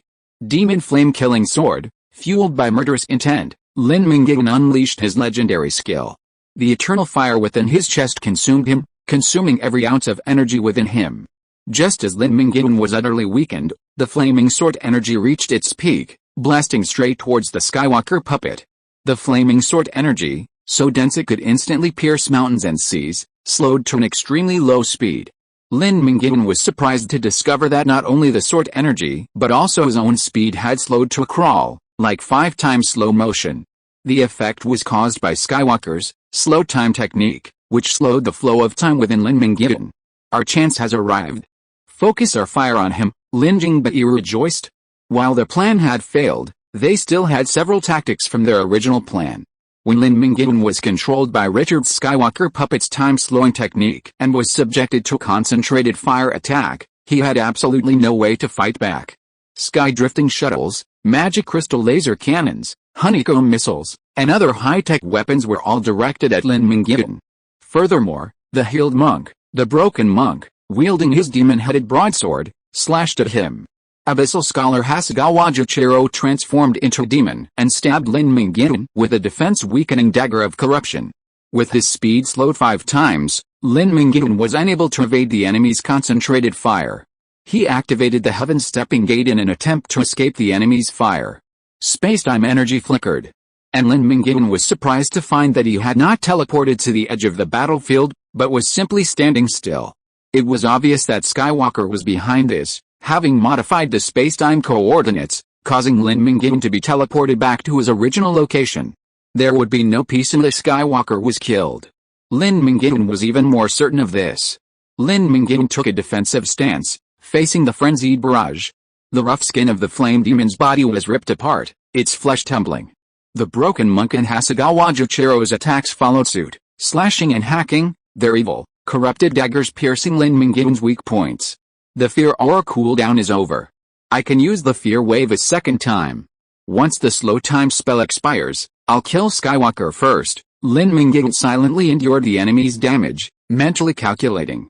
Lin Jingbai, with a frown and a fierce look on his face, controlled the sky shuttle to pierce Lin Mingyuan's body, and kept spitting out heartbreaking remarks. You may not know yet, When the decisive battle in the north started, I sent a detachment to attack Blackstone City, and it should have been taken down by now.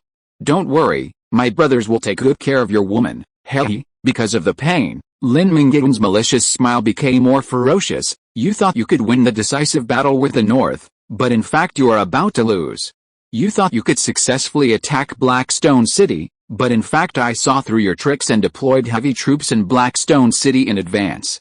Your detachment will run into a solid wall and die even more miserably than you. This wave is called a double-line rout. I really hope that every enemy in the future can be as naive as you." The failure of the psychological attack made him so angry that his face turned black. Lin Jingbei increased the output power of his mental power, causing greater damage to Lin Mingyuan. Lin Jingbei didn't know whether Lin Mingyuan was serious or just pretending to be serious for the sake of face. He didn't care about the outcome in Black Rock City. Whether the army won a great victory or was completely annihilated, it didn't mean much to Lin Jingbei. From the moment Lin Mingyuan used the Furnace of Annihilation to eliminate 43 legendary professionals of the Brotherhood of Steel, Lin Jingbei could only fight Lin Mingyuan to the death, and there was no turning back. Chapter 221 Northern Decisive Battle, 9, Branch Battlefield. Black Rock City, a sleepless night. King Bomb, 3-2, Spring. Haha, I win again.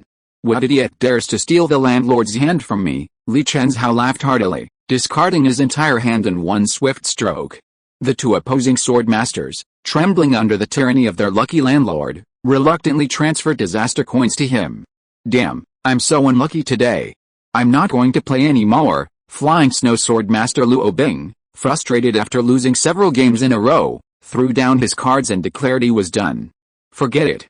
It's almost dawn, and the Brotherhood of Steel wimps will probably be here soon." Falling Cherry Sword Master Wu Chunlei lit a cigarette and peered through the wisps of smoke toward the pale blue sky, where the morning star shone. To prevent a surprise attack by the Brotherhood of Steel, the Donglin Alliance merged with Black Rock City ahead of schedule. As a gesture of goodwill, the two leaders of the Donglin Professional Alliance, Yan Qianxue and Li Qianxue, brought their elite alliance members to Black Rock City. While Yan Qianxue was a sociable person, he also possessed the arrogance of a spellcaster, preferring to associate only with professionals or to mages of his own level. In Black Rock City, there were only a handful of people he could actually talk to. Compared to Yan Qianxue, Li Qianxue was far more approachable, connecting with people from all walks of life. He was particularly close to the two sword masters, who had also joined Black Rock City relatively recently.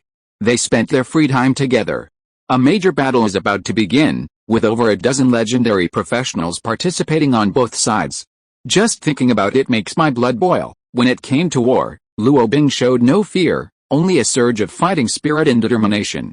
He was eager for the battle to begin soon. "I'm a little worried."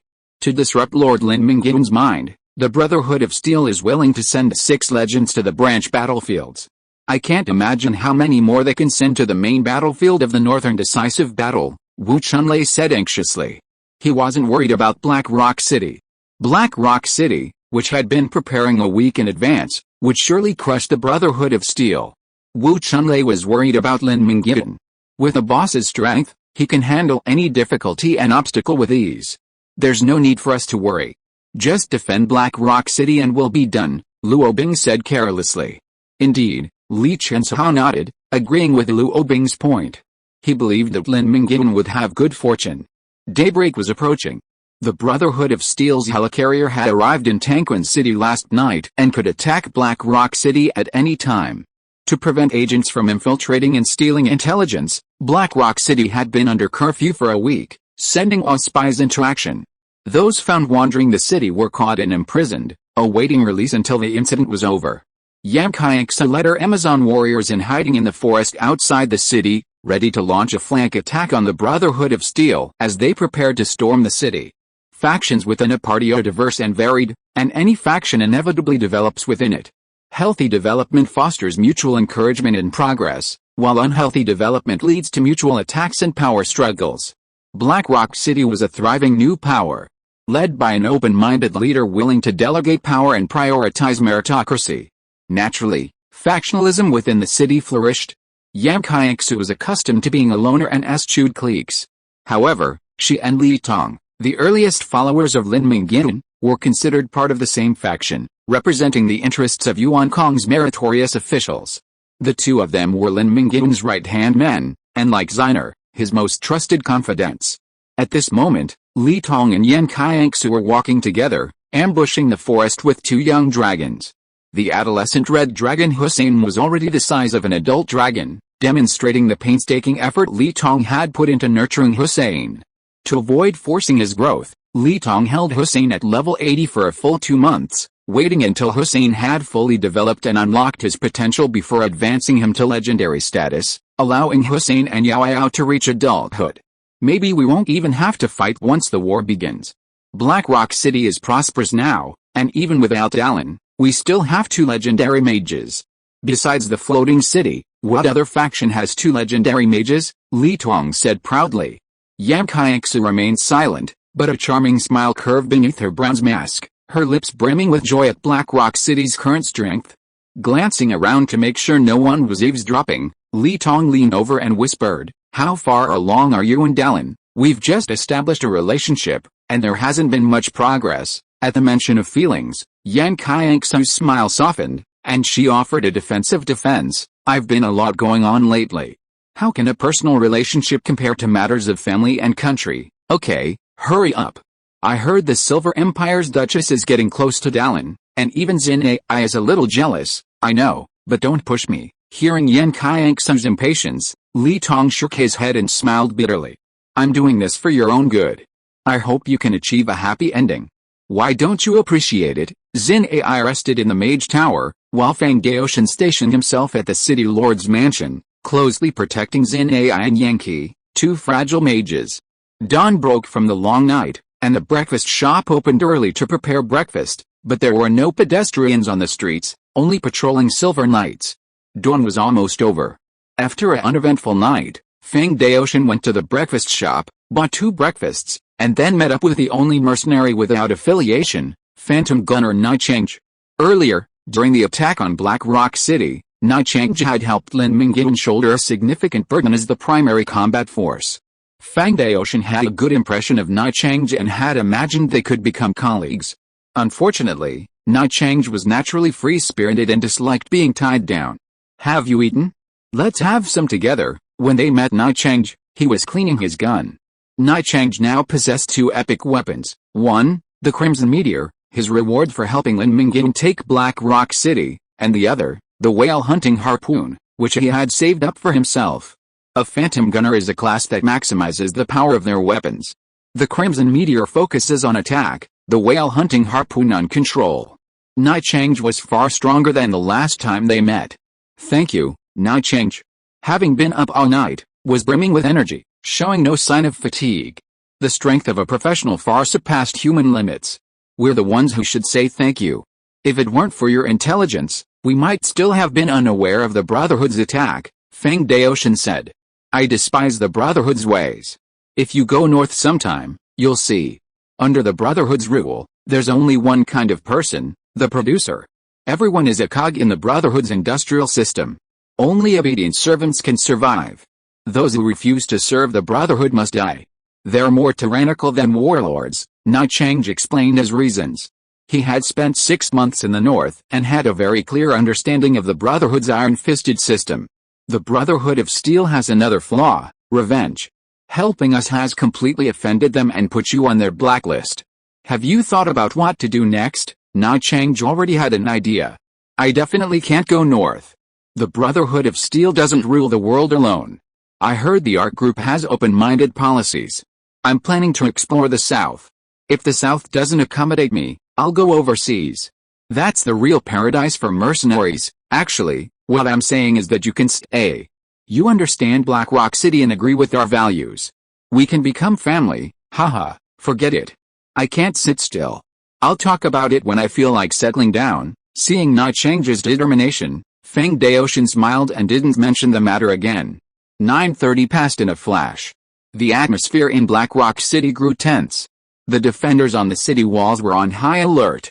The people stayed at home, afraid to show their faces, watching the Silver Knights in shining armor rush to the front lines on the streets.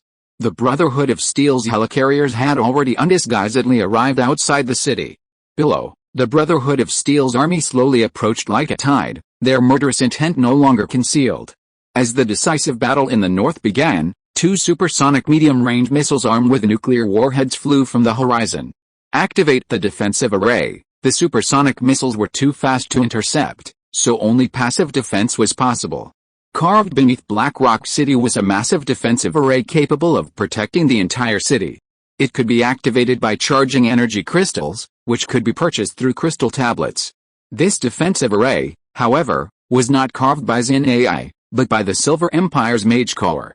As a crucial border town and the first line of defense against demons, the Silver Empire constructed a defensive array for Black Rock City second only to the capital's no-fly array. Once activated, it could withstand a demonic assault for days. At that moment, a nuclear warhead dropped from the sky and crashed into the defensive formation. A massive explosion echoed through the sky, sending two mushroom clouds soaring into the sky. The scorching heat incinerated the clouds, yet neither the shockwave nor the intense heat from the explosions could penetrate the defensive formation, causing any damage to the city's buildings or defenders. The energy lost by the defensive formation to withstand two nuclear bombs would require at least 500,000 disaster coins to purchase energy crystals. After all, war is a waste of money. Standing on the deck of the aerospace carrier, Yan Qianxue's face darkened at the sight. The nuclear bombardment, so determined to succeed, hadn't had the desired effect. Furthermore, judging by the thickness of the defensive formation, it could withstand at least 10 to 15 nuclear bombs. With their firepower, it would be difficult to breach Black Rock City's defenses without a continuous bombardment for a day and a night. Isn't it possible that after the northern decisive battle, we're still locked in a fierce battle against Black Rock City's defensive formation? Who has a way to break it? Yan Qianxue, the chief commander of the Central China branch of the Brotherhood of Steel, expelled from Central China by the Silver Empire, needed to make significant contributions to the organization in order to regain its core power. His old classmate, Lin Mingyuan, offered him a chance. If he could capture the prisoners of Black Rock City or kill Xin AI to confuse Lin Mingyuan's mind and aid in the main battle to kill him, Lin Mingyuan would help him return to headquarters as a meritorious official. If he failed, Lin Mingyuan wouldn't be able to help him. Yan Qianxue, eager to achieve his goal, asked eagerly. No one responded.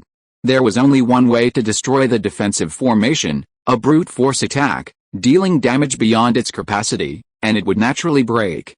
However, their damage output wasn't enough to break it. Wang Heiang, the sword master of Broken Army, breathed a sigh of relief. Not having to clash with Black Rock City was the best of all. He was a native of Central China, and with Lin Mingyuan's rise, Black Rock City's prestige in Central China had essentially become the foremost among the Silver Empire's affiliated factions. Its status was comparable to that of the Nature Cult, the second most powerful sect in the north after the Brotherhood of Steel. No one could afford to provoke them except the Brotherhood of Steel. Just when everyone thought there would be no conflict with Black Rock City today, the defensive formation covering the city was automatically withdrawn. No way. They want to fight. Wang Heiang's eyes widened. Chapter 222 Northern Decisive Battle, 10, Star-Picking Arrow. Of course Black Rock City wanted to fight. The Brotherhood of Steel had come all the way here, so why shouldn't we fight? The disparity in strength on the main battlefield was enormous. The decision to fight or not was entirely up to the Brotherhood of Steel. They could start a war whenever they wanted, leaving the natural cult to resort to self-defense. The situation on the branch battlefield was different. This was Black Rock City, Lin Mingyuan's home turf. How could the Brotherhood of Steel be allowed to act rashly? Not only would we fight, but we would also fight him to the point of fear, until he dropped to his knees and begged for mercy. The defensive array automatically withdrew, the city gates flung open, and the Silver Knights, mounted on silver-winged Pegasus, charged the Brotherhood of Steel's infantry and tank-assisted army. Alright, they've lost their minds. Fire and annihilate them. Yan Qianxue nearly leaped for joy. He'd assumed his trip was doomed to failure, but the foolish Black Rock City defenders had the audacity to abandon their defenses and launch an offensive. They were courting death. Yan Qianxue had an almost blind confidence in the Brotherhood of Steel's power. He believed it was omnipotent and unstoppable, as if the entire world trembled in fear at the sight of its wrath. Yes, the Brotherhood was powerful, otherwise, how could it have dominated the North? But the Brotherhood's strength lay in its supreme leader Caesar, A powerhouse far ahead of its time, its 6 legion commanders, each with immense potential, and their respective corps guards, and its incredibly talented mechas, yet to rise to prominence, despite the need for further development. This had nothing to do with Yan Qianxue, who had assembled a ragtag group under the guise of the Brotherhood. When the two armies clashed, the unstoppable Silver Knights, led by the legendary Silver Knight Captain Aiden and the Templar assassin Lin Mingyuan, charged into the enemy lines. Before Lordran's arrival, the Silver Knights could not yet be called Silver Knights. Lacking their crucial mount, the silver-winged Pegasus, they could only fight on land. Furthermore, their heavy armor slowed them down, and each of them, like a tin can, was more defensive than offensive. Once their mounts were in place, the Silver Knights were unstoppable, their weaknesses overcome. The sturdy Silver Knights, atop their even more powerful silver-winged Pegasus, braved tank gunfire and charged through enemy lines.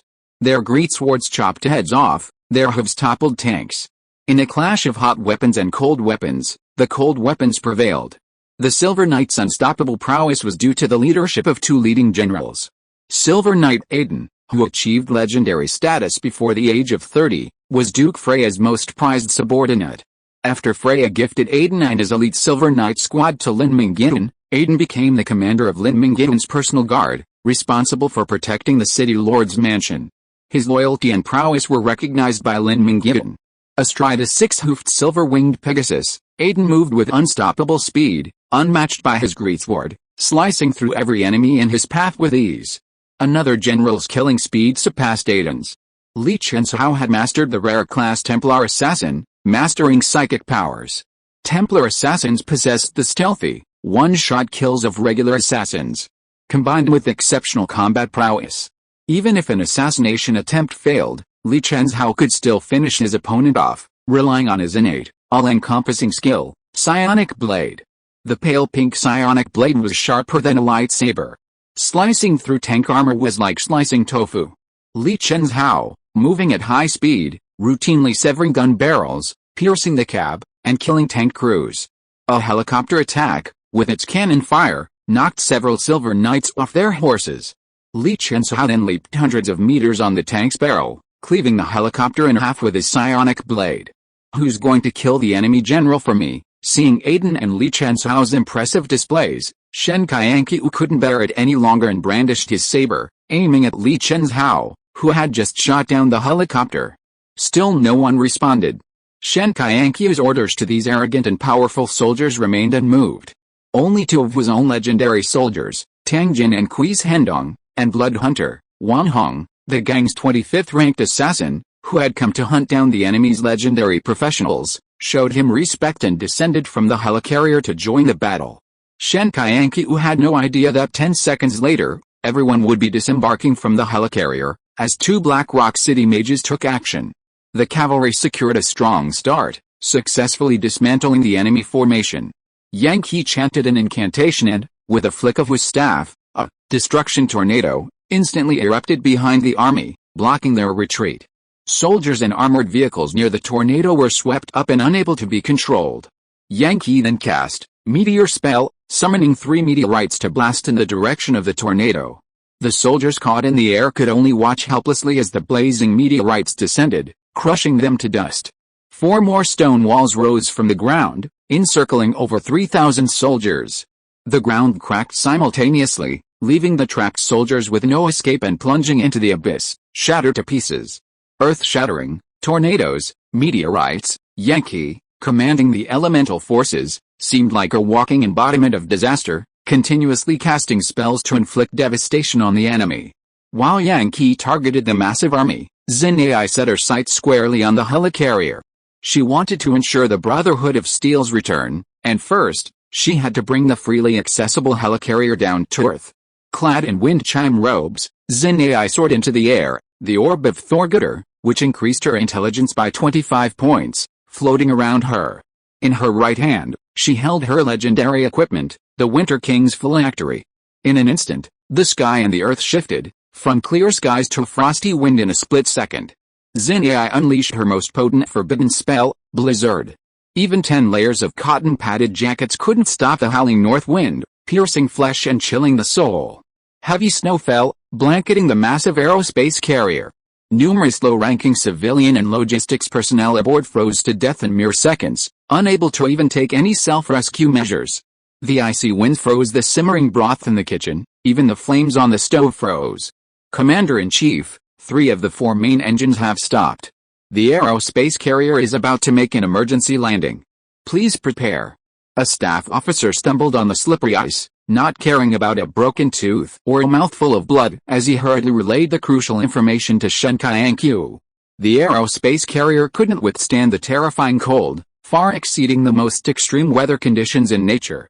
The ship lurched and several professionals had already fallen, forcing a forced landing. It was Xin Ai who took action. She's the second in command under Black Rock City's Lin Mingyuan, and also his girlfriend. She's said to be the strongest ice mage in central China, and even the floating city wants to recruit her, said Wang Haiyang, the sword saint of breaking army. You don't need to tell me, I know the situation. Yan Qianxue glared at Wang Haiyang resentfully, as if blaming him for being useless and unwilling to contribute. The all-metal helicarrier, battered by the blizzard, had frozen over extensively. The snow had fallen thickly, packing a terrifying chill. Once a leg sank into the snow, it froze solid, making it impossible to pull it out. During its forced landing at an altitude of 500 meters, the helicarrier lost power completely and plummeted from the sky. Many of the dead, frozen like ice sculptures aboard, were shattered to pieces, their bodies frozen through. The entire slaughter seemed surprisingly uneventful, as not a single drop of blood was drawn. Protected by 3 legendaries and a group of elite Brotherhood of Steel soldiers in their 60s and 70s, Yan Qianxue remained unharmed. However, upon landing on the mothership, they were confronted by Amazonian warriors emerging from the forest. Li Tong, riding the red dragon Hussein, soared out of the forest. Dominating the air, the red dragon opened its fanged maw and unleashed a fiery breath, sending Yan Qianxue and his group, still struggling to find their footing, into a world of ice and fire. Blizzard Wang Haiyang was helpless, but he trembled against the young dragon's breath. Breaking arm's invisible sword energy separated the dragon's breath, shielding everyone. Hussein's enormous size drew everyone's attention to his every move, ignoring the elven dragon Yao Yao perched above him. Compared to the ever-growing red dragon, the elven dragon had grown little since its birth, now barely the size of a Pekingese, no taller than Hussein's horns. The elven dragon raised her delicate arms, cradling a bowl-sized, shimmering orb. A look of overwhelm crossed her face. She flung the orb toward the helicarrier. A fist-sized, magic orb, fluttered gently onto the deck, suddenly expanding thousands of times. A terrifying surge of magical energy engulfed everything within its reach. The orb blasted a massive crater in the deck, designed to withstand 120mm shells, revealing the helicarrier's lower hull. Under the control of his even more cunning master, Li Tong, the cunning Hussein, still barely developed, refused to engage the enemy in melee. Instead, he soared through the sky, exhaling dragon breath and hurling magic orbs. Having suffered a setback, Yan Qianxue and the others finally took cover, fumbling here and there to dodge the relentless bombardment from the bombers overhead. Li Tong was merely a vanguard for Yan Qianxue. The Amazon warriors, mounted on shadow leopards, burst forth from the forest. Each Amazon warrior was a highly trained sharpshooter, having long mastered the elementary skill of mounted archery. They could unleash techniques like double shot and rapid arrows while mounted. The hail of arrows kept Wang Haiyang busy. He wielded his longsword, his wielding energy unstoppable, severing countless arrows. He and 2 other legendary professionals, Liu Anguo and Bai Yi, whom Yan Qianxue had invited from headquarters, escorted him as he approached the main force. While the main force was in dire straits, their formation disrupted by the Silver Knights, making it difficult to concentrate fire on their swift movements. Furthermore, they were being targeted by Yankee, and a single glimpse of their presence could easily lead to their demise at the hands of various magical spells comparable to a natural disaster. However, it was still safer than their small force standing alone. Amazon Queen Yan Qianxue appeared just in time, unleashing her epic skill, heaven-shattering hate rain, to intercept Wang Haiyang and Yan Qianxue. A single arrow shot skyward, spawning thousands of copies that fell in a dense, vertical hail of arrows. Seeing one of the 3 legendary guards must be the enemy leader, Yan Qianxue drew her bow and arrow, her eyes sharper than an eagle's, emotionless. Wang Haiyang and the others, caught on the barrage of fire, failed to notice the sudden shift in the sky. The daylight appeared, hundreds of stars gleaming brightly, their stellar power concentrated into a single arrow. A bow unleashed, the world in chaos, a string twitching, the gods and spirits trembled. Legendary skill, star-picking arrow. The arrow, gathering the power of the brilliant stars, erupted in a stream of light, instantly traveling 1,000 meters. Beware of a hidden arrow. Wang Heiang, with his incredibly quick reflexes, noticed Yan Qianxue's threatening arrow and swung his sword to intercept it. The cold blade grazed the arrow's tail, slicing it down, failing to intercept. The star-picking arrow traveled at 4 times the speed of sound. Even the speedster Zuki Yu couldn't guarantee dodging it, let alone others. Legendary cyborg Bai Yi, attempting to dodge upon receiving the cue, reacted too slowly, and the star-picking arrow pierced his heart, simultaneously piercing the heart of Yan Qianxue, who was hiding behind him. Yan Qianxue, having activated her legendary skill, hadn't considered killing just one person. From the outset, she waited for an opportunity to kill 2 with 1 arrow. The moment Bai Yi and Yan Qianxue's figures overlapped, Yan Qianxue unleashed the star-picking arrow, instantly killing both. Liu Anguo froze in place. Had that arrow been aimed at him, he would have died too. The fearless cavalry, the devastating magic, and the occasional lethal arrows, Liu Anguo's mind was broken. What kind of monsters were these? Why was he even facing them? This was not going well. Retreat. Yan Qianxue had been killed in battle. As the only remaining legendary professional at the headquarters, Liu Anguo held the highest position and immediately ordered a retreat to Tanquin City. Wang Heiang, who didn't want to fight, naturally wouldn't stop Liu Anguo. He was cautiously on guard against Yan Qianxue and retreated with a rushing army. The branch battlefield was completely defeated from the moment Yan Qianxue was shot. Chapter 223, Northern Decisive Battle, 11, ends here. Just as the secondary battlefields went smoothly, the main battlefield proved to be just as difficult. Lin Mingyuan, still under the influence of slow time, transformed back into human form to reduce his exposure. However, while in human form, his fire demon's defenses and recovery abilities were partially diminished. While he took less damage, he was more severely injured and recovered more slowly. It was essentially the same situation, just less devastating. Being hit by slow time was like a renowned acrobat suddenly transforming into a 90-year-old with Parkinson's disease. His once swift and agile swordplay slowed to a crawl, his moves shattered mid-swing, leaving him vulnerable to the enemy. Lin Mingyuan simply abandoned his attack, curling up in a defensive stance. No matter how hard you hit me, I remain unmoved. All he had to do was hold out for the duration of slow time. Such a powerful skill was bound to last only a minute, at most. Lin Mingyuan had already used up 20 seconds. Another 40 seconds and he could launch a counterattack. Lin Mingyuan had always been the one to grab and beat others, never the one to be pinned down and hit. Lin Mingyuan felt bad, but he had experienced far more humiliating moments in his past life, so he remained relatively calm. But Freya couldn't accept it. Lin Mingyuan was her unrivaled hero, and to see him suffer so much, being ridiculed by a bunch of scoundrels, had reached her limit. It's time. All their tactics have been exposed.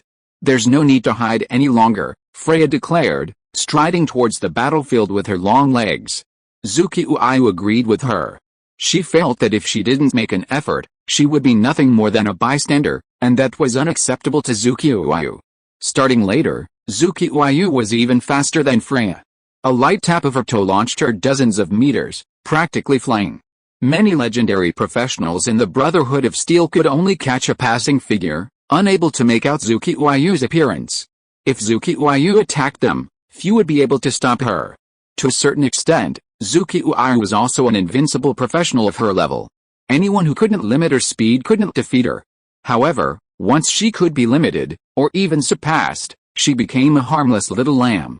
While not truly unstoppable, countering her was far easier than countering Lin Mingyuan. Without being targeted or restrained, Zuki Yu was unstoppable. Brazenly charging into the heart of the battlefield, where others could avoid her, Zuki Yu raised her sonic blade and stabbed the puppet Skywalker. Having observed the battle for a long time, Zuki Yu knew to prioritize the target who could counter Lin Mingyuan. Completely unprepared, Skywalker's chest was ripped open by a massive gash, unable to dodge. While the puppet wouldn't bleed, its complex magical circuits were damaged. Puppet repair technique. Richard, the black-hearted puppeteer, possessed no combat power himself. He could only provide assistance to the puppet in various ways.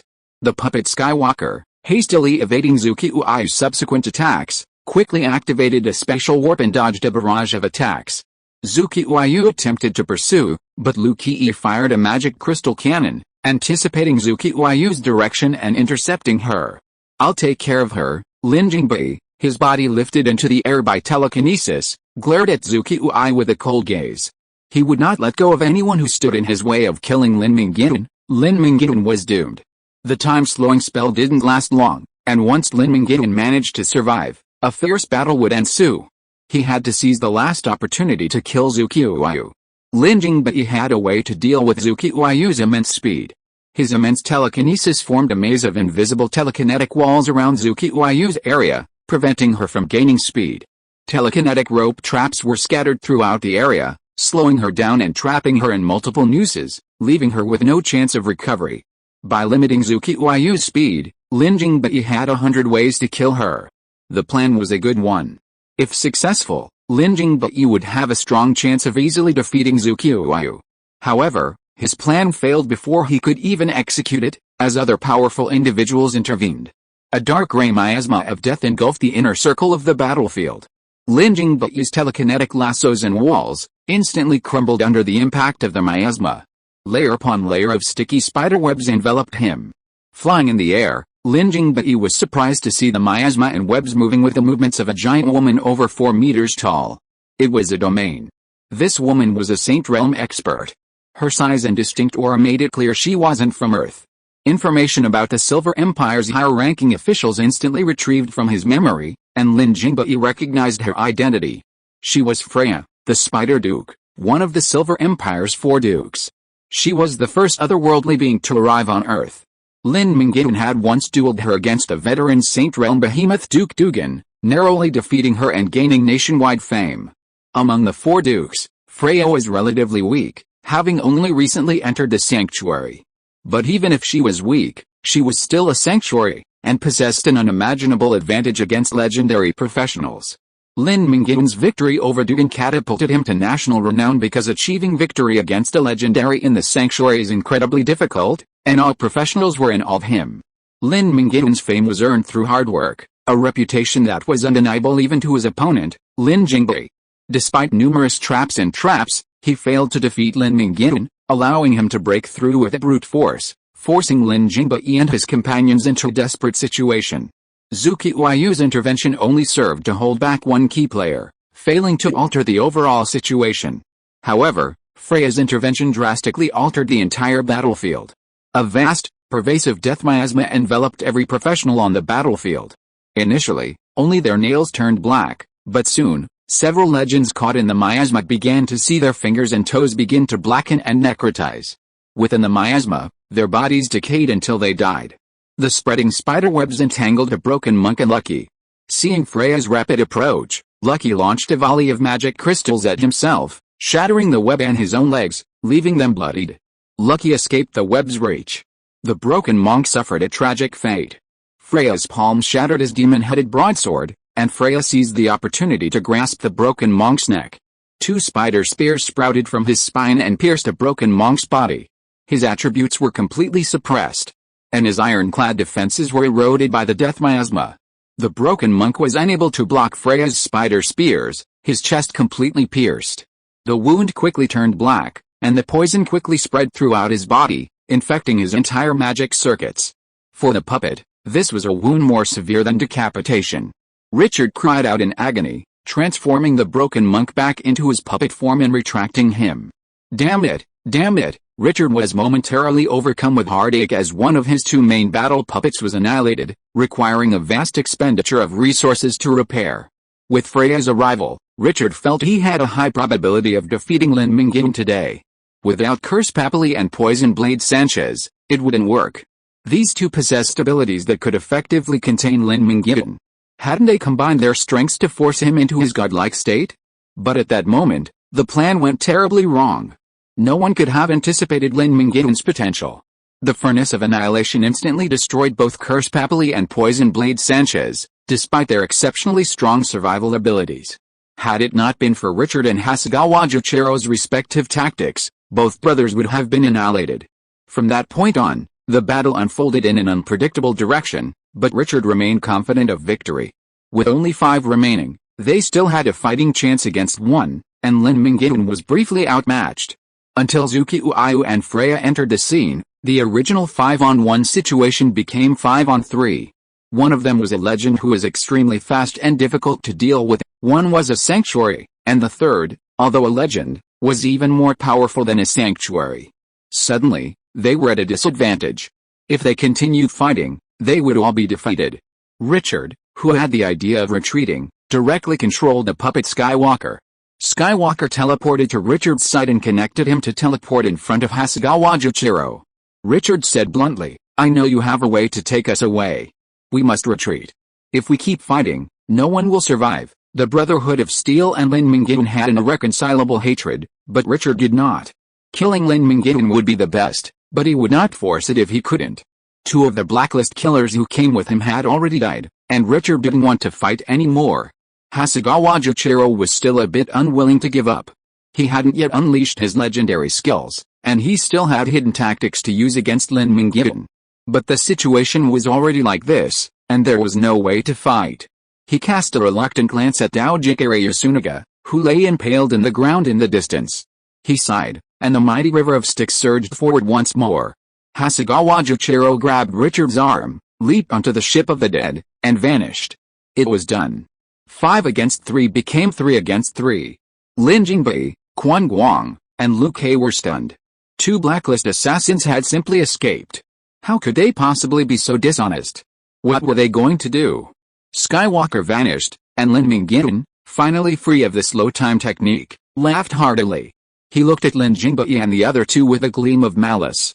"You've had your fill of fighting for so long, right? It's my turn now." The situation had reversed 180 degrees. Lin Mingyuan and his men now held a decisive advantage, possessing the power to crush Lin Jingbai and the other 2. Today, none of them could escape. With the Brotherhood of Steel's vast resources, no matter how many legends died, they could still train a new batch. The resources of the Brotherhood, which occupied the entire northern region, were inexhaustible. A legendary professional could be easily produced by simply piling up resources, and even the sanctuary could provide sufficient resources. However, a demigod couldn't be cultivated by simply piling up resources, it required a professional of exceptional talent. The 3 legion commanders before Lin Mingyuan were all destined to become demigods of the Brotherhood of Steel. If they were eliminated here, the Brotherhood's strength would be significantly weakened. With this in mind, the cooled aura of fear was released, and dark crimson ripples swept across the entire arena. Except for the attribute-oriented Liu Kei, who was frightened for only a fraction of a second before regaining consciousness, the other 2 men's eyes rolled back in a deep dread. Stepping onto the heavenly gate, Lin Mingyuan delivered an uppercut to Lin Jingbai's chin, knocking the troublemaker unconscious. Simultaneously, he skillfully parried Liu Kei's magic crystal blade with his great swords, parry counterattack, piercing his magic crystal armor and piercing his chest. Freya then cast several powerful spider webs, completely restraining him. The last, Quan Guang, was also a fragile target, and she knocked him unconscious with an uppercut. The 3 legion commanders, who had been beating Lin Mingyuan with the upper hand just a minute ago, lay prostrate before him like dead dogs, ready for execution. "Brothers, charge! Protect the legion commander." The outcome was decided. Lin Mingyuan ignored the cries of the numerous Brotherhood of Steel professionals, "Protect the king." The 3, pinned to the spider webs, knelt before Lin Mingyuan and held their heads out. The great sword of judgment ignited with a strange crimson flame, as Lin Mingyuan prepared to execute them. At this moment, the sky and the earth suddenly darkened, the sun eclipsed, the stars disappeared, and the founder of the Brotherhood of Steel, the strongest and most powerful, Supreme Leader Caesar appeared. That's enough. If you are listening to this novel on a channel other than Fanfic World, it means it was downloaded and re-uploaded without effort. We warmly invite you to visit our channel, Fanfic World. There you will find the original version of this story and many other novels of various genres. We look forward to seeing you dive into a world of incredible novels. Chapter 224 Supreme Leader, The War Ends. The transparent, ethereal form proved that Caesar hadn't arrived in person. Even if it wasn't the real Caesar descending from the sky, it still evoked a strong sense of threat in Lin Mingyuan, like suddenly encountering a king cobra curled in fallen leaves or a ferocious tiger lurking in the jungle. It sent chills down one's spine, the feeling of encountering a natural enemy. A closer look at Caesar's spirit revealed him clad in a thin, jet black, alien-like armor. His pure black cape, devoid of a single hue, resembled the endless black curtain that obscured the sun, moon, and stars, brimming with mystery. Caesar's face was masked, obscuring his features. Only his dark eyes, like a black hole, held a deadly allure. In previous lives, the debate over who is the strongest in China was rife. Some suggested it was the art group's godslayer, Gou Jiangxun, who had slain a true god on the highly anticipated interstellar battlefield. Others suggested Feng Xiu, the son of chaos, who possessed 10 S-rank talents and had repeatedly defeated Gou Jiangxun. The three powerful Hui mages, Du Kang, the planeswalker of the floating city, Bai Chongming, the crystal herald, and Nangong Yin, the white pagoda mage, were also popular candidates.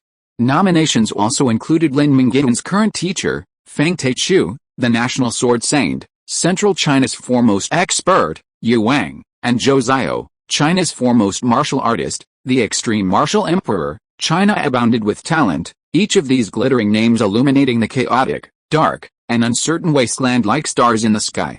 Amidst this stellar world, Caesar, supreme leader of the Brotherhood of Steel, reigned supreme. The title of China's strongest among the aforementioned figures is controversial, with the exception of Caesar, who no one dares to claim first place. The lack of clarity regarding Caesar's position as China's strongest is primarily due to his enigmatic nature, making it difficult to draw a definitive conclusion. He is known only as the supreme leader of the Brotherhood of Steel, a nickname seemingly related to a Roman emperor from thousands of years ago. His true name, place of origin, occupation, and rank are all unknown. It's a mystery that remains. Those who have witnessed Caesar's actions have died, and the few who remain tight-lipped, daring not to reveal his true abilities. Lin Mingyuan holds this enigmatic man in awe, and even the presence of his spirit puts immense pressure on him. If Caesar's true form were to arrive, Lin Mingyuan, confident in his abilities, doubts he could defeat him. As a reborn being, Lin Mingyuan has always maintained a clear understanding of himself. Upon his rebirth, he aspired to draw on his past life's experience to become a powerful figure with a voice in his city, similar to local leaders or key cadres like Fang Daoshan and Yang Qi, grateful to be recognized on the Central China Top 100 list. Following the plan step by step, the initial goal was achieved after Lin Mingyuan acquired the legendary core inherited swordsmanship, the Crucible of the Fire Lord. With this legendary inherited swordsmanship, Lin Mingyuan could hold high positions in any faction except a Brotherhood of Steel, guaranteeing a promising future. However, it wasn't exactly that powerful. At least Lin Mingyuan couldn't guarantee he would achieve demigodhood. It wasn't until his second-level Sword Saint transformation that Lin Mingyuan acquired a bloodline of the Fire Lord, significantly raising his potential ceiling while also providing a sufficiently high floor. Lin Mingyuan already possessed the stature of a demigod. Following his joining the United Council and receiving a comprehensive career plan, he successfully awakened his S-rank talent, Immortal. He also comprehended the sword intent of the Crucible, mastered the ultimate secret of world-destroying Crucible, and, through continuous upgrades based on past life experience, earned Invincible Slash. Lin Mingyuan surpassed the average demigod by one level, rivaling even the most powerful demigods of later generations. The 6 Legion commanders of the Brotherhood of Steel were no match for Lin Mingyuan, who had reached maturity prematurely. Of course, being a match for the moment doesn't guarantee eternal defeat. Lin Mingyuan's teacher, Feng Taichu, couldn't defeat him now, but once Feng Taichu reached the Holy Land and addressed his shortcomings, Lin Mingyuan would be no match for the veteran swordsman, who had practiced swordsmanship his entire life and mastered the legendary world-suppressing 4-spirit sword art. Having already secured such a formidable early advantage, Lin Mingyuan needed to maintain it into the middle and late stages, requiring constant effort and a relentless focus. Barring any unexpected adventures or exceptional resources, and steady progress in the later stages, Lin Mingyuan would still be a demigod master surpassing the 6 Legion commanders in strength. However, easily defeating 3 of them today was impossible, and even 1 against 2 was difficult. That was why Lin Mingyuan had his killing intent. Wouldn't it be a good idea to nip his already deeply offended future enemy in the bud? But with Caesar's arrival, Lin Mingyuan's hopes were dashed. Knowing that Caesar was now one, perhaps even two, levels stronger than Lin Mingyuan, let alone the possibility of him defying Caesar and forcing Lin Jingbai and the other two to death, even if he could, Lin Mingyuan would have completely offended Caesar. If Caesar abandoned his dignity as a powerful being and specifically targeted Lin Mingyuan, the chances of Lin Mingyuan surviving would be extremely low. Having quickly run through all the possibilities, Lin Mingyuan had an answer in mind. He refused to admit defeat, playing dumb and talking nonsense for a moment. You said we're done, so we're done. Who the hell are you? Caesar was displeased. The sky darkened. Previously, there had been a sparse light, but now it was completely dark, swallowing up every ray of light. The inextinguishable flame burning in Lin Mingyuan was suddenly extinguished, and the world was dim and dark. The fighting had ceased. Professionals, all possessing night vision, could still discern human forms in the complete darkness. Both sides stared at Lin Mingyuan and Caesar's spirit, radiating a unique, obsidian-like glow. Caesar's identity was self-evident. The legendary professional, who had previously lacked the courage to stand before Lin Mingyuan, suddenly gained confidence upon seeing Caesar's arrival and angrily rebuked him. How dare you speak so rudely before the supreme leader? I doubt you'll live. Caesar's gaze silenced the legendary's accusations. He said calmly, you won this battle. As the victor, you have the right to execute the defeated generals. I have no objection to your killing Lin Jingbai and the others. But this will only escalate our conflict. The Brotherhood of Steel will not accept this. The next step is for me to personally attack Black Rock City. Only one of the Brotherhood of Steel in Black Rock City will survive. Do you want to see that happen? Lin Mingyuan remained silent. Silence was his motto. That's right. You represent the natural cult and I represent the Brotherhood. Let's each take a step back. If you're willing to release the men, the Brotherhood of Steel will withdraw its forces and recognize the natural cult's permanent residency rights in the Eternal Spring Forest.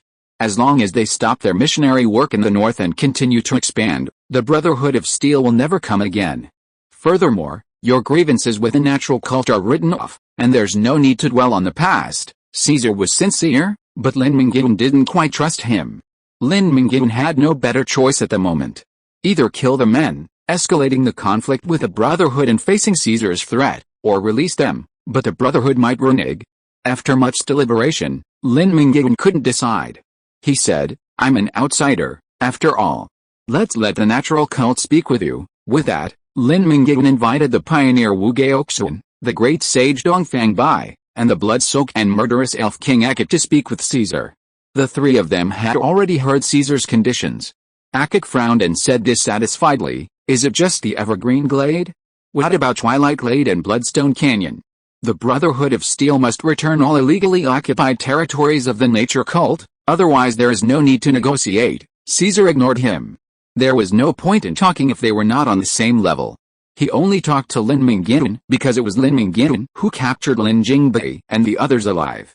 Don't worry, Wu Gaoxun grabbed Akik and whispered, what you can't get on the battlefield, you can't get at the negotiation table. Caesar doesn't want to talk to us at all.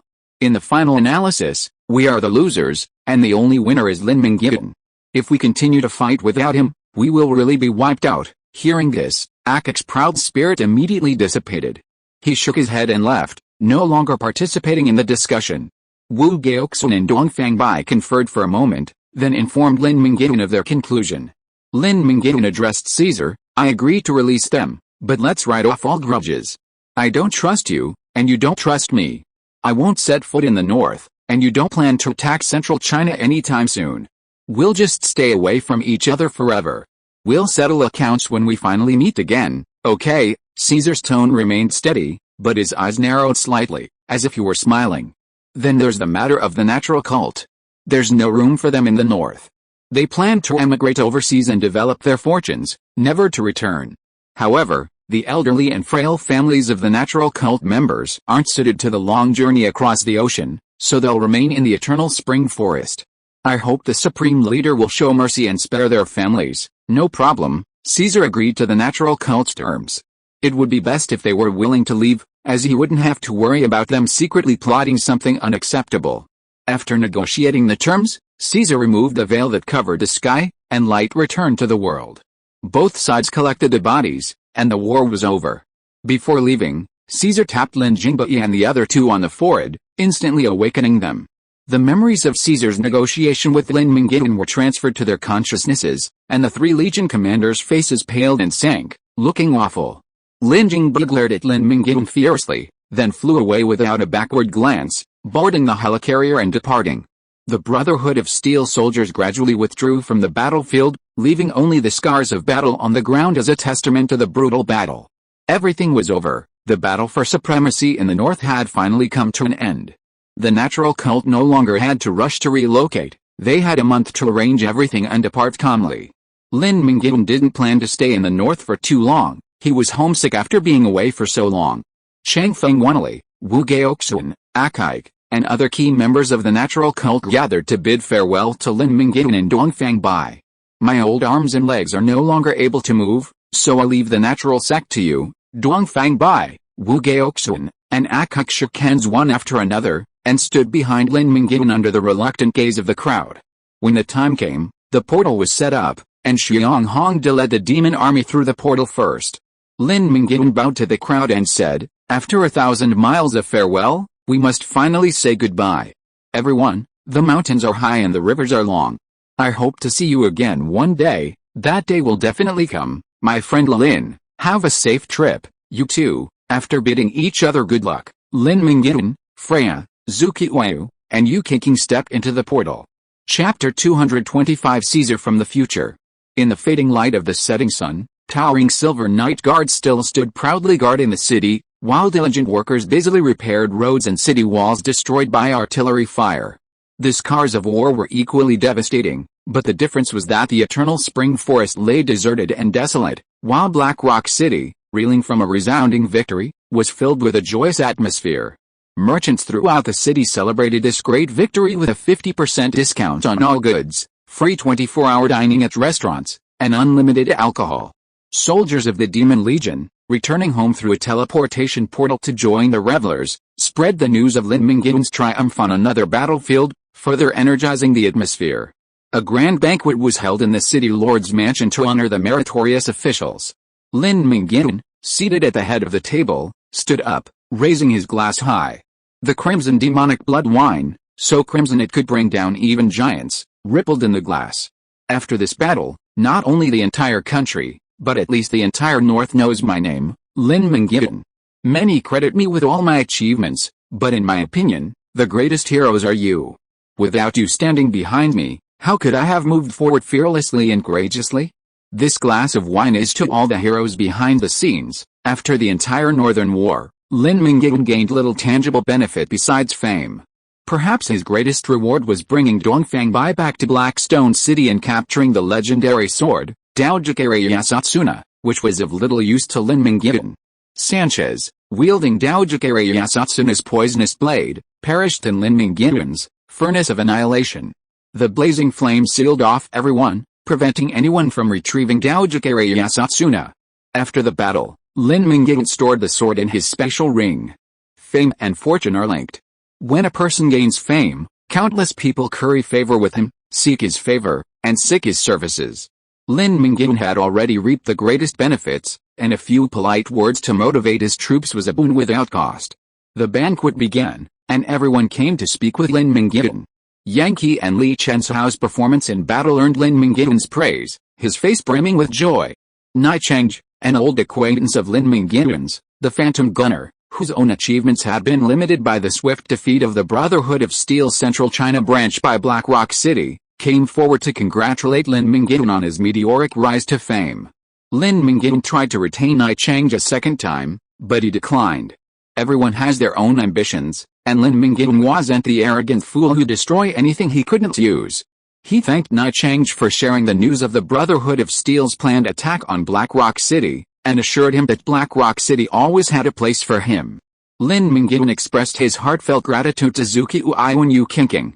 Freya was a family member, so there was no need to thank her. Yu Qingqing was fine, as they had been comrades in arms.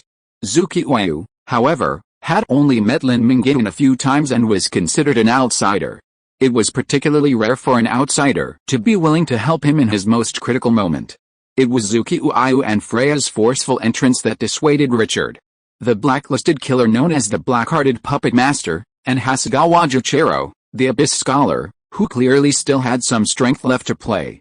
Lin Mingyuan truly desired to challenge Hasegawa, who wielded the power of the Abyss, but unfortunately, he was constantly restricted by his control abilities, preventing him from achieving his goal. While it's easier to add icing on the cake than to offer timely assistance, Lin Mingyuan will never forget Zuki Uayu's help. As they clinked glasses, Lin Mingyuan noticed Zuki Uayu wasn't smiling. She seemed unhappy. What's wrong?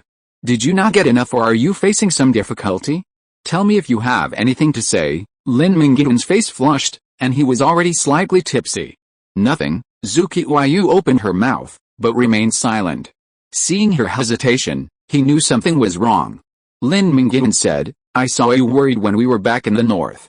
Just tell me what you want to say. We're brothers, so why hide anything from me? Lin Mingyuan's probing attitude cracked Zuki Uayu's lips. She whispered something in his ear, and his expression suddenly turned serious. He called Freya over, and the three of them quietly left the table. They found a spare room, and Freya immediately deployed the Death Web domain.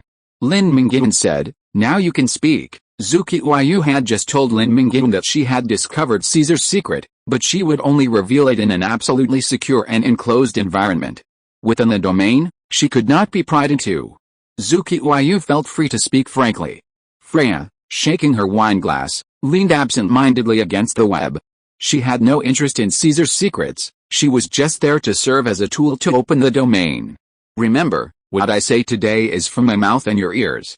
Don't tell anyone else, let alone tell them I told you. Zuki Uayu was adamant about keeping the secret, and Lin Mingyuan nodded in agreement. Okay, then. Zuki Uayu took a deep breath and tremblingly revealed Caesar's secret. The Caesar we saw today wasn't the Caesar of the present, but the Caesar of the future. What do you mean? Lin Mingyuan didn't understand. He knew every word Zuki Uayu said, but the combination of the two was completely confusing. Don't you understand? Caesar has traveled from the future to our time, and the one who appears to us is the Caesar of the future. These words were like a thunderbolt, breaking through the fog that had enveloped Lin Mingyuan's mind. He froze in place, cold sweat pouring down his back, soaking his clothes. A chaotic stream of thoughts raced through his mind, and his consciousness went dark. He collapsed to the ground with a thud, like a golden mountain toppling a jade pillar. Honey, what's wrong? Freya instantly embraced Lin Mingyuan, her cool hands gently caressing his rapidly heating forehead. Zuki Uayu was stunned. Why did the truth have such a profound impact on Lin Mingyuan? Zuki Uayu didn't understand. It was just a secret hidden within Caesar. Since his rebirth, Lin Mingyuan hadn't relaxed for a single moment. He had seen the cold and cruel future and needed to strive to improve himself to face it head-on. But Lin Mingyuan's frantic efforts to improve his strength stemmed from a deep fear. He worried that the mastermind behind his rebirth would one day emerge and seize everything he possessed. Therefore, he needed to become incredibly powerful before that day arrived. But who had caused his rebirth? Was it the omnipresent yet invisible will of the world, a deity who, on a whim, wanted to witness a spectacle, or perhaps the timeline had been reset and he had slipped through the cracks? Or was he already dead, his brain extracted by future scientists and left as a brain in a vat, and everything he experienced was merely a fleeting fantasy conjured by his unwillingness to accept death? The possibilities were endless, and today, Lin Mingyuan witnessed one. Specialized professionals possess the ability to manipulate space or time. For example, Skywalker could accelerate or decelerate time to a certain degree. Deepening his control over time, even reversing it and returning to the past was possible. The enigmatic supreme leader of the Brotherhood of Steel also possessed temporal abilities, perhaps a trait of his profession or perhaps some kind of artifact. The supreme leader possessed the ability to manipulate time, returning from the future to the present. Could this mean he was the culprit behind Lin Mingyuan's rebirth? The thought sent a chill through Lin Mingyuan's body, a surge of murderous intent. He wanted to kill Caesar and silence him, forever burying the truth about his rebirth. But he couldn't defeat Caesar. Caesar came from the future, and how could Lin Mingyuan, who had only developed for 1 year, stand a chance against a Caesar who had developed for 10, or even longer? Sparks flew as thoughts collided, and Lin Mingyuan's mind flashed. He felt that Caesar probably didn't know that he was a reborn person. He suddenly stood up and asked Zuki Uayu, how did you find out that Caesar was the Caesar of the future? Why could you discover it but no one else could? Lin Mingyuan questioned, and Zuqiuayu's answer was very straightforward and convincing, because I also master the power of time. You know that the speedsters have a power called super speed. When my running speed exceeds the limit, I can reverse time on a small scale. I once tried to make a rotten apple return to its fresh state, and I had a nosebleed for a whole day. I also tried to resurrect a comrade who died within a minute, but I failed. It can't be said that I failed. I can succeed, but I can't afford the price of success. Time is absolutely fair. You have to pay for what you want. That's why he only appears as a projection. Even if he appears in person, he wouldn't dare to kill you. Killing you means changing the future, and he must pay with his life. The amount of information was too much, and Lin Mingyuan had to chew and digest it. After a moment, Lin Mingyuan frowned and said, I roughly understand what you mean. Caesar returns from the future to the present, but he can't change anything. Everything must develop according to the future he knows. If he kills someone who shouldn't die, or saves someone who has already died in the future, he will pay with his life, right? Zuqiuayu nodded. Freya interrupted, then what's the point of him going back to the present? To experience again what he's already experienced. Time is the most precious resource. Suppose a person needs 12 years of study to get into college, and the moment he gets into college, he goes back to the age when he first started school. He has 12 more years at his disposal, and he can learn enough knowledge in these 12 years to get a doctorate. Although he can't change the fate of others, he can change his own. Let's assume again that, for example, a person was very unfortunate enough to change his job to an appraiser, blacksmith or other life profession in the early days of the disaster, and lived peacefully in the wasteland for 10 years without any combat power. Suddenly, 10 years later, he has a chance to reverse time and go back to 10 years ago. When he makes a choice again, he can choose not to change his life profession, but change to a mage, a swordmaster or other powerful profession based on the huge information advantage he will have in the future. He only needs to hide his strength for 10 years, and when he returns to the day he reverses time, he can legitimately show the power he gained from 10 years of seclusion. Lin Mingyuan's scalp tingled when he heard the hypothesis proposed by Zuqiuayu. He always felt that it was an illusion to him. Zuqiuayu's words confirmed Lin Mingyuan's conviction that the timeline had indeed been reset. If Lin Mingyuan had simply returned from the future to the past, he would have died 1,000 times over. He had completely altered the future, killing many who shouldn't have died, while also surviving many who should have. For example, the legends of the natural cult, who had already relocated overseas aboard the fleet of South Sea pirate King Zijin, would have perished in the northern decisive battle.